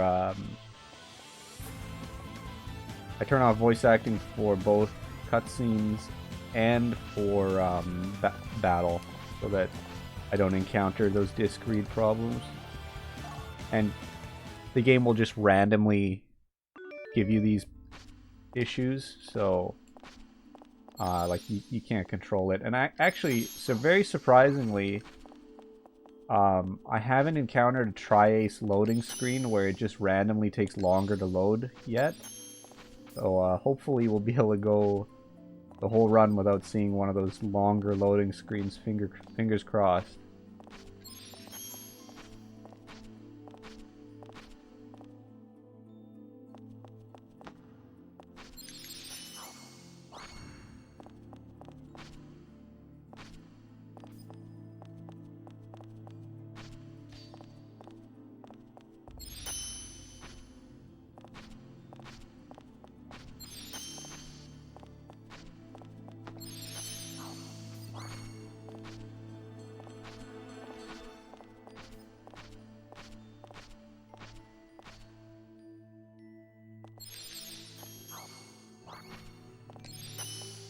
Yeah, there's a lot of weird things going on with the cheat detection in this game.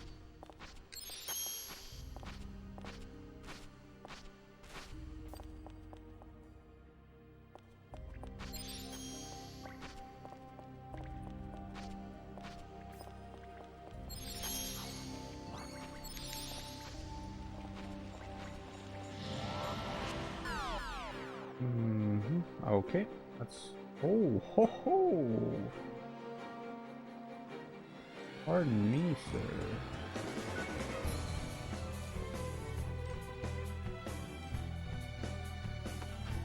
Actually, I wonder how much damage I do. Hello? Not enough.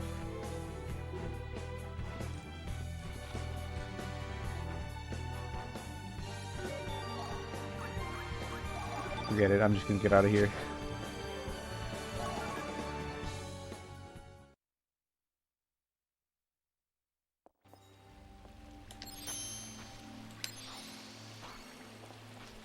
Oh, okay. Alright, good. No, we're out, Good. If I can ever jump out, over this very small hill.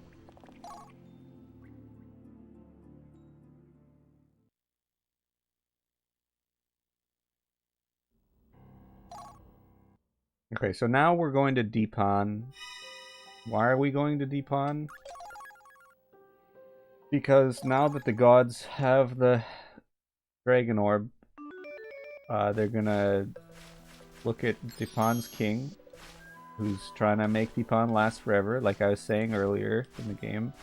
We tried to warn him, he ignores us, and now the gods are gonna come strike him down. The city of Deepon is also in Valkyrie Profile 1. It's a dungeon you can visit, and you can even meet the king there, although he's a ghost.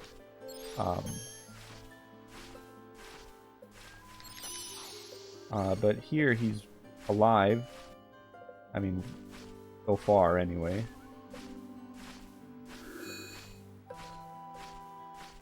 But yeah, the gods are going to come strike him down and ruin the city of Deepon, which will then become the lost city of Deepon in the first game, because of the way the timeline works. But right now we're heading back to Deepon because we're going to try and stop the gods from destroying it. We'll see how that goes. But on our way there, we have to do a little bit of farming. So we need to get some skills set up for the next parts of the game. So we're going to do some farming here for some items. Flamberge. Barrel bracelet can be replaced with the dragon rib now. And we put on beast bludgeon, which will help us kill the enemies we need to farm. So this farming segment is also RNG.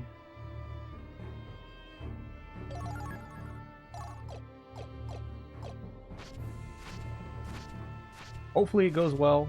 There's no real way of knowing what will happen here. If I get really unlucky, I can die, which is why I saved.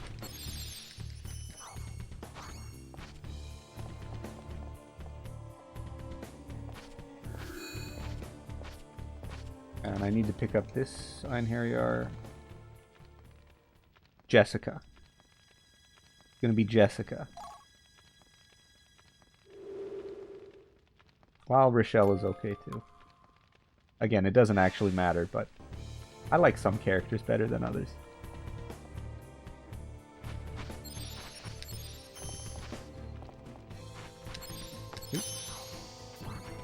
But the only character that actually matters is Crad versus Roland.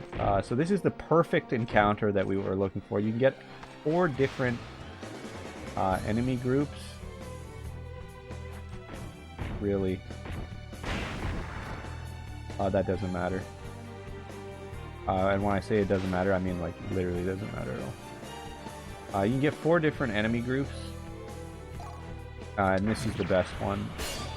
And I got the assault missile. Okay. So that's a 50% chance that it drops. It gives us a skill that we need for the final boss.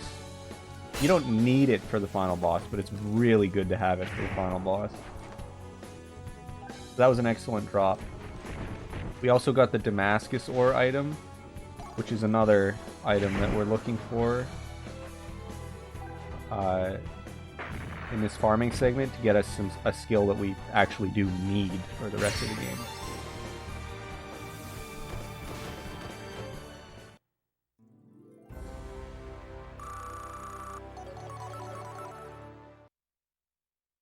Okay, so I'm going to go ahead and switch up my equips here. I believe it's my crystal for Damascus ore. So here we get the pyrotechnic ore that I got from the Evolver, the dragon armor I got from the Palace of the Dragon, and the Damascus ore. This will give me solitary struggle. It's a very useful skill. Alicia, I can equip Assault Missile that I just got, and Red Cherry. This will give me Magician Slayer, which will be useful for the final boss. Also equip Fists of Iron here. Okay, so now I need to get another encounter.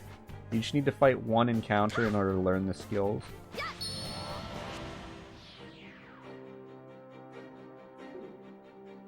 This is a good encounter because these are easy to kill enemies, no problems.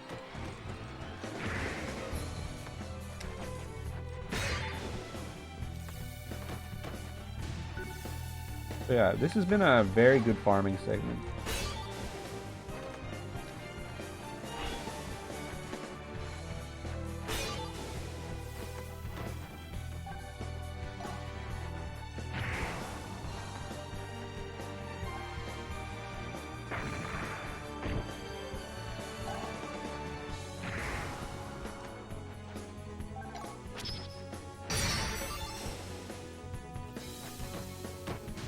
Exactly.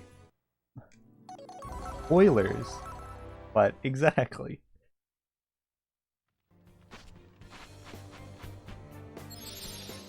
Really. Okay. Alright, so now I'm just gonna head forward through to the boss. I'm gonna switch up my equips a little bit before I actually fight the boss here.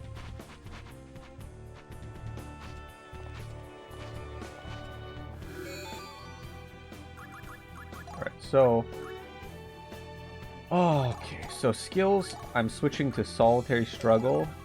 Yeah, so the number of dead people in your party increases the strength of your, like, all your stats.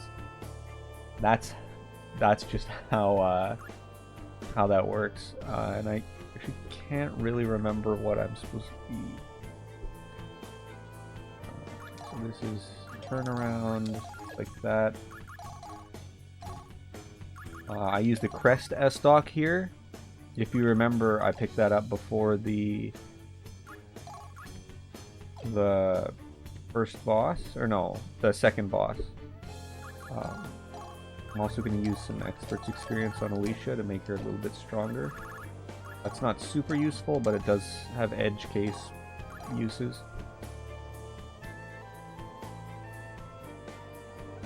Okay, so this boss can be really bad, but hopefully we'll be able to get through them no problem. That's most bosses in this game.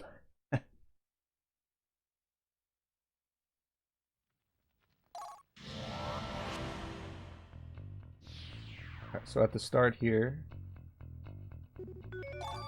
use a Might Potion on Dylan.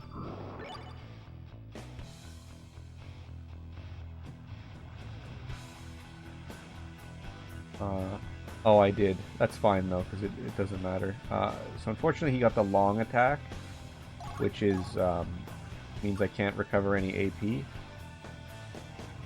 Not actually really super important, but does make this a little bit more awkward. I think this is double Tusk, which is totally fine. So I'm going to actually kill Lazard now to get the bonus damage on Dylan. Hello? Kill me?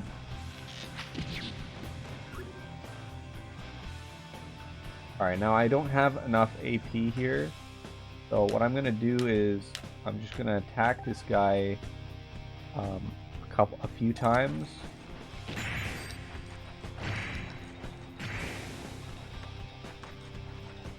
And then I'm going to use a charge break, which restores my AP at the cost of health. And then we'll just we'll try and finish him off here. 1, 2, 3, 4. Soul Crush. And Soul Crush is the equivalent of okay, it's the equivalent of the Purify Weird Soul in the first game. Unfortunately, I didn't actually get enough damage somehow, but and I should be. Oh, my Might Potion must have run out. Are you serious? He's not killing us.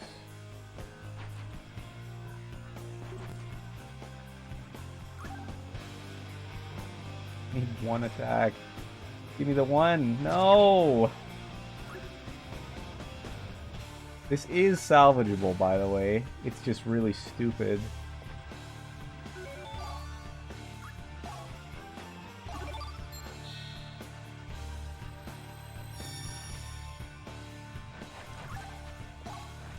Not that guy!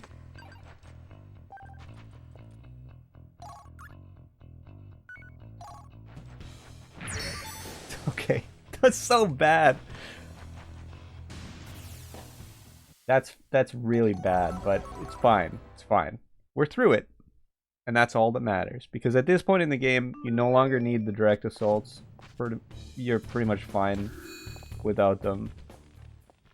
Just, you know, that was bad. It was bad scenario. Ol is very annoying. And yeah, I don't know why he didn't full heal himself, because he can do that. But for some reason he decided to not do that. So, you know, I'll take it. I will take that. Alright, you get a full... or you get a free Expert's Experience. Expert's Experience, I used 2 of them on Alicia already. It gives you a free 20,000 experience points. Use on whatever character you like. You get a free one from that soldier. That's totally optional. You do not need to pick that one up. I like to pick it up anyway. And use it on Alicia. But yeah, you don't need to, but I'm going to use it on Alicia now. It's just a nice little bonus. And you need to move someone into your party. This person, I'm literally moving into the party just so that they can die. But it is useful in the next fight. Because I need them to die so that I can restore my AP and get rid of any awkward attacks if they're in there. Right, so the strat for this mage's fight...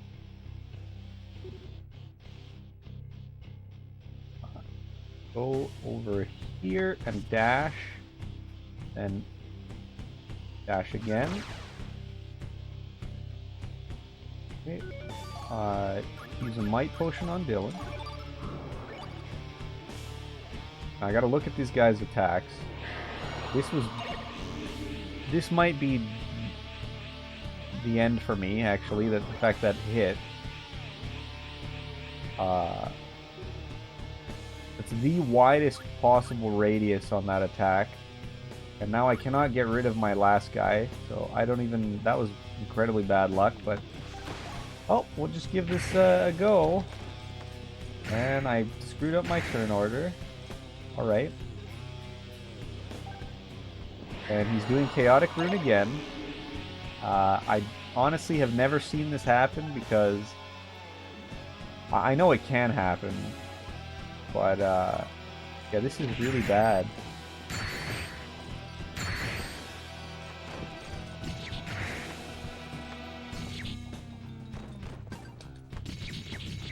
Nothing. Hey, he fainted. Oh, we're dead. Alright, that's fine. I saved beforehand. Because I knew stuff like this can happen on pretty much every boss fight for the rest of the run.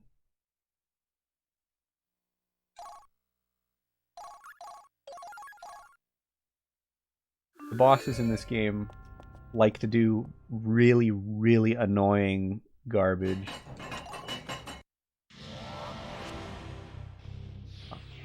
Yeah. Let's try that again. You see he's using Chaotic Rune already. So Might Potion Dylan. There we go. Switch to Rochelle. Rochelle's job is simply to die.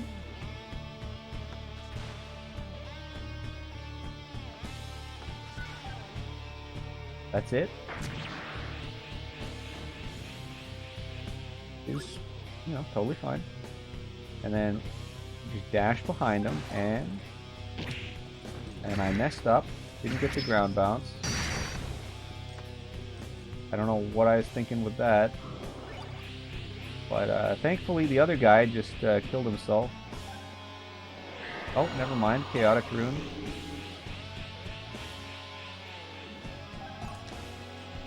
You know, sometimes things just don't line up.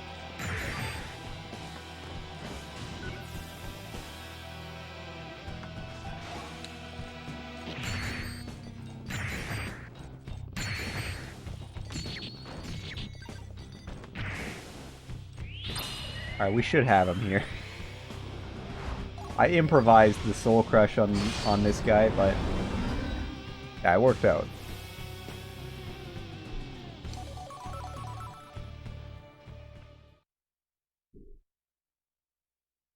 Alright, that's fine. And by the way, I did expect to take a lot of deaths in this run. That's just the nature of the game. I mean, of course, you can do it deathless, and that's great, but a lot of the time, if you just get bad luck, it's just over. I do have it.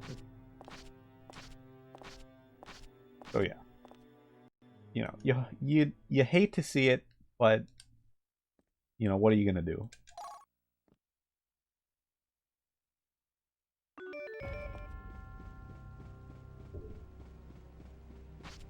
Yeah, my PB in this game is deathless,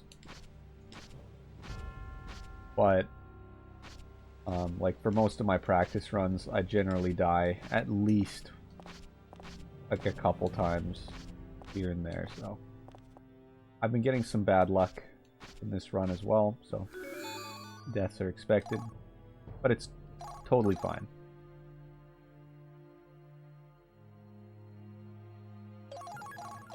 And right after that boss fight with the mages, there's another boss fight here with you fight Hrist.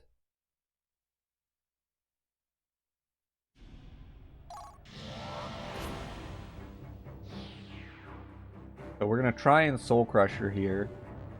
We'll see if it works out. Not 100% on this one.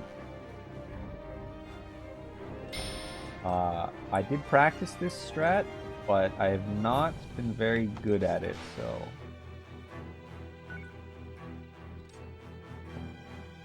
we're gonna give it a try.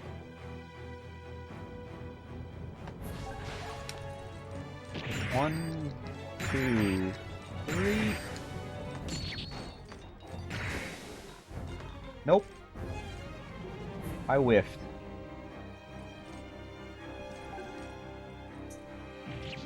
Well, that's unfortunate.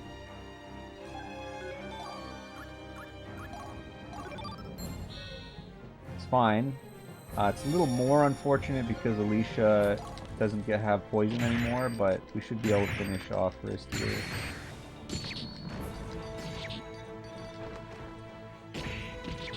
Okay, there we go.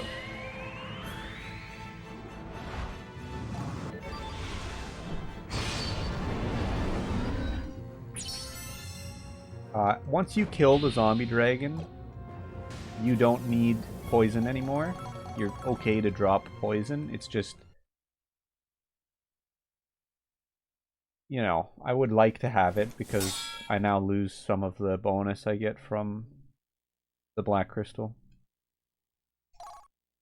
But I should be able to replace the black crystal with one of the barrel bracelets I was using before, so that's fine.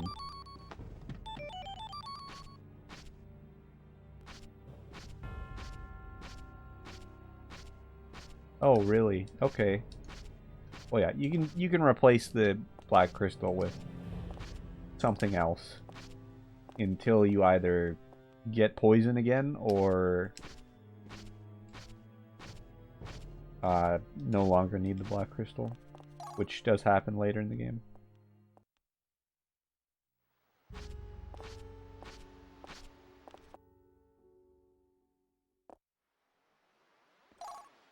Okay, so essentially what happened here is Dylan revealed that Brahms was living inside of Dylan, and Brahms burst out when after the fight with Hrist, the mages came back and tried to separate Hrist from from the body, like the soul of the Valkyrie from the body. This was also happening to Silmeria at the same time. Brahms busted out of Dylan in order to help Silmeria, and in the end what happens is Hrist gets away scot-free, Silmeria gets captured by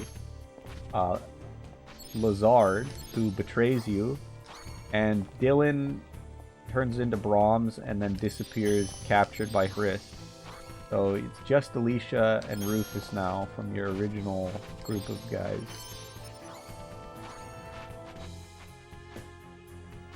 But, you know, it's okay. Oh yes, and it's also a time paradox. Because in the original timeline, Brahms was not captured by Hrist. But now, because of Lazard being there, he messed everything up. And now, time paradox. Because, you know, those are fun.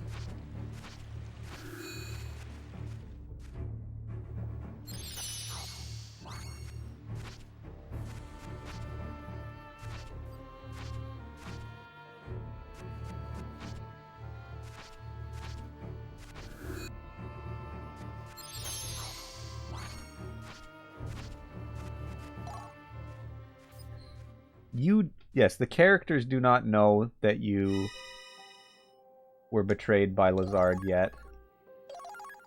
But you as the player would know that if you watch the cutscene. I believe, anyway.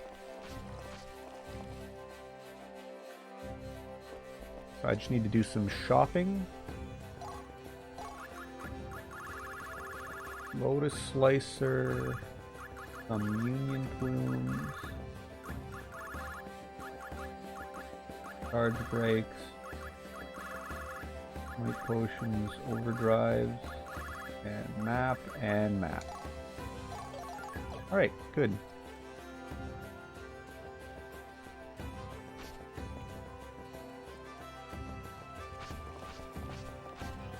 So we're going to go to the Forest of Spirits, another dungeon that you can visit in the first game.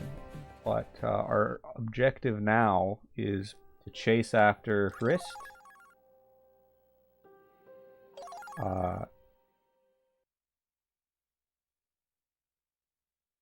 We're going to try and chase Hrist to Asgard. And because this is the place where the World Tree has its roots, the Sacred Forest here. Okay, I just missed every single one of those photons. Because this is the place where the World Tree has its roots. It's also the place where we can, you know, basically climb up the World Tree and get to Asgard.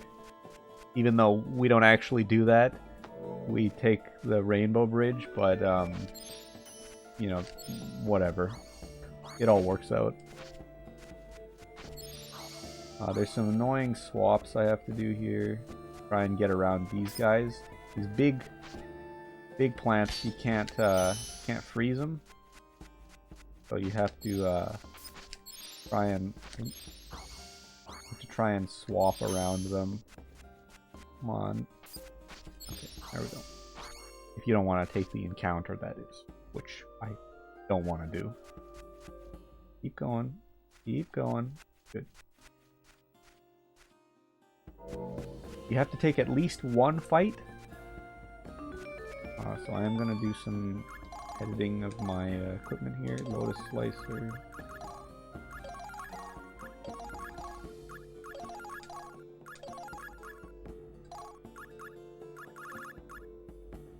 Ramshorn. Power Bangle. And Dragon Rib. Basically everything I had equipped to Dylan, we're now going to have equipped on Alicia, and I forgot to equip Dragon Armor and Pyrotechnic for Solitary Struggle. I actually really need that skill now. Which I didn't realize, but I do need to I can kill this enemy, so this is fine. It's a little bit awkward, but it is still fine. Yeah, I know. I need Solitary for the next boss, which is why I just realized it was really bad I don't have it. It's still... I should be able to kill this enemy.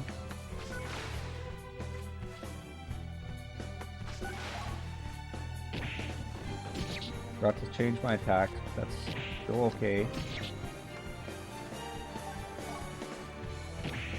Okay, so I should be able to get it from this encounter.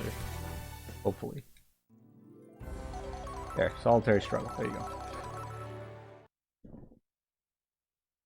And I would take this encounter anyway, since you have to fight it. And I don't have any Tome of Godspeed to free escape, so this is that would have happened anyway, so I'm not losing that much time.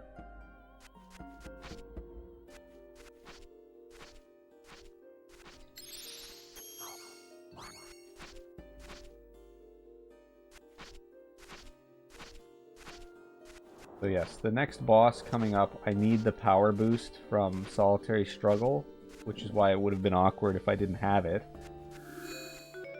But luckily I was able to adjust.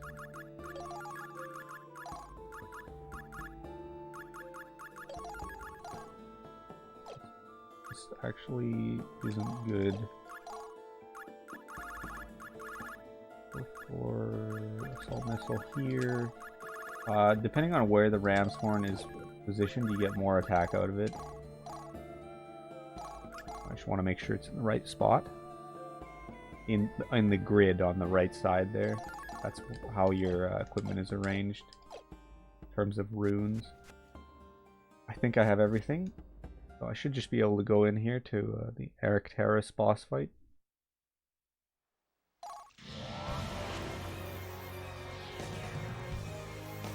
Okay. So the first thing, much like the zombie dragon, first thing you want to do is destroy these crystals. I've never actually not destroyed the crystals, so I don't know why or what happens if you don't destroy them, but you gotta destroy them. Oh, I forgot to set my attacks.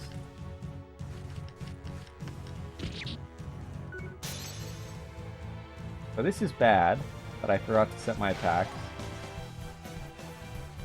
Surprisingly, not impossible now. You would think it would be impossible with these bad attacks, but you still can finish this fight. I'll give it a try anyway. I'm supposed to have different attacks here, though. You can't tell by the fact that I'm missing. Oh, whoops.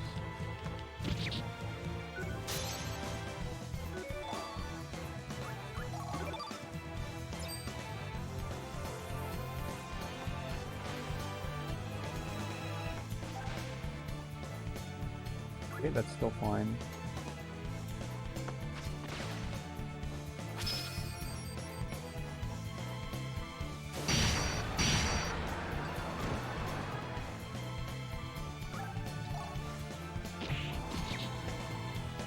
Yeah, this is like not a great scenario to be in.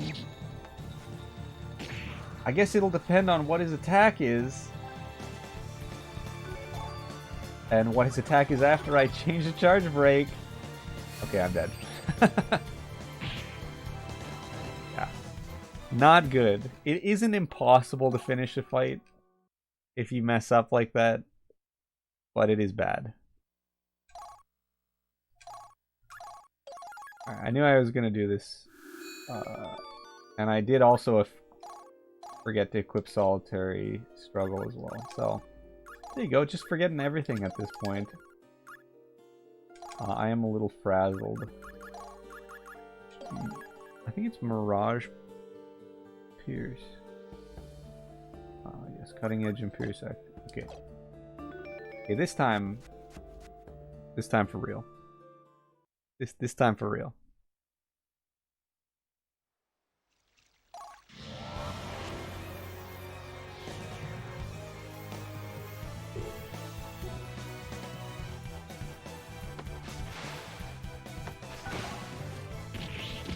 Whoops. That doesn't matter.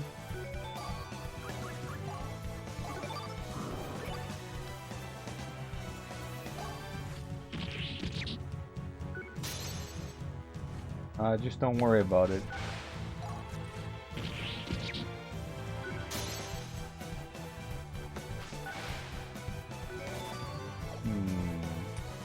Oh yes, that's right.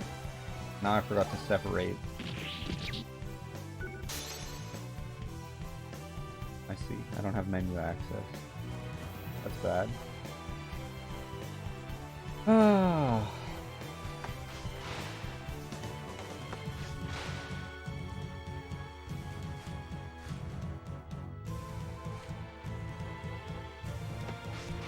Gotta play jump rope with his attack for a bit here. My potion's probably gonna run out.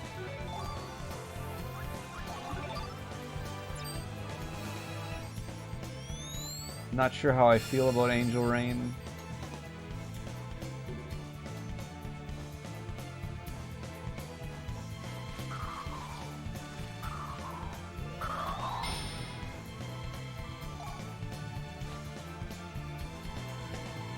Hope my might potion didn't run out. But we'll see.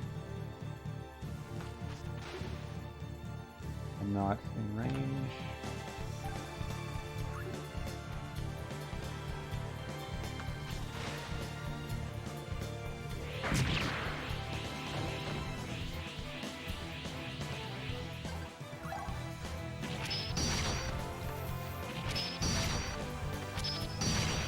Okay, we're fine. Good.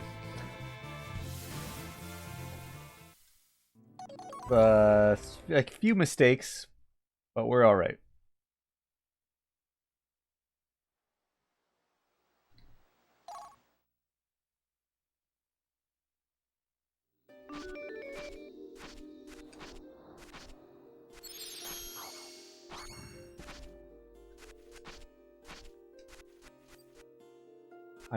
I went to all that trouble to get Solitary Struggle, and then I forgot to equip it. Can you believe that? Anyway, this is probably the worst part of the game, in my opinion, because there is nothing to talk about here. So after Eric Terrace, right? Eric Terrace is basically the guardian of the gate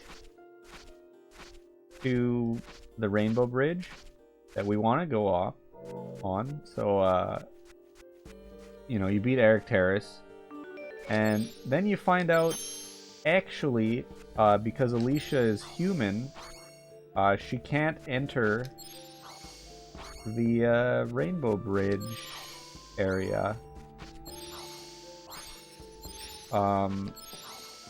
This is an awkward swap. Oh, maybe that'll work. That'll work. Okay. Yeah, so Alicia can't go in, but if she was undead, she could go in. So what are they gonna do? Rufus and Alicia are gonna go ahead and go all the way back to Deepan, the place we just left. Pick up some ghoul powder at the local supermarket. Turn Alicia into an undead, all casual like, and go into the Rainbow Bridge. Unfortunately, this means you just have to go back to Deepan. And there is nothing new about this segment. There are no new enemies. There's absolutely nothing different from the first time or second time you did this. So, yeah.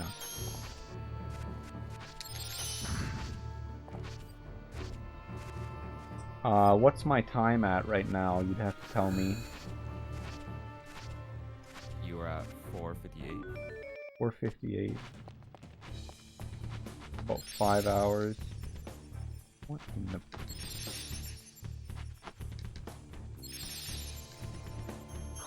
Oh yeah. I should be good. Unless something goes catastrophically wrong, I should be totally fine to finish under 640. I don't even know if... I think I'll take slightly longer than 6 hours, but it'd be well before 640.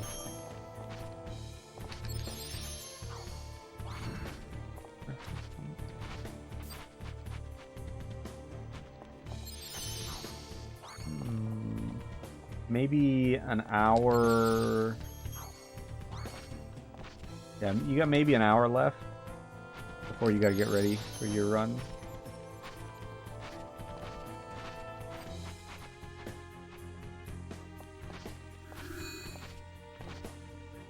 Yeah, I should be all right to finish in about an hour.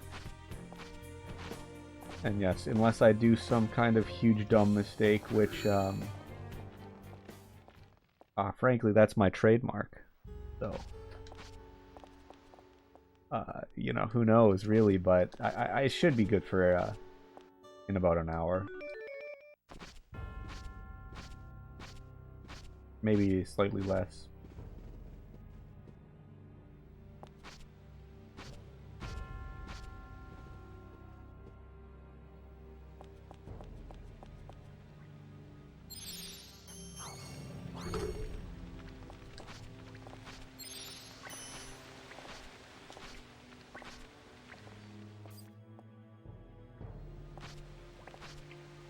I know. I am gonna save probably before doing the Aesir, and I probably am gonna save before, well, anything. The one fight I'm not gonna save before is Freya, but I think, it's probably fine. The likelihood that I die to the Aesir is basically like 0, because it's a very easy fight. But yeah, I don't know. Oh, I think I should save before Freya. I've never had it go wrong, but why not? The marathon, may as well save. Yeah, you dash once to get behind Freya. Or you can even fight her from in front and it still doesn't really matter. The only thing I would be worried about is if for some reason she has like a really bad attack that goes off. Oh, I see. I've never had it go wrong. Oh, it's my first tri-ace. This is what I call a tri-ace, where just randomly one of the loading screens will be really long. That's part of the game's anti-cheat detection that's causing that. But yeah, just random, extremely long loading screen.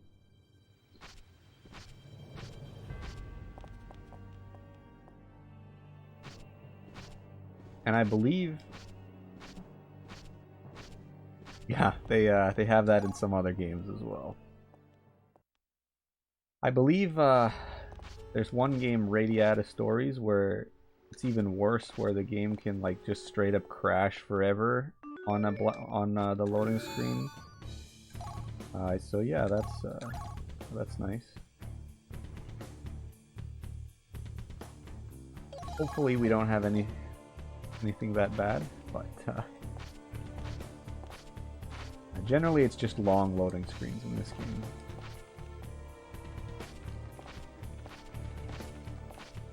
So yeah, now we just have to go back to where Eric Terrace was at the end of the Forest of Spirits, and then turn Alicia into an undead and go through the door to the Ravine Caverns, which is the dungeon right before the Rainbow Bridge.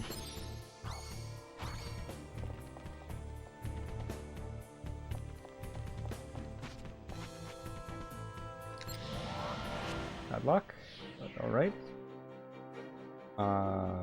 This is fine.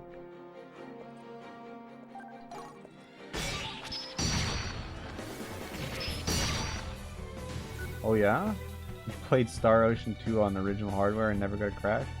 You're lucky then. It's not guaranteed. And I know I shouldn't be,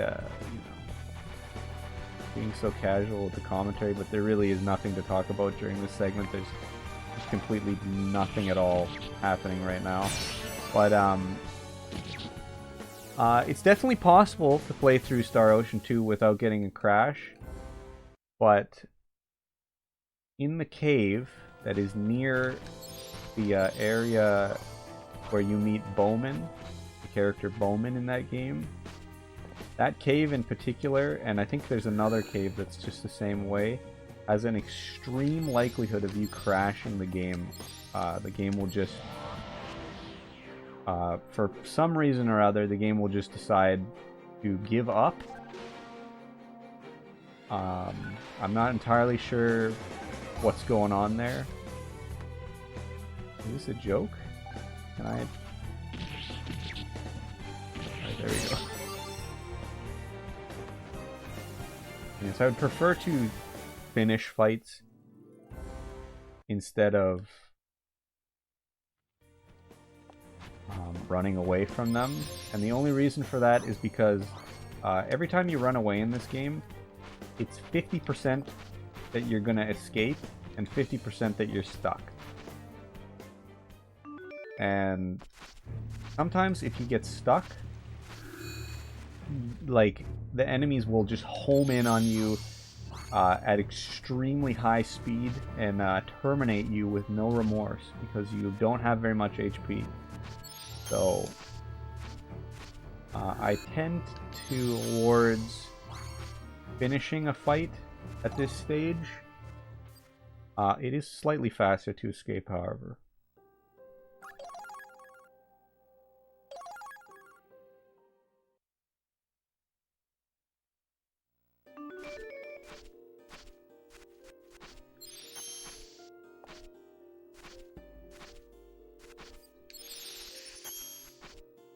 Okay.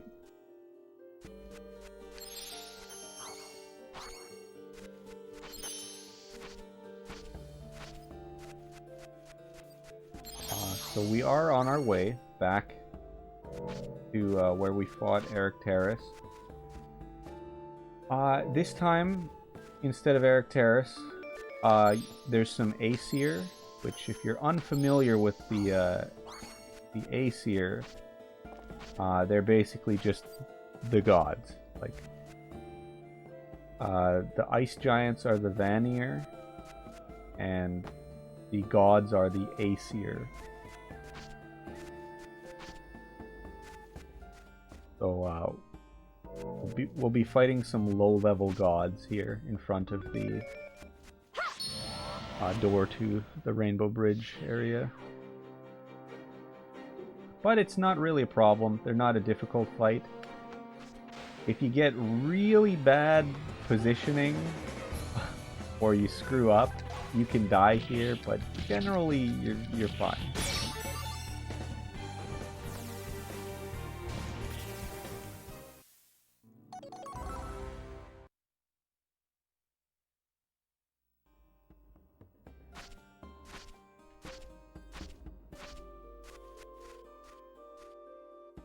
Alright, there is some menuing I have to do here.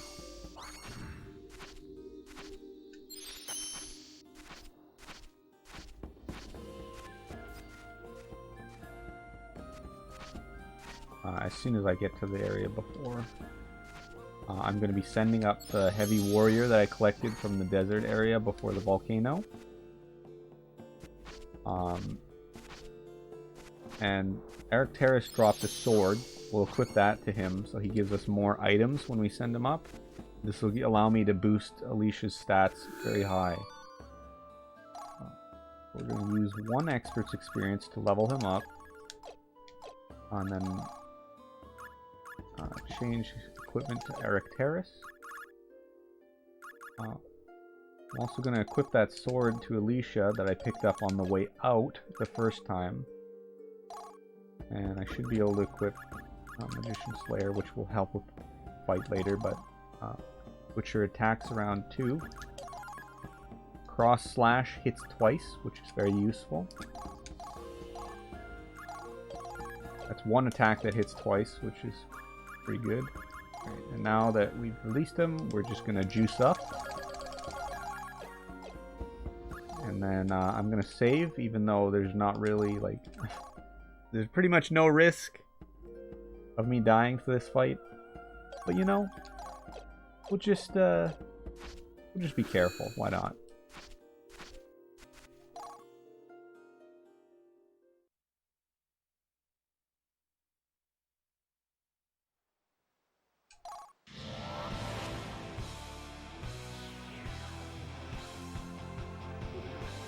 I walk around a little bit to make the guys move out of the way. And, yeah, I should win now.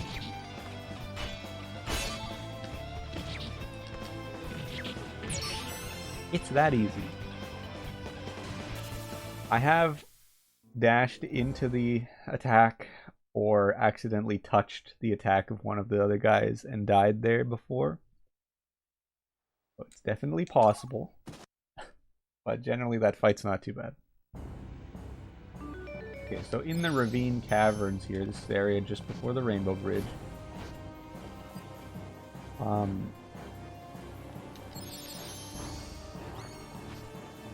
Rufus's soul was being prevented from evaporating by the ring that he was wearing, but that ring is now being used to prevent Alicia from losing her ability to think and become a mindless undead, right? So instead of becoming a mindless undead, she can still think, but now Rufus's soul is evaporating. So there's a time limit on this area where we have to get through it before Rufus's soul evaporates, pretty much. That's the timer in the bottom left. Because once you get to the Rainbow Bridge and Asgard, time is stopped. Time doesn't run in Asgard, apparently, or something like that. So you're okay, and Rufus is fine for the rest of the game.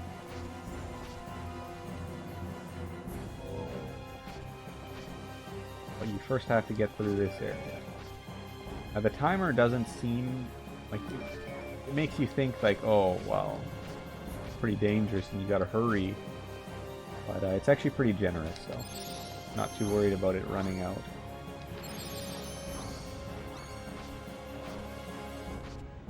Oh yes, and I also was able to regain poison here, so I can swap my assault missile out for a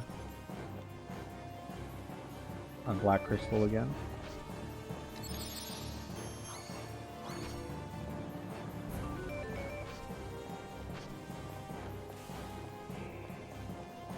These enemies are a little dangerous because they teleport.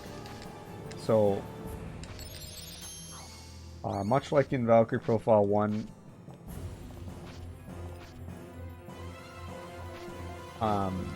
enemies that teleport can simply teleport on top of you, which is really bad. Hopefully that's not going to happen here. But if they do teleport on top of you, you just get an encounter and you can't do anything about it.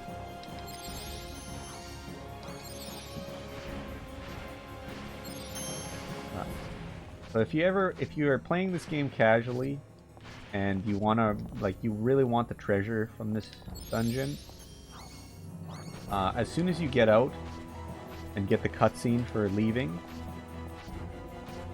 when you leave this exit, as soon as you get this cutscene, you can just go right back into the dungeon, and I'm pretty sure it doesn't matter. Like, you're fine. I don't think the timer is there the second time around. I was pretty sure it went away, but either way, like once you get out here, you're fine to go back in. Weirdly.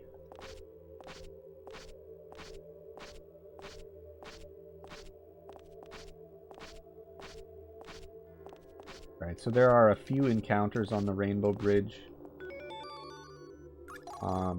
No real issue with them.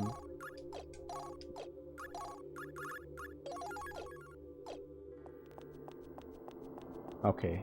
I was sure it went away, but it's fine. Oh, okay. That would make sense, that if it's gone after Yggdrasil. That's why it didn't reappear for me. So the fights on the Rainbow Bridge are pretty easy. Until the last one, which is a little bit more difficult. But,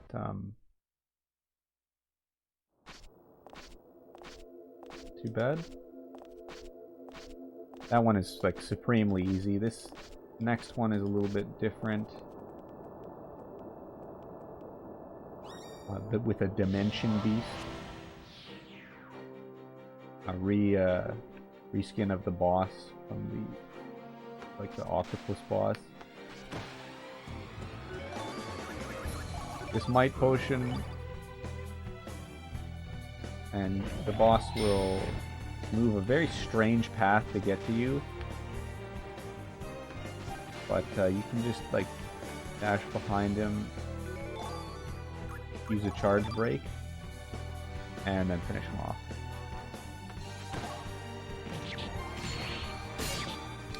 At this point in the game, Alicia is pretty damn powerful. So you're pretty good to kill most enemies in 1 or 2 AP bars. Can be a little bit difficult for some, but it's usually not a problem. I get bad RNG on this fight. Well, I mean, I could have some really awkward movement. I shouldn't die, but see. You know your Norse lore. Heimdall is the watcher of the Rainbow Bridge. Here he's gonna try and prevent us from getting into Asgard. I want to use a Might Potion, of course. Wait for him to get a little bit closer. I'm gonna see if I can't dash around the attacks here. Get behind him in 2 dashes. And then I have to wait for him to fully get up, or by the end of this, he'll be too close for me to. And if he had a circular attack, it would hit me. But we were good. We didn't get the circular attack. So this fight looks really easy, but it can be quite bad. Was interesting. Are you serious? What the fuck? Okay.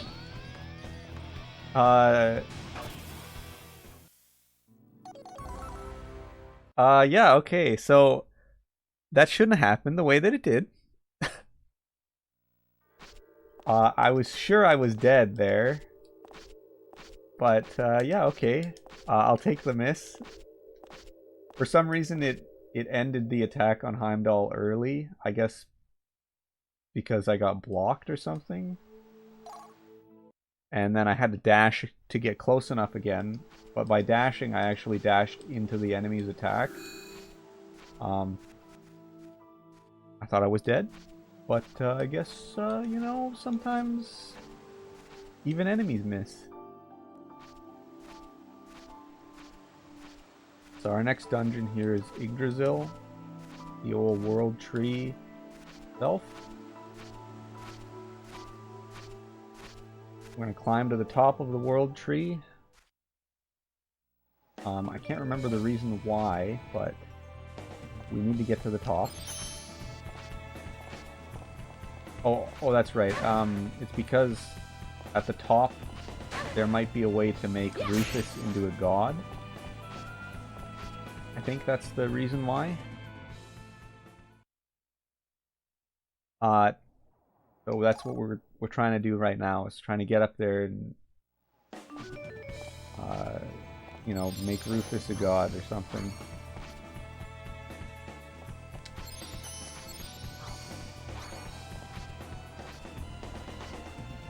Great.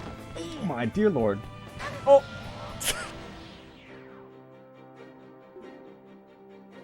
Interesting.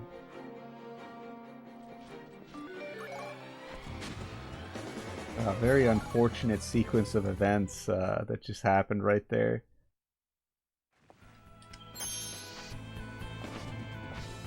Alright.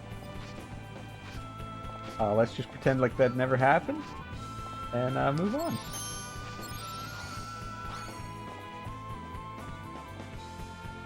There's a forced encounter here.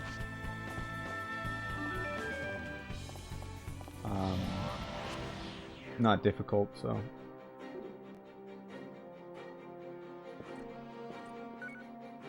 Just have to get close enough to the butcher guy and finish him off.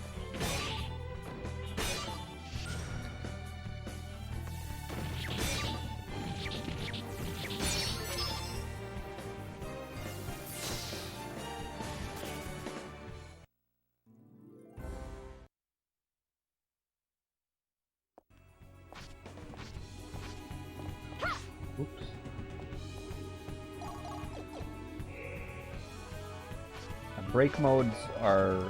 It's a rare occurrence in combat. But essentially, when you get break mode, you can attack infinitely while the bar is counting down at the bottom. Like, regardless of your AP. So you can just spam attacks. It's really, really nice to get a break mode, but it's very rare. It will sometimes trigger if you break a part of an enemy.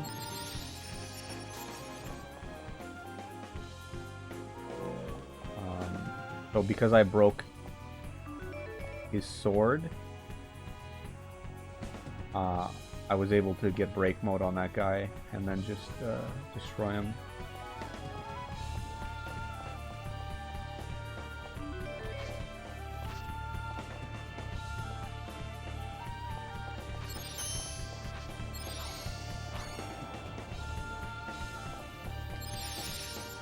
Really? Maybe... Okay. I need the crystals to swap with that guy. I can't proceed otherwise.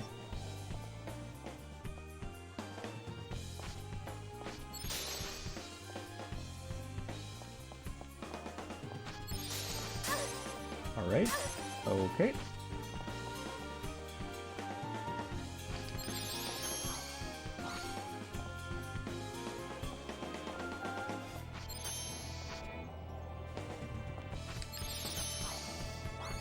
There's a bit of an awkward jump here. Hopefully I get it. Oh, never mind. It's, well, a little awkward, but no, we're good. Sometimes you can miss that jump and fall if you don't get into the updraft.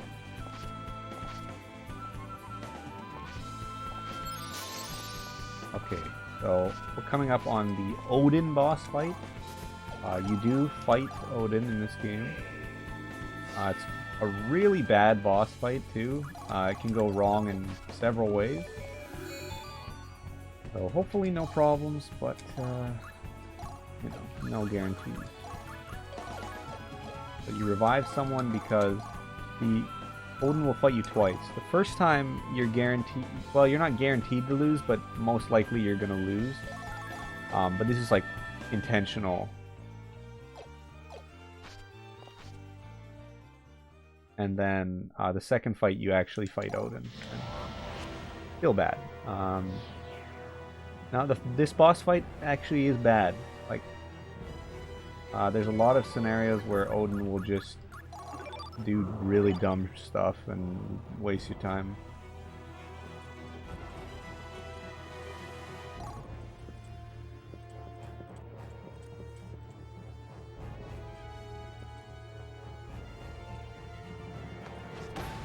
What the fuck? No! Are you kidding me? Alright, that's just me being bad, I guess.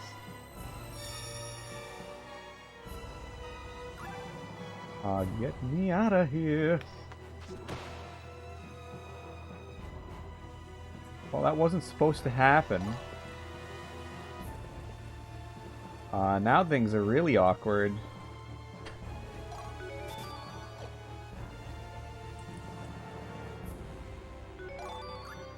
Oh, let's try that again. My potions. Uh-huh.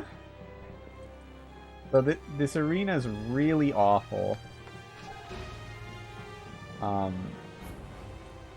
Mostly due to like the fact that it's like you're fighting on steps.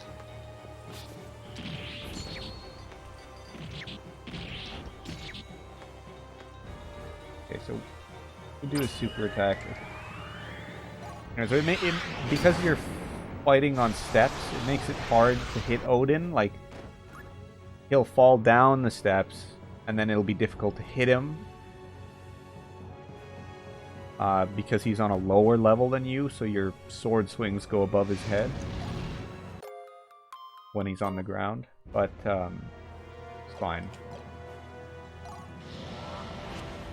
You get a free revive after he prematurely ends the fight, and then you can try, and this time you actually do want to beat him. Okay, that's a good attack. You don't want the circular attacks because they're dumb.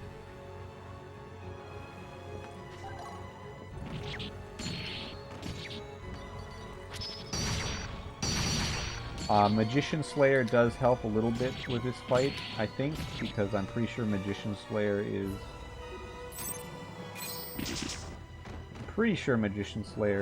a,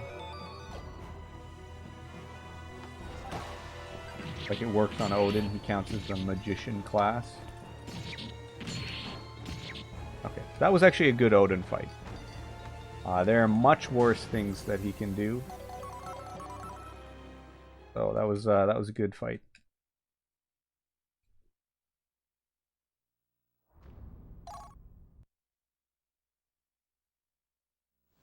Right, we also discover that at the top of Yggdrasil, turns out, doesn't make you a god. It was all a big trick.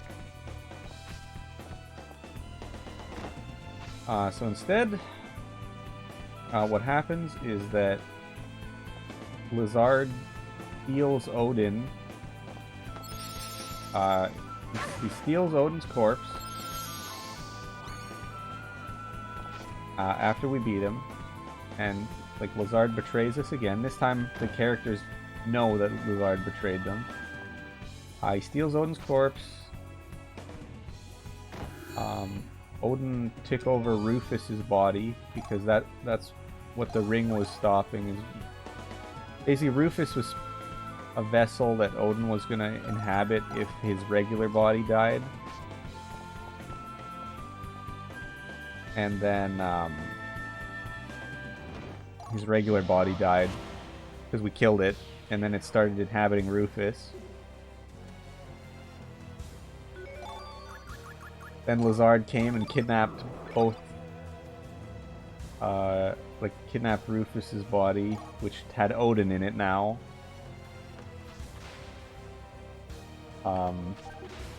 Yep. It all makes sense, I'm sure. Just a little bit, I'm dead. Okay, no, we're good.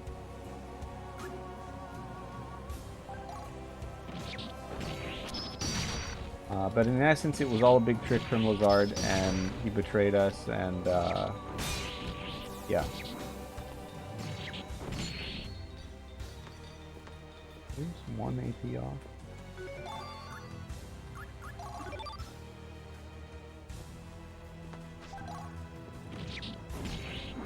Anyway, so that sucks.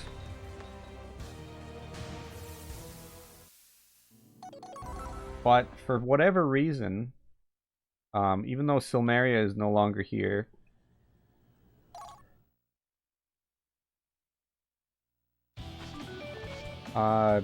Alicia gains the ability to materialize Einherjar because she's in Yggdrasil. And that's how it works, I guess.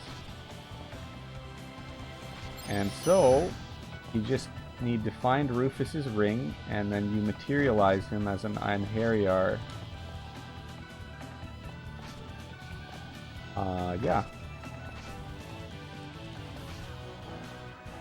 So, then we get Rufus back, because all you need for an Einherjar is their soul. Whoops. Oh, there we go. We got Rufus back, and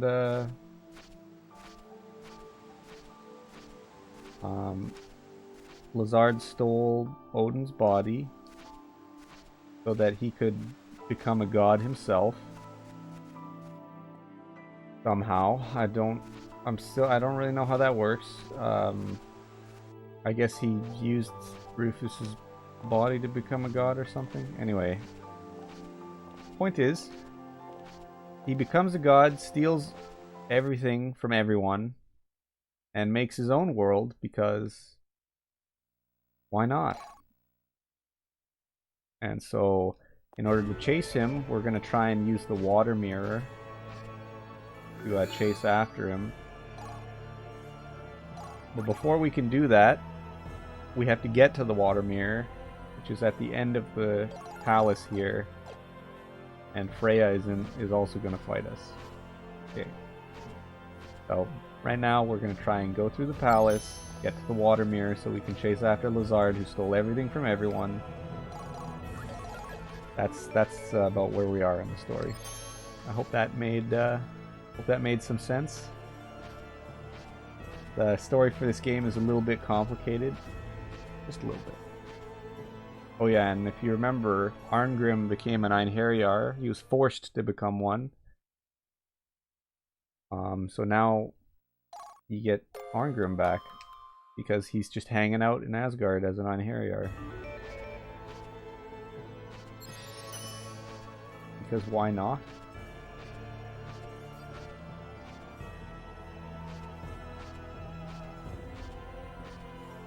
Look, Freya just likes to fight people, alright? It's just who she is.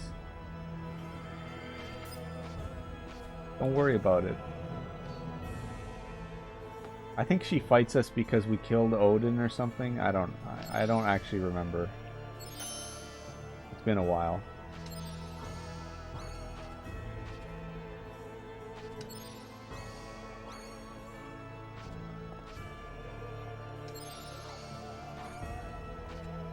So to get through the palace, you gotta just use these switches, and this is opening a barrier that is leading to the next area of the palace. You have to do this twice.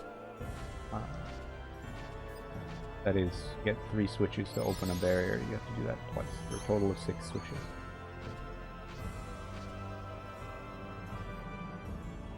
This is the barrier that I was talking about. But we got 2, so this is the 3rd. There we go.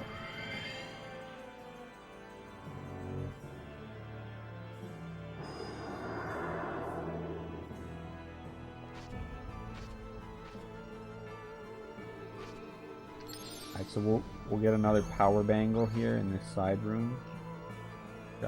Power bangles are very good. Nice to have a second one. This would replace our black crystal. Or it will replace our black crystal.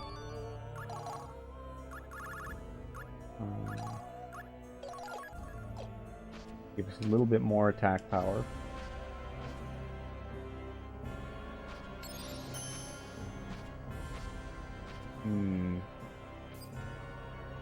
So the guy at the very, very top of the map there, you can see, has to be far enough over for us to swap with him and get over, so I had to wait a little bit there.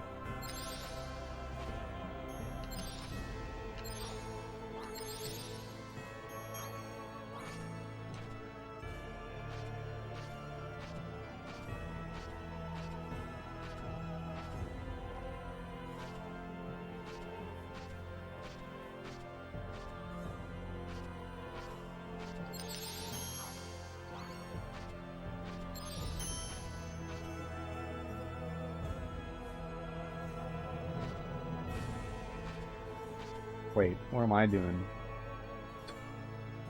Excuse me for a second there. Getting a little frazzled here towards the end of the run.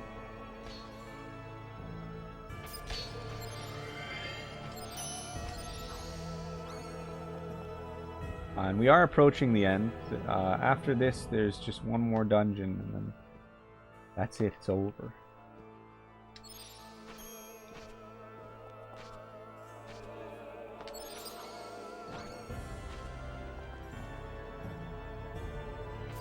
If you're playing casually, it's a good idea to go into most of these side rooms. There's some really good equipment in there.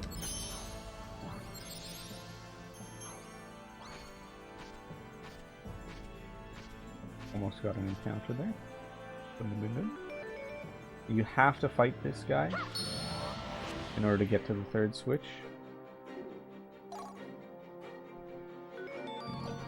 What kind of attack pattern is this? Fan.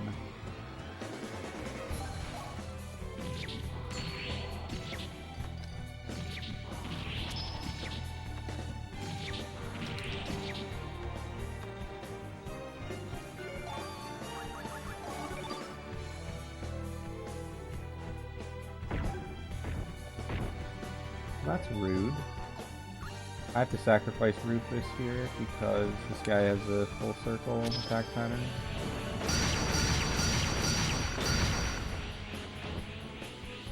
Rip Rufus.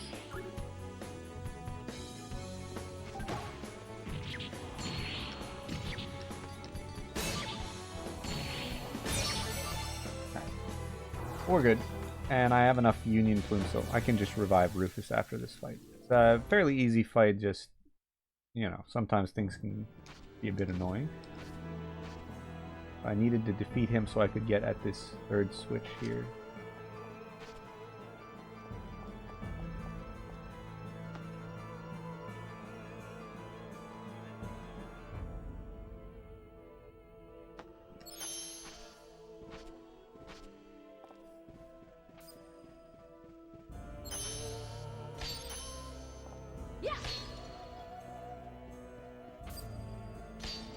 Okay.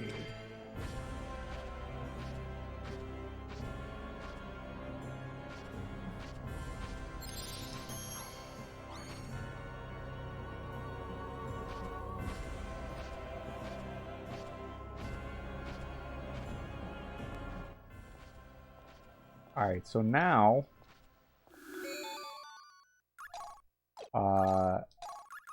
as I said previously, I'll save the game. This is right before Freya. I'll make sure I'll save the game here just to be sure nothing goes wrong.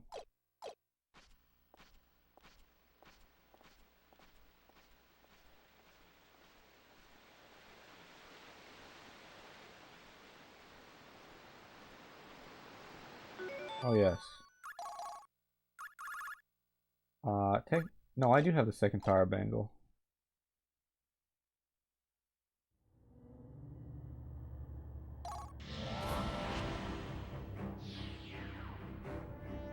Okay, so this fight, easy strat. Dash forward, spam the attack button. Pretty much. Although you kind of want to... You can get this awkward scenario where he falls down the stairs, so like Odin, you have to wait before you attack her. But otherwise, you basically just do this. It'll make her do a super attack, which can only hit one person, so it's important you have two people alive here, but it can only hit one person, and after the super attack, the battle just ends. You can actually finish the fight, but there's no reason to. You don't get anything for it. Alright, now we use the water mirror to go to Lazard's new world that he made, because he has two of the special items that let him do that. Oh, never mind. He only has one of them, but yeah. Also, you get Brahms and Hriss, because why not? They join up with you and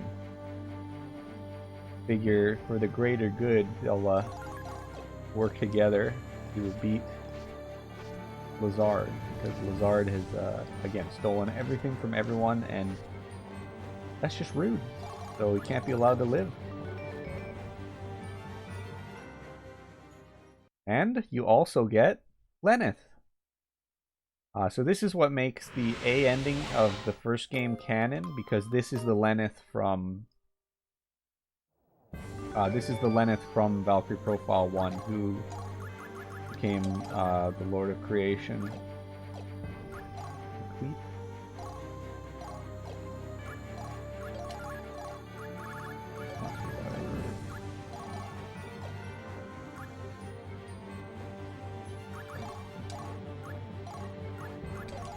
Out Arngrim into the party here.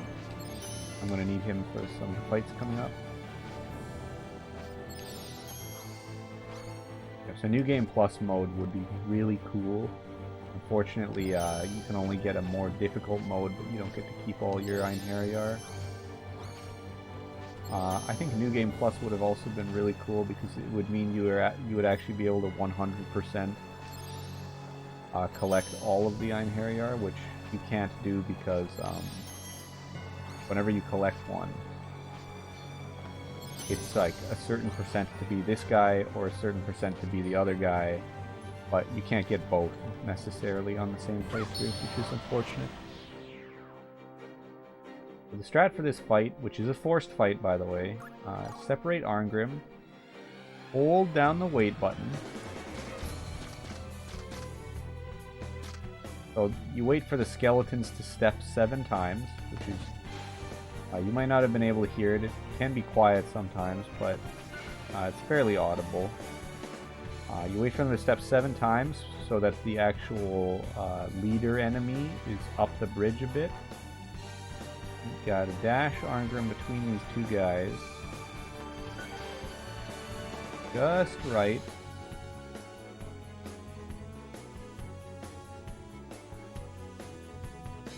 And here... Okay, so... And then we're just gonna... Just like the Drake or Wyvern before, you just knock this guy off. Easy finish.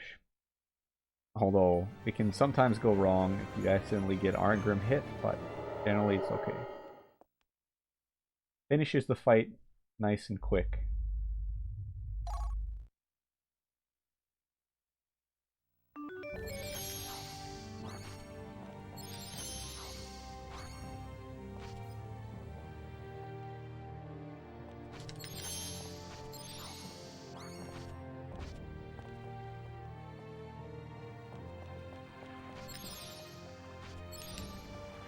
Hello?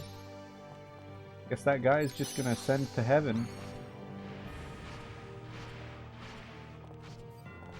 I wanted to swap with that flying enemy, but no such luck. Okay, so there's a skip here. You can just completely skip fighting this vampire.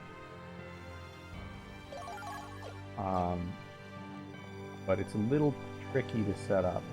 Maybe get about here, and then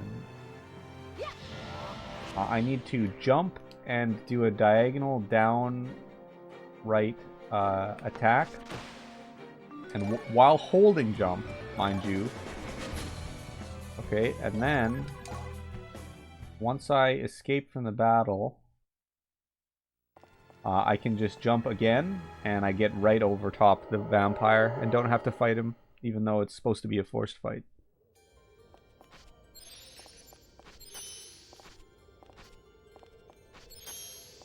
So that's a little bit tricky to set up. The positioning on the pillar is... Like, I use the pillar in the background to help with positioning. But it is quite awkward.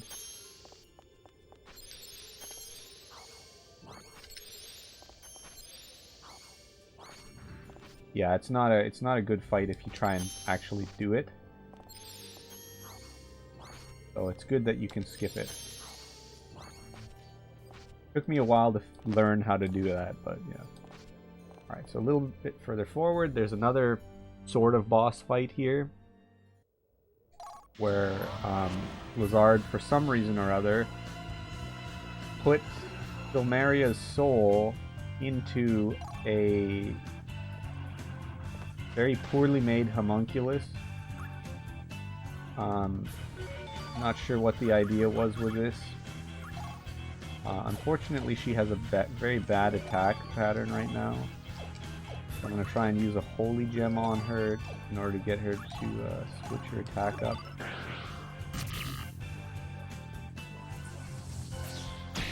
Oh, that's great. Not good luck. But fine, I can... No, I can't. Never mind. Hold on. Okay, I can revive Arngrim.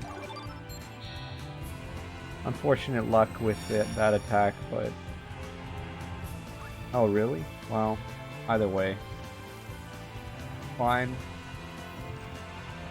This is a pretty rancid attack pattern from these two, actually. Can you... What's going on here? Okay, well, there's one of them.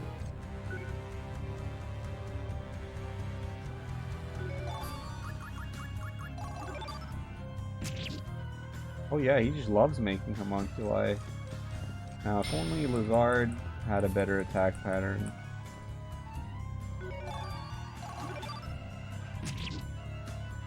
Any fan shape, okay.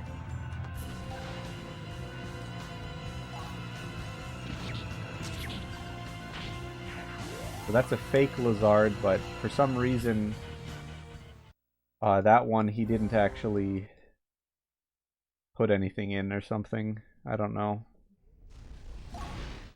But after you defeat the homunculi, you get Silmeria. So it's actually possible to have a team of all 3 Valkyries and someone else if you are into that kind of thing. But unfortunately, you don't get to use them for very long because the game takes them away from you at the end. But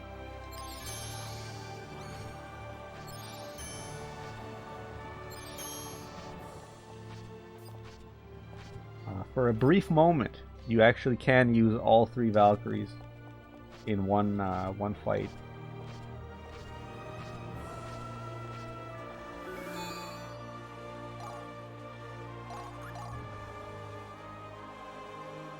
Alright, so we're coming up on another fight. It's really mostly just fights one after the other really quick here at the end. So this is with Lizard.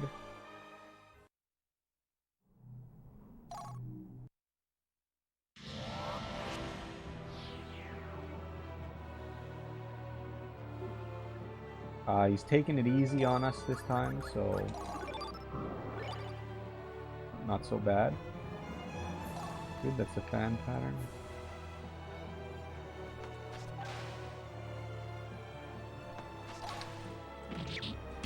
So what I'm going to try and do is knock him close enough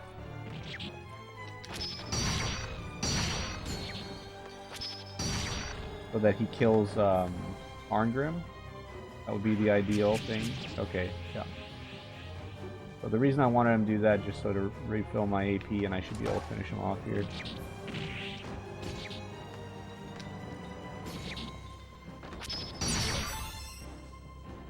Okay, good. That was a good fight. That can go wrong in multiple ways. Mostly regarding if he has a circular attack that goes fully around him, but actually not. That wasn't too bad. Okay, so just a brief bit of platforming, and then we'll be fighting the final set of 2 bosses. One of which is not really much of a boss, and then the second one, which is the final boss.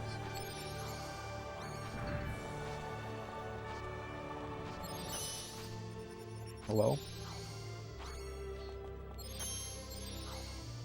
Guy's in a really bad spot, actually.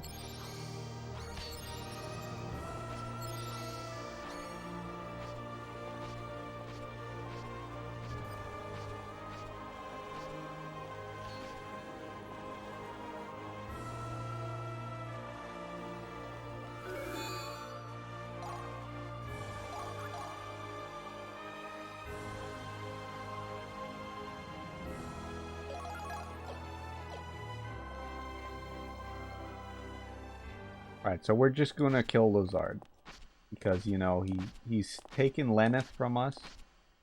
So yeah, in that fight there, Lizard steals Lenneth's soul. Which is not so good.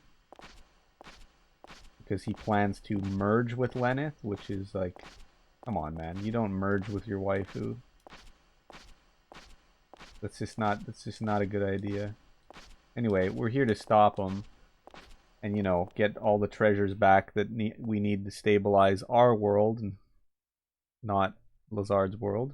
Which, no. Yeah, we just gotta kill him.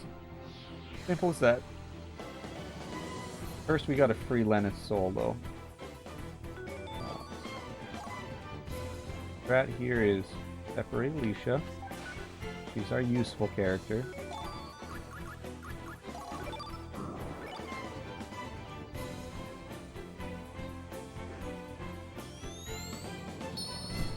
Everyone else dies, which is fine, because solitary struggle is a good skill. So you stun Lazard by doing 1,000 damage, at least, to him. And then you can attack the crystal. If you attack the crystal before stunning Lazard, you will deal, like, 0 damage to it. See? I accidentally ended early, but it doesn't really matter. But yeah, there's like a force field around the crystal, and you have to stun Lazard first. Okay, that's not quite what I was expecting.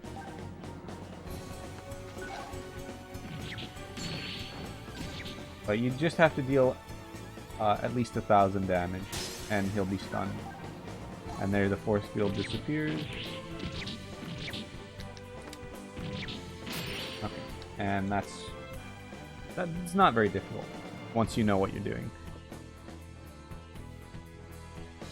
Casually, it may be more difficult because you might not really understand the force field stun thing, but yeah, it's not too bad of a fight. Alright, so now we're in the final boss. So what we're gonna do here, we're gonna use 1 expert's experience on Valkyrie and then 1 on each of the Einherjar that we have. That's not quite critical. We're gonna go ahead and equip all of our power bangles and everything. We're gonna release the Einherjar and get a whole bunch of, items. Oh, whoops. This is actually not on the right slot. Now we're gonna get a whole bunch of boost items, and then we're gonna juice up Valkyrie and kill Lazard. This solitary magician. So Magician Slayer is absolutely like one of the most useful things here. It makes you do a lot more damage to Lazard. If you don't have it, this fight is like, I don't even know how much harder. It's pretty ridiculous. You definitely want to have Magician Slayer, which you get from that assault missile item you get dropped off the enemy in the farming segment before all. Now that we have all the items, juice up Valkyrie.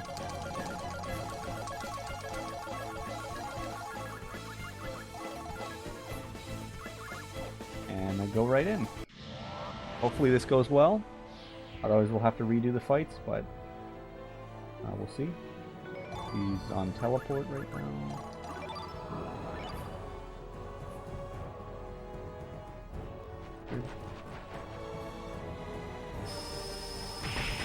We want to take some damage here because currently we're not actually getting the bonus from the Dragon Rib because we're not at low HP. That's not gonna do the job though, so I think we're fine without the bonus. You can't do it if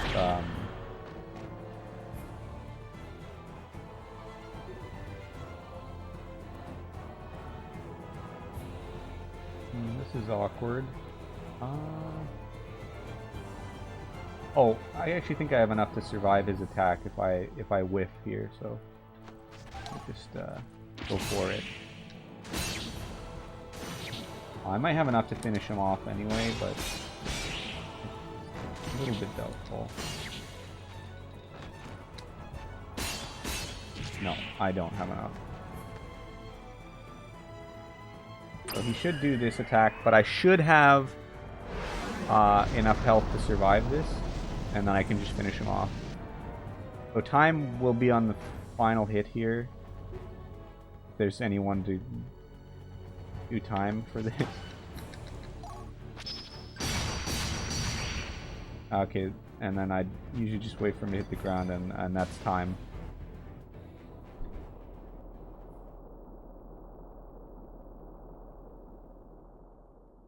All right. So there it is. And this final cutscene actually does have voice acting for some reason. Even if you turn it off. I'm not really sure why. Or it should. Spirit. Yeah, there you go.